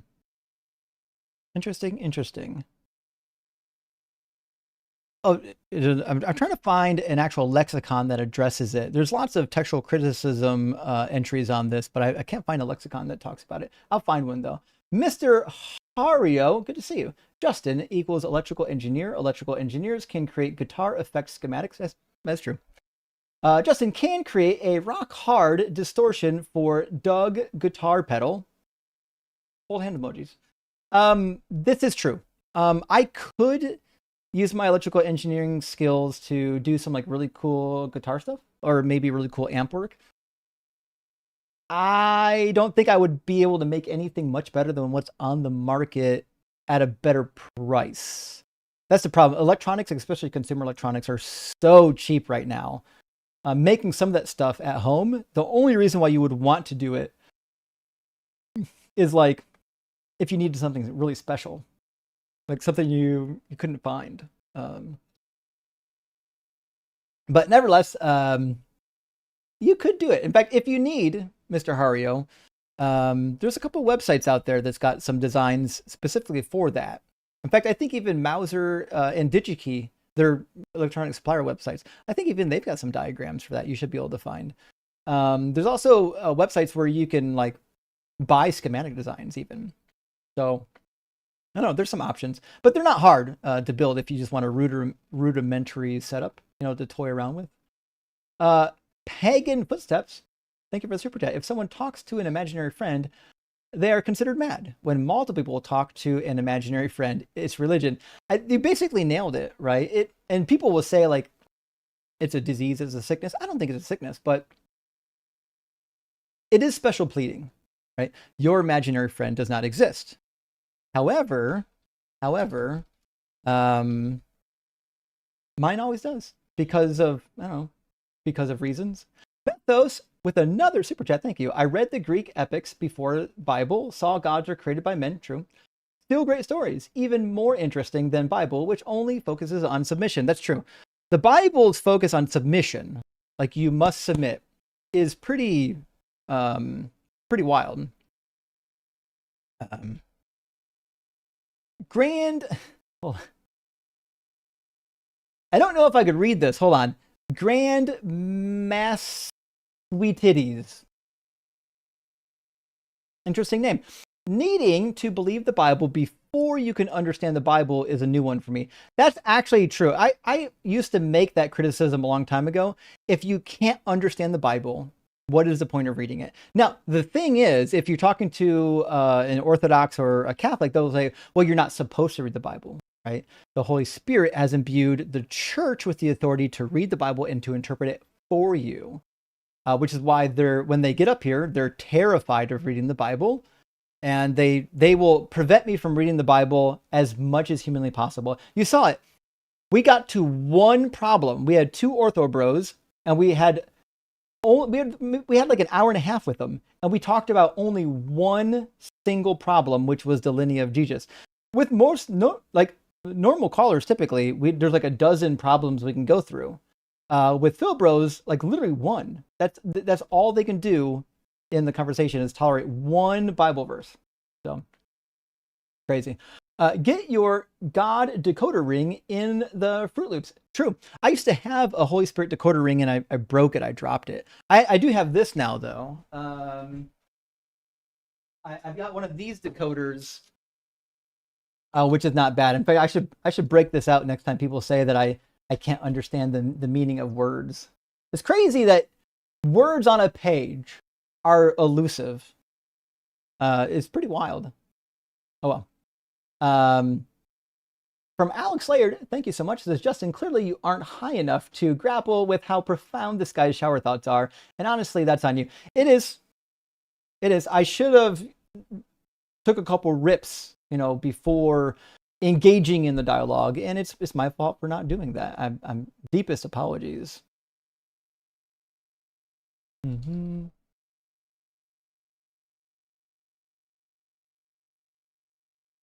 And from Chris, hey, this tradition number 126 and his interpretation 1854 and his denomination 3753 is just correct. Oh, and you don't have magic ghosts. Sorry, Justin, he got you. True. You have to believe in his position that his revelation must be true, but his revelation can't be true unless the stuff in the book is true, right? It's very circular. And from Peace, Love, and Cake, hey, thanks for the super chat and for being a member for 2 months. Zero is aptly named and proof no all-powerful God exists. Nothing that powerful could create someone this stupid and insufferable. True. If I was God and I was designing people, I wouldn't design those fucking people. That's embarrassing. That really reflects poorly on God. And Good Fairyman says, don't forget, guys, you can't have soundness without validity. I mean, I guess that might be true. I was under the impression that soundness just referred to whether or not a premise was true. Let me Google it and see if a is true. Is it also sound? I wonder if there's like mixed interpretations of this rule. It says not automatically. Having true premises is only one of two requirements for an argument to be sound. Oh, interesting. Premise of a set for a premise or a set of premises to make an argument sound, the argument must also be logically valid. Fair enough. I think that's the case. I think this is not a joke super chat. I think this is true. For soundness, it needs to be true and valid. I thought true was what the soundness was doing for you. I must have misunderstood. That's on me. Phil Game Guy says, Philbro timer rule suggestion. If Justin can't finish his own syllogism in 10 minutes because the Philbro can't stop crying, the caller should be dropped. True. That's a fair point. If I can't get through my syllogism because the caller is crying about the format, even though it's a valid format, then I'm just going to fucking move on. Although it did demonstrate, how petulant the caller was. Technomancer Magus, good to see you. Thank you for the super chat. Says, you fool, you fell for a classic logical blunder of not including an if. That's it. That's what it was. Because of that, it's obvious that God is real. The only way you could have blundered more is by being a blunderbuss. I do wonder, though, also, why is it in philosophy when somebody makes, let's say, like a mistake, they always say the word blunder? Like, are they taught to say that? Is that like an official, like, Philbro? Is that in the literature? I don't get it. And Carl Grimes, thank you for the super chat. Says, caller has me very worried for young men and the future of our nation. A voice full of imagination and elitism. Every what smelled with angry rot. It's true, actually. It's true. I do love it, though, when they go down the road of prove it, prove it, prove it. When they don't even have an argument that is like sound or like not even valid for their side. Mr. Ezekiel, don't appreciate you saying I was on the electric lettuce as I am perfectly sober, but I appreciate you taking my call nonetheless. Mr. Ezekiel, I don't know who you are because obviously when you came in here, you didn't use the name Mr. Ezekiel. So, and I think I've accused maybe one or two people of being on the lettuce tonight. It's hard to say. But anyways, listen, if you behave like you're on the lettuce, it might happen. Thank you for the super chat, though. Peace, love, and cake again. Thank you so much. Zero is a clip sent straight from Doug. It's true. Zero is going to be a fun clip. Behold his crushing power bestowed upon his prophet Justin. I'll say this. In terms of clipping, I think the only two people really worth clipping out of this stream was like the last two. In fact, I want to put do not clip on like all of these and just have the last two clipped. Sad that only two of them are worth clipping. Brian Peck, thank you for the super chat. This poor Philbro made a huge claim and asserted the existence of a being of spiritual seed. True. And when asked how you can demonstrate that seed means something other than what it usually means in the literal sense, he didn't really have an answer. The answer is something akin to like words don't have meanings.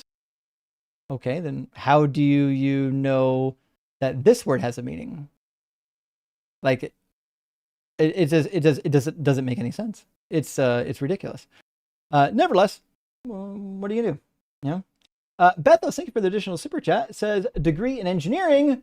Me too. Diploma, FH. I don't know what FH stands for of engineer. And I think must be a European term. In Germany, multimedia technology engineer. Oh, okay. Low academic degree nonetheless. True. It's true. There's a lot of different types of engineering degrees, and some are harder than the others. But you still get to be an engineer. It's a really good time.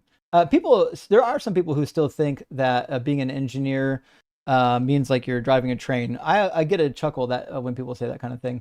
Joey says, I'll never understand Christians thinking that policing language matters to those not in their cult. Fucking deal with it, dipshit. True.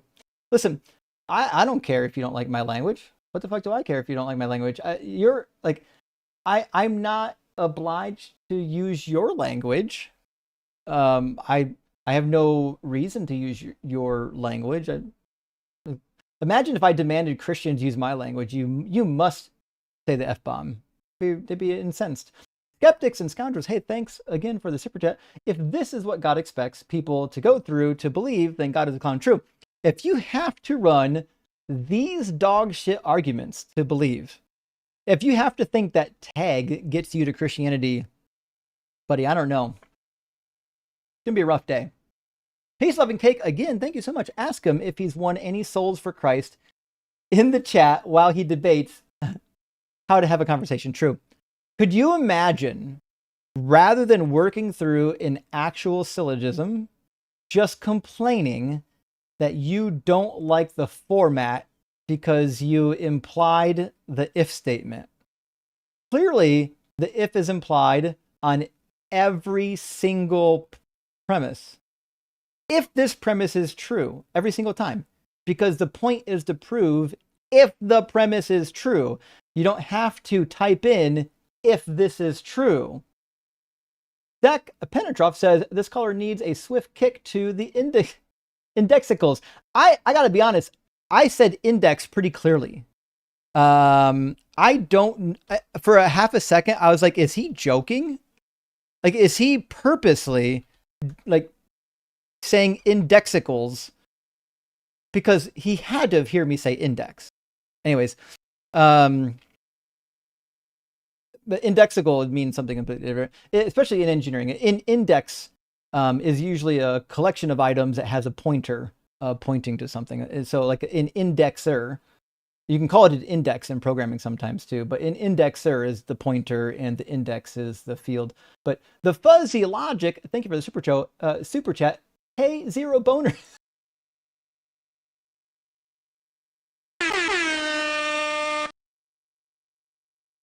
I am sad that I did not think of Hey Zero Boners for that guest, because that is hilarious. That's really good. Unfortunately, I didn't think about it, but I'm glad you did. And thank you for letting us know. Can-Am Rock, thank you for the super chat. If you just believe what he does, you'd be epistemically motivated to accept his linguistic deceptivism. It's photosynthesis, Justin. Oh, I forgot. It is. Yeah. True. I forgot about the photosynthesis, and maybe that means the argument is true. It wasn't a real argument, though. It was, yeah. And Discordant Rhyme, hey, thanks for the super chat. Friend says, Zero is exactly the kind of person that makes most people think philosophy is completely useless. That is the case, actually. I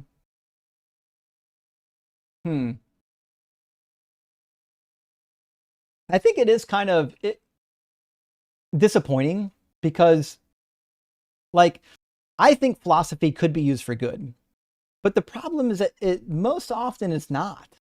It's just and most often when we engage online with the philosophy types, not only is it not helpful for argumentation or finding out what's true, the people who engage in it, a lot of the time, they're not really all that good at it. They assume that their argument will work rather than thinking, I don't know, maybe my argument won't work. Maybe there's actually something I haven't considered. and we're kind of stuck in the loop of like, oh my God, I didn't realize I could be wrong. Now I have to fucking defend my position. American Kane, thank you for the super chat, says zero bonum. Use argumentum ad pettifog. It's not very effective. True. Actually, when they accuse me of argument ad populum because we speak a common language and the dictionary tells us how words are used, it's wild that these people will appeal to the church for their meaning and authority, which, as far as I can tell, would be argument ad populum, because the body of the church would be a population of people in which you're getting your position or information from. So, and JB, thank you for the super chat. Phil Bros in a row. Oh, I think it's 2 Phil Bros in a row. Sigh. Not convinced they aren't the same guy wasting time on purpose. You know what? That has happened, and I wouldn't be shocked if, in fact, we had a collection of Phil Bros like hanging out in the chat, just trying to like wait for wait for an opportunity to come in and overwhelm the atheists, because they always travel in packs. Joshua Everett, good to see you, friend. Thank you for the super chat. If you use the most extreme parts of semantic range for every word, then ignore half of them anyway, you can sound like as bit of a dip shit as zero. True. That's true. Hold on.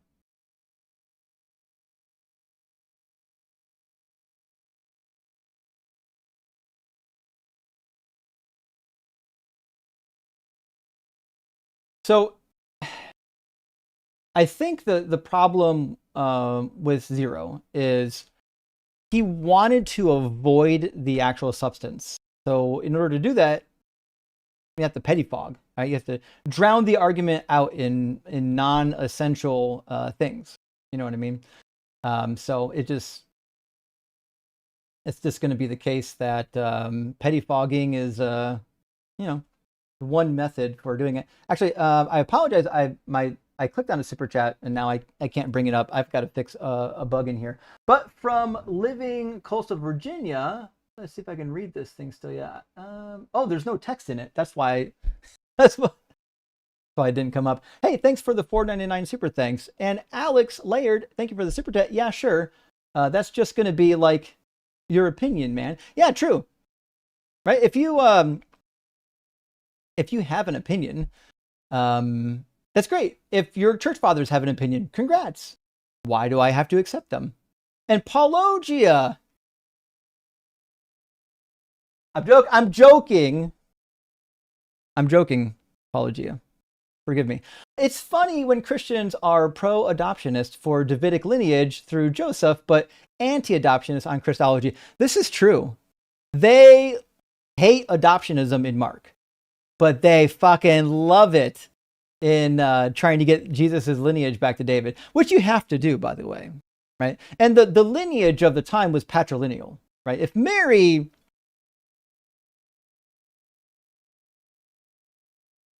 Mary was related to David, it still wouldn't work.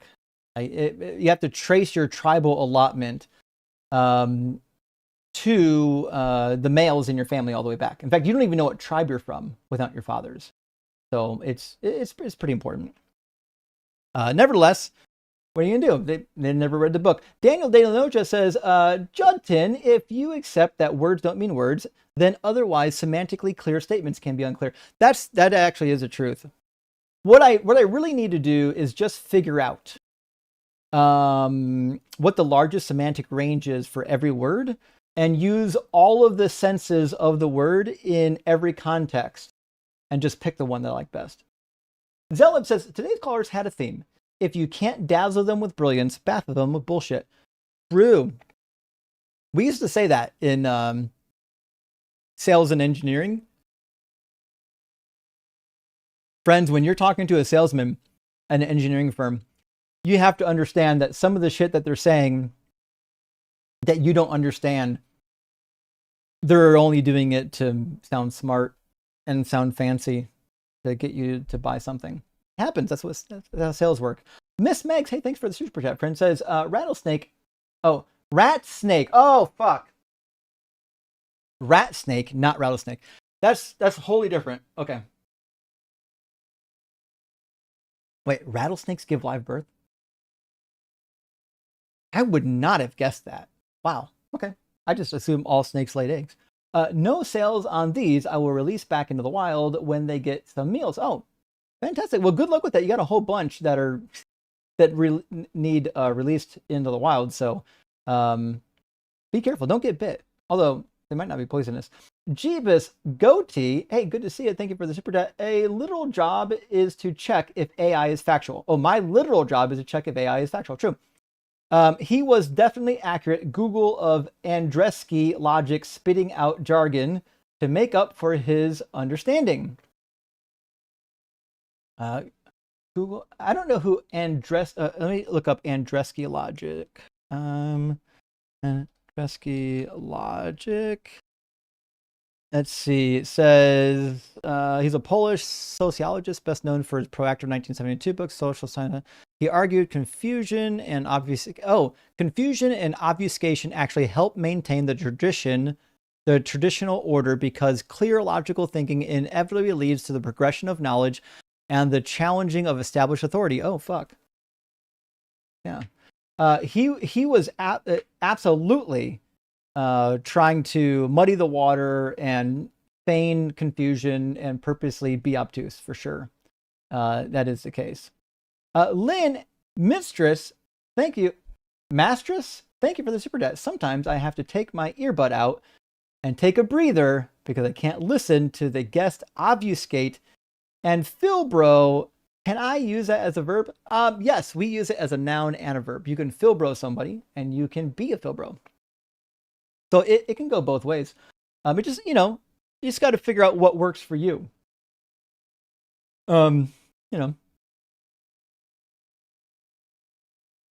I envy your determination. I lost my thought. I envy your determination with these people. Rock hard for duck. Listen, you do have to have some determination and a little bit of stubbornness, even, and patience. Yeah. I'm the Big Cheese. Great to see you. It says, I would reject spiritual evidence claims altogether because it is impossible to evaluate the truthfulness of contradictory spiritual claims without appealing to the physical material grounding. True. The minute you have competing spiritual claims, they essentially usually cancel each other out. So now you have to prove which one's the true claim, and you can't really do that without using empirics. Rodlo Alvarez. Hey, thanks for the super chat, friend. Says some people used to be just a little bit atheist. The Bible is just a little bit bad, and I am just a little bit pregnant, and we are a little bit pretending that Christianity is not just cultural theatrics. I mean, it kind of is cultural theatrics for some people. And I can understand why there are some people who would want to perform for the cultural backdrop that they were raised in, by having the identity markers that would be expected of them within that society, so they don't get ostracized. But I mean, God's going to know you're lying. And Bethos, hey, thank you for the additional super chat. Caller, show me your God. Don't argue for her. True. Listen, if you can demonstrate with some kind of empirics God existing, boy, that would be pretty awesome, actually.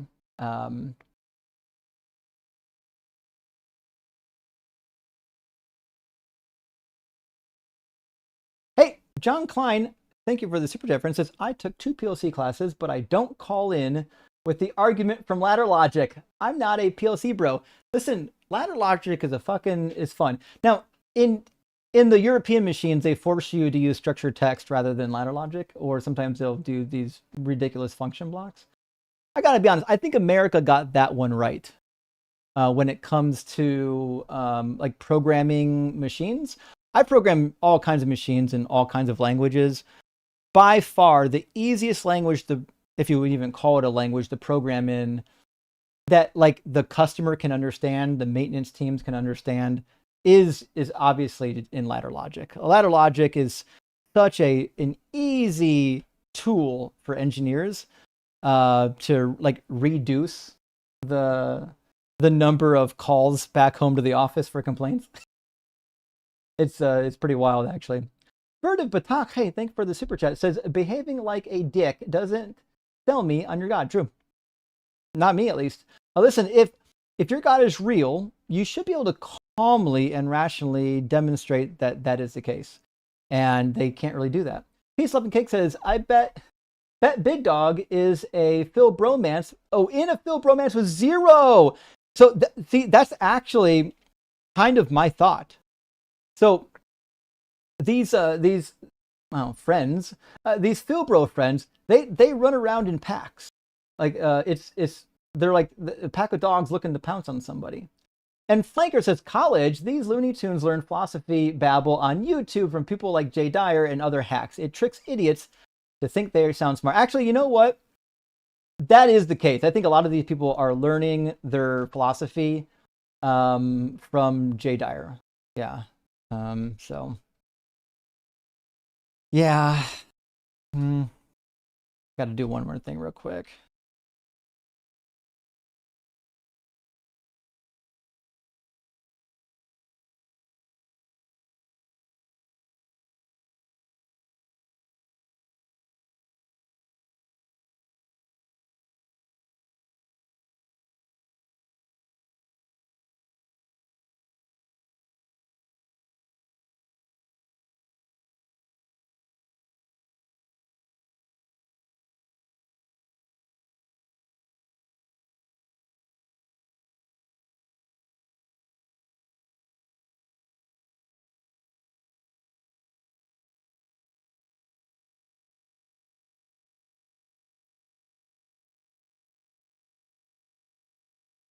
Okay, sorry about that.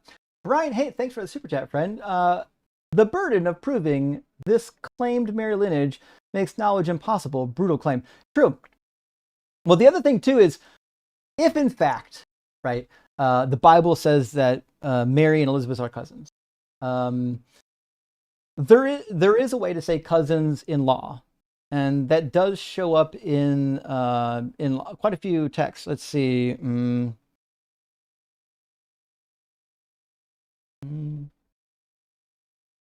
I want to go to Bible Gateway because I think in-law does show up in the New Testament. I know it shows up in the Old Testament.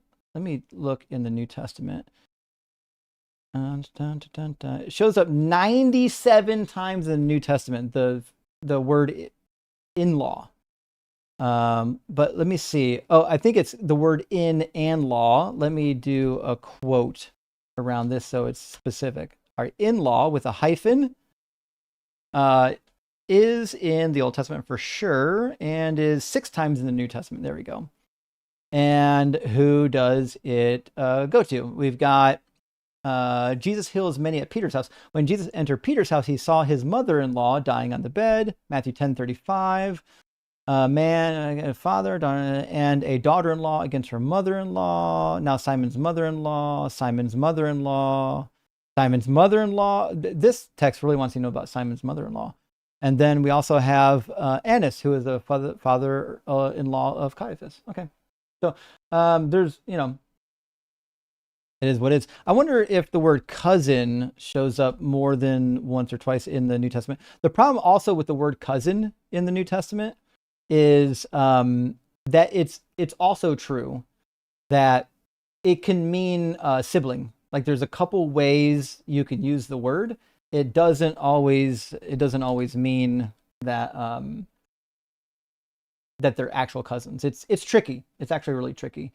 Some people have made the argument that they were Mary and Elizabeth were actually sisters. I don't think that's the case, but it does say that they're kin, at least cousins. All right. House 70, hey, thanks for the super chat. Says, Ortho bro, in order to prove my worldview, you first have to accept my worldview. Yeah. How come you didn't think of that, Justin? Yeah, isn't that crazy? In order to prove my worldview, I have to accept it. Well, guess what? If you accept somebody's worldview, then you would accept the conclusions of the worldview. Now, it is true. I can accept the worldview that God is real, right? But I can't accept, obviously, the worldview that Christianity is true because it's just demonstrably not. So, Dennis, thank you for the super chat. I gave the wrong verse. Oh, there, that makes more sense. Sorry about that. It's the doxology at the end of 2 Corinthians. Oh, 2 Corinthians 13:14, verse 13. Okay, let me see. 2 Corinthians 13:14, which, oh yeah, obviously it's not going to be in the NRSV. Let me see if it's in the New King Jimmy. Oh, yeah, okay. The grace of Lord Jesus Christ and the love of God, the communion of the Holy Spirit be with you all. Amen. My guess is the footnote is going to say something along the lines of the earliest, best manuscripts don't have this verse. But let me see what it says. In fact, the Net Bible should say.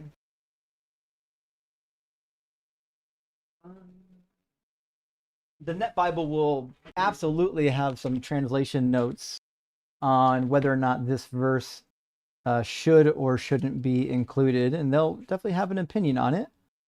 All right, 2 Corinthians 13:14. All right, 13, and then, yeah, 14 is missing as well in the Net Bible, but I wonder if, in fact, they did a note on it. So they end this chapter at verse 14, and the Net ends it at verse 13. And then there's a note that says, most witnesses, especially later ones, conclude this letter with amen, amen, while several early significant manuscripts, and then it lists all the manuscripts, lack the particle. Such conclusion is routinely, the majority of Greek witnesses have the conclusion, amen, in every blah, blah, blah, blah.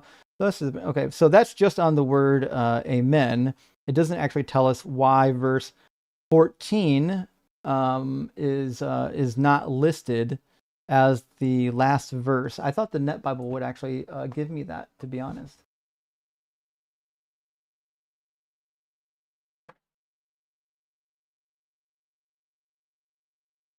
So what I'll have to do, I'll take a look. I'm assuming it's just because the early witnesses don't have it. So let me check real quick which witnesses do.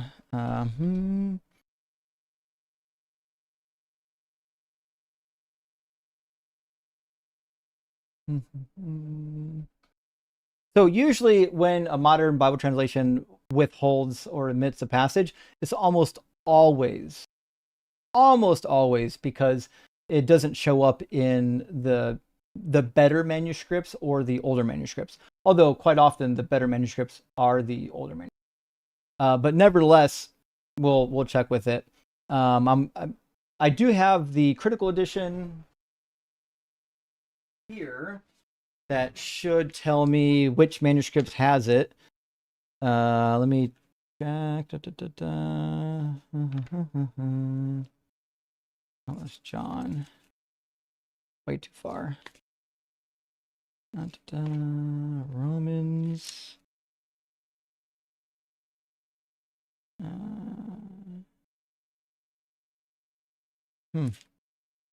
Interesting. Okay. All right, we're in Corinthians.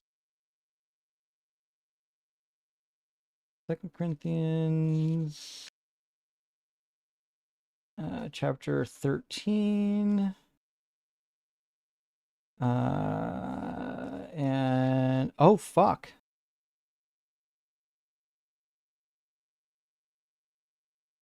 But my critical edition has chapter 14 omitted as well in the Greek. There's no chapter 14 or verse 14, but there's no note. It didn't say anything about why it was omitted. Let me read it though. Oh, that's why. Okay, it's actually just it's renumbered. I'm looking at the Greek text. It says charis tu kario isu, which means grace of the Lord Jesus, which is what the passage says. Sorry. Give me a second I'll show you what I'm talking about. In in the passage that you say is missing, it says the grace of the Lord Jesus Christ, which is what it says here in Greek. But in my Greek edition, it's actually verse 13. So I'm curious if they just renumbered it for a reason, because verse 13, all the saints greet you. Yeah.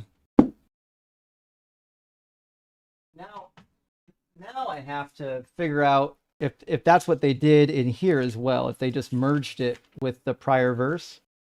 Yeah, oh yeah, they did. It's just they merged it with 13.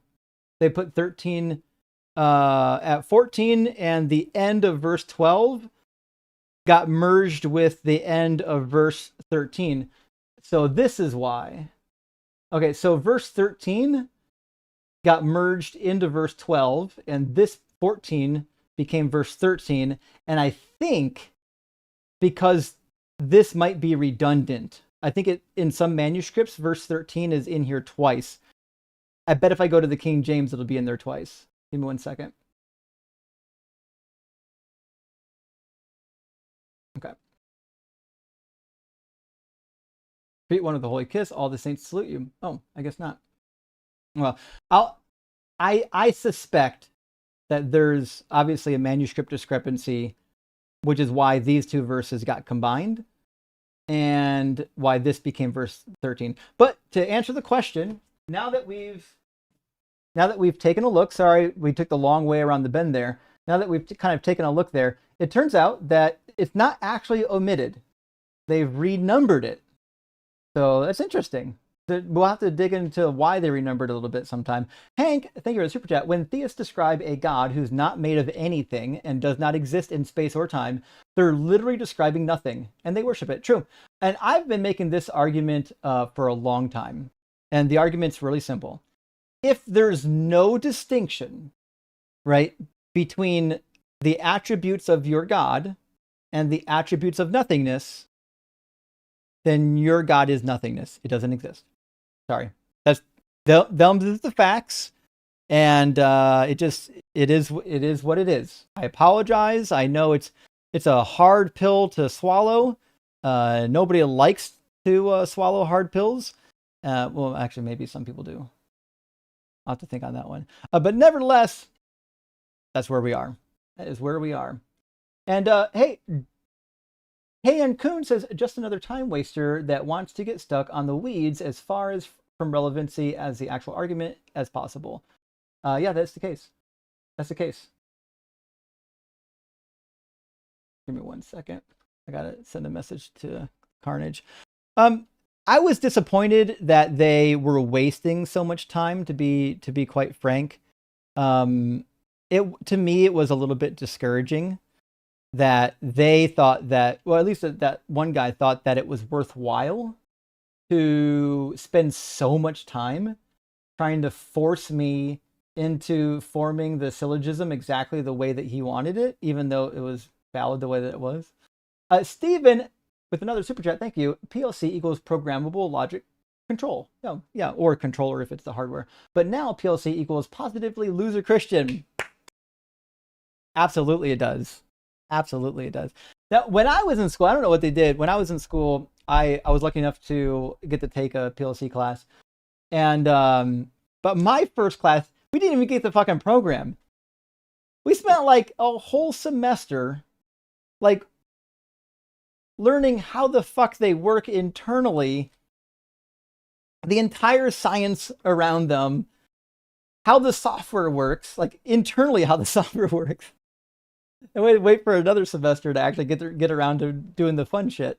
But it was good to know. It was good to know. Susie, hey, thanks for the super chat. Says, Justin, you have to read the Bible with your God glasses so you will believe it. Also, where is Ian Winfield's call? You know what? I'm going to start like sending out bat calls for fucking Ian when we get these goofballs in here.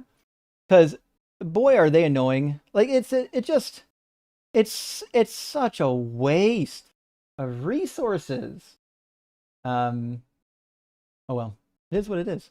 And Hayden Walton, thank you for the super chat. In my worldview, I'm always right. Fucking genius. You nailed it. So the main problem with these tag bros is that they think that just because their worldview can explain something, that it must mean their worldview is true. That's not how that works, actually. Unfortunately, anyone can just invent an explanation, and it doesn't make the explanation true. Steven says, you really are scraping the bottom of the idiot barrel today. Thank you for your service. You know what? You are correct. The barrel is at the absolute fucking bottom. It was rough. It was rough. I would be embarrassed if I was one of those Phil clowns. And Gentleman Viking says, Big Dog so scared he'd rather debate gravity. True. They're so fucking scared of the Bible that they will literally debate whether or not gravity exists, which is pretty wild. Although we know gravity does exist. Brainwash philosophical nonsense to justify unjustifiable. This is good evidence that Christianity is in decline.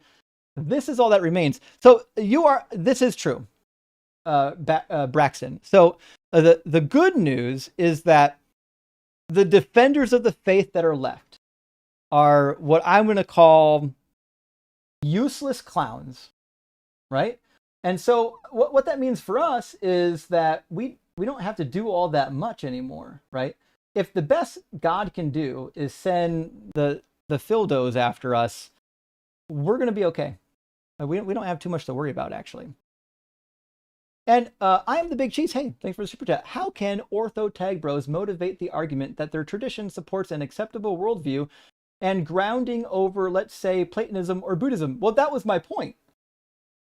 I told him, like, listen, you still need a second argument to get you to Christianity. And he was like, no, I don't. Well, the fuck you don't. You do. Like, you can use an argument to get you to God, but you didn't get to Christianity yet. And Bethos, thank you for the additional super chat. Gravity caller disproving himself. I should take in less wine for during these live shows. Still feel more sober than caller, to be honest. Rock very red heart for Doug. Very rock hard for Doug. The emojis, unfortunately, might not show up until next stream because all of these chats were pulled from YouTube prior to me adding emoji support for my fonts. So all the emojis that are left in the super chats might not be read or might not be visible, but the next stream they should be visible. These are the little tweaks you find out when you're running beta software. But I'm glad that we can do this. I think the software is going to be fucking badass, and I can't wait to get out of beta phase and let other people use the software for your streams. I guarantee you're going to love it. Ontological Shock, thank you for being a member and for the super chat. I've been listening to your channel for several months now, and Zero is by far the most insufferable Philbro I've ever heard so far. My brain hurts. Yeah, that's true. That's 100% true. It's not just that he's insufferable. It's that he's insufferable and wrong. And when you demonstrate that they're wrong, they can't even understand why they're wrong. Steve Wright, thank you for the super chat, and thanks for being a member for 6 months. Hell yeah! Welcome to Justin's new KFC. Kinetically fricassed Christians. That might be the case. I got to show you guys something though. Hold on. I got something that I didn't use today, but we're going to break it out. Also, Cassette 2 says, would you ever debate Jay Dyer? I don't see why not. Like he doesn't, I don't know if he brings much to the table. I am a new listener and I don't know if he's ever been brought up, but his followers who call in here they would love it. Now, I will say this. I've seen people in our community debate Jay Dyer. So I think Mike, I just call him Mike Brigandy. Sorry about that. Mike Brigandy called in one time to talk to Dyer, and he got kicked. And the reason why he got kicked is because Mike Brigandy has the same view that I have, which is that like the laws of logic they're not like they don't have fundamental existence. They're a language that we invented. They're abstract, essentially, right? And he fucking kicked him. So I mean, like, okay, sure. Little Dog already acknowledged that tribal allotment is through the father. So why is he still arguing that Jesus' lineage goes through Mary? Because they're desperate. This is really all they have. It's that simple. This is all they have. It just, what are you gonna do? What are you gonna do?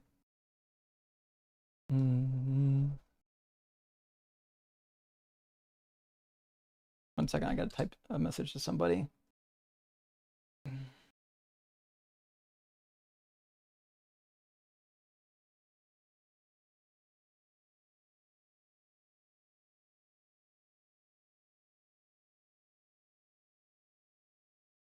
Okay. Did I actually say knee? It's not trust me, bro. It's trusting church bro. It's true. It's a trust church bro, because that's what it was. Well, I know it's the interpretation I have is the right one because my church told me, even though your church is useless. Brian says he's butchering the proto-evangelium of James. Oh, you know what? To be fair, there's two ways to say it. You can say the Latinized version, which is what you've got there, but that's actually only halfway there. It's the proto-evangelium is actually like anglicized. It'd be euangelion in the ancient form. So it'd be the proto-evangelium of James. But the Americanized version would be the proto-evangelism of James, because it's not a transliteration, it's literally a translation, right? If you look up the meaning of evangelism, you get to the proto-evangelism or the proto-evangelism of James, which is what this word is indicating, right? Because the gospel is the evangelism, which is why some people will call it the infancy gospel of James, or even the proto-infancy gospel of James. House 70 says, oh, Justin, you overcooked them. True. Which reminds me, I got to show you, sorry, I forgot about this. I've got to show you, this is a new feature that I just developed, and I think you're going to love it. I think you're absolutely going to love it. Give me 1 second to get it. What the fuck did I call it? Yeah, there it is. That's what I'm calling this. All right, I'm going to copy this link. Is that the link I want? Yeah, I think that's got to be the link I want. And then I'm going to add this real quick. Properties. Let's see, add. Yeah, we'll do the resolution. I think we want probably different resolution. Maybe we'll do 800 by 1600. All right, boom. And then, oh, that's huge. And then we'll make it visible. Oh, I see. I've got some work to do, actually, it looks like, on the originating resolution of this particular tool. But you'll see what I'm talking about here in just a second. And I'm going to add it to the vertical real quick. See. Browser. Let's see. It's going to be called. Okay, and then we're gonna see it is active. Okay, there we go. You can kind of see. So what I did, and give me a second. I'll have to make some adjustments. Good thing I didn't use it today. What I did is I made a slider in real time where we can rate the cooked level of the guests. Now it's going to get better, right? So I have control of the slider on my software. However, I'm working right now. Okay, I've got it linked in with YouTube. It's collecting every word that gets mentioned in the YouTube chat, every single word. What I'm working on right now is I'm going to be giving a number, like how many times the audience says the word cooked, and it's going to add up. And every time the word cooked adds up, this pretzel is going to get more and more burnt. until the point where we get to the final stage. So what that means is that you guys will be able to move this slider and tell me when you think the guest is cooked. That's what the fuck I'm talking about. Anyways, it's going to be a fun time. It's going to be a good time. That's all I'm saying. I do have to rename this tool though, real quick. Sorry about that. Let's see. Cooked meter. Got it. Cool. All right, and then from Bethos. Hey, Bethos, thank you so much for the additional super chat. Graviton is right. We measure G waves, 100% physical. Yeah, right. Sorry, I did the wrong one. My understanding is that there's good support for the graviton, and it is physical. It's a particle, which means there must be a field that the graviton comes from, as far as I'm understanding, and the fields. I think, if you can correct me if I'm wrong, I think science is trying to figure out still if fields are considered physical or not. Now, they're not considered material, but material and physical actually have different meanings. So, I'm the Big Cheese. Thank you for the super chat. Mary comes from the line of David because my cult has a tradition of fantastic fan fiction passed down by a long line of crusty gooners. You need to share my blind faith in my favorite ancient Discord. True, actually. Yeah. Listen, as long as you accept that everything I say is true, then I win. I mean, it's not that hard. You just have to not argue me, right? Hey, and I'm the Big Cheese. Hey, thanks for the super chat. Again, says Justin, you should just state gravity nominally exists as theoretical explanation for specific natural phenomenon. It is nominally true. But so that's the funny thing is Phil Bros can't do science. And the reason why is because in science, what you're doing is typically making propositions, trying to test and prove the proposition to be accurate. And all of the propositions in science are provisional, meaning they could be overturned in the future. Whereas Phil Bros think that they have actual fucking transcendental truth. William says, it's widely believed that Mary's mother name was Anne, but I don't believe this is stated in the biblical canon. Is her name found in non-canonical books? Yes. Actually, her whole story of how she gets married to Joseph shows up in the proto-Evangelion of James. It's pretty wild too. She's 13, 12 or 13 when she gets married. They have to get her out of the temple because she's about to have her period, and they can't have her in the temple when she goes through puberty and gets her period. So they basically draw straws for Joseph to marry her. Then God sends a sign that hold on, we got a fucking spammer in the chat that just needs muted. I don't know why idiots come in and spam the TikTok chat like it's fucking gonna convert somebody. You guys are not intelligent. Also, Muhammad was a pedophile. William Rogers says it's widely believed that Mary is. Yeah, sorry. There's a couple of places where you'll find it, but primarily the proto evangelism of James. Space Lord of 75, thank you for the super chat. Big Dog No Mind needs to prove that his God did not put him in a vat. Good luck. Does he think he can outwit his God? So that's the thing, right? That's where I knew that he was kind of cooked, right? Because his idea was that as long as I have an excuse for why I'm not a brain in a vat, well, then I'm not. But that's not how that works. We'd have to demonstrate that you couldn't be wrong about your excuse existing, and that's what he couldn't do. Game Master Flash, thank you for the $20 super chat from Tag to Words Don't Mean Words to Solipsism. I think the solution is to ignore the semantics and focus on the cooking. Caller said lineage is passed through the father. Mary can't be the line of David, self-cooked. And, I did bring that up, and he chose to basically ignore it, which is, it is what it is. I'm the Big Cheese. Hey, good to see you again. Argue, can they provide evidence that their worldview is actually cogent and justified rather than just personally convenient? Well, that's the thing. It is obviously personally convenient for them.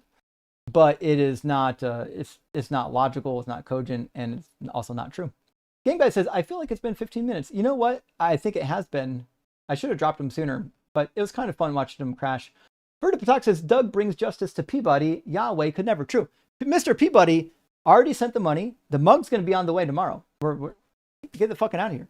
It's gone. Send me your address, buddy. Sydney, thank you for the super chat. Says, Arg, God bless you. Doug, thank you. Lame, I know. It's not bad, actually. I don't mind it. I used to run the argument when Phil Bros came up. I used to say, well, actually, I do believe in God, and it's Doug. And then I would make them argue for why God isn't actually Doug.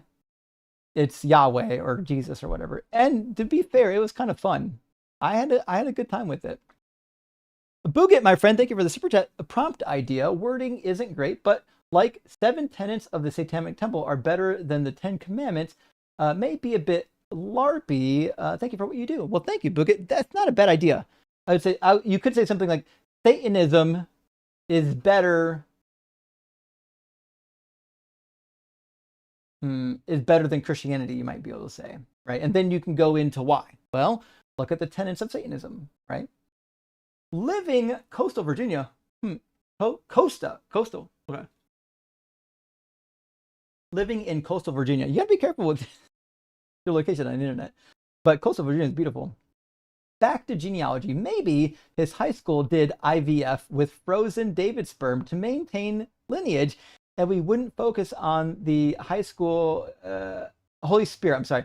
Maybe the Holy Spirit did IVF with frozen David sperm to maintain lineage, and we wouldn't focus on the Holy Spirit cucking Joseph. True.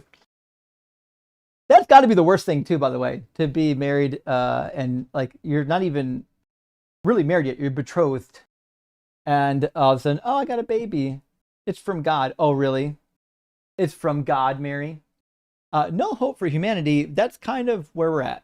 Go Bears. First super chat. Rock hard for Doug and Justin fucking Rockwell. W666 for your very first super chat. That's what the fuck I'm talking about. And I am thrilled that you sent your first super chat to me. Big W. We have got a really awesome supportive community. Also, join the Discord, friends. Night2Sani says, but hugs and kisses. Rock hard for Doug. Gay for Justin? Well, I hope so. Yeah, always rock hard for Doug. And always hugs and kisses. Also, Cart says, imagine saying you know the best way to bake cake, not communicating the method effectively, then getting mad at the other person for using metric. Phil Bros, man. True. It's also, it's funny because like they don't have a way to prove their worldview, right? And then when you talk about how you can demonstrate how our worldview might be correct, well, then all of a sudden they're like, well, how can you prove beyond a shadow of a doubt that that's true? I'm like, well, I mean, I don't know if you can prove anything beyond a shadow of a doubt. It's always about probabilities. Like it is more probable that something is true. That's why propositions in science don't make always definitive claims. They make provisional claims that are, going to be tested, and that's just how things roll. So, Humboldt Honey, thank you for the super chat. Says, serious question: has anyone read the Trump Bible to see if things are changed? LOL. Well, my understanding is the Trump Bible is just the King James. So I don't know if you would expect anything to change. They took King James Bible and just fucking put Trump all over it. That's all it is. Like a $20 Bible that they sell for $65. It's a huge ripoff, and I'm sure Trump is getting kickbacks, right? So it's really bad. It's disgusting. Let's see.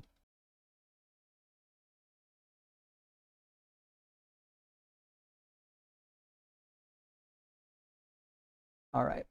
And from, hey, Cut by Akam, good to see you. I've heard that swimming is great for those that are nonverbal and on the spectrum, like Harvard Doug. And Cut by Akam, you're fucking right.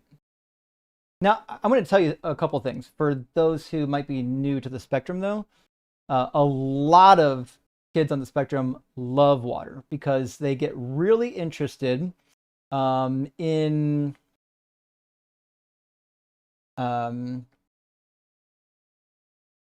textures. They're very tactile. However, the reality is not all of them understand the dangers, and a lot of children, unsupervised, find their way to bodies of water and don't survive. In fact, 2 summers ago, I was down visiting my sister in down in the Appalachians, and there was a Amber Alert for a missing autistic child. I was like, well, I knew there was water nearby. I was like, check the fucking water. And the next morning, there was an update. She drowned in the water. That's terrible. I was distraught. So yes, you're right. Cut by Akam. A lot of them are obsessed with water. My son would spend every minute of the day in water. It doesn't even matter what it is. It could be dirty, muddy water. He wants to lay in it, and they love it. So, but friends, get them in swimming lessons early. Make sure they know how to swim. Make sure they understand the dangers, and then let them have fun. Hey, the Thaddeus Stewart. Thaddeus Stewart. There we go. Any advice or resources for navigating boundaries with religious grandparents of my young toddler and future years? That's a good one. So I think one of the problems that we kind of run into with like families is that we want our kids to be raised like in a particular fashion, and that's okay. But you have to understand that like other family members might have a different idea, right? And I always believe, and people get mad at me, you got to work with your other family members on how to bring up children. Hold on.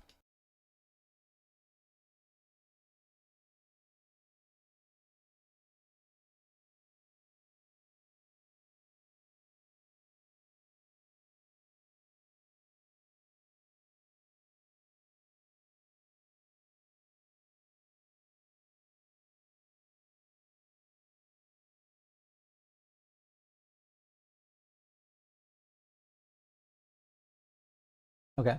Yeah. Have a conversation. Like, hey, listen, I love you and I love my toddler, but we need to have some boundaries in our relationship.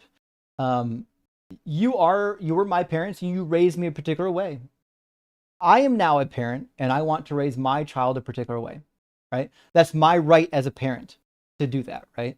And so what I would say then is, here are the boundaries. Lay them out, write them down.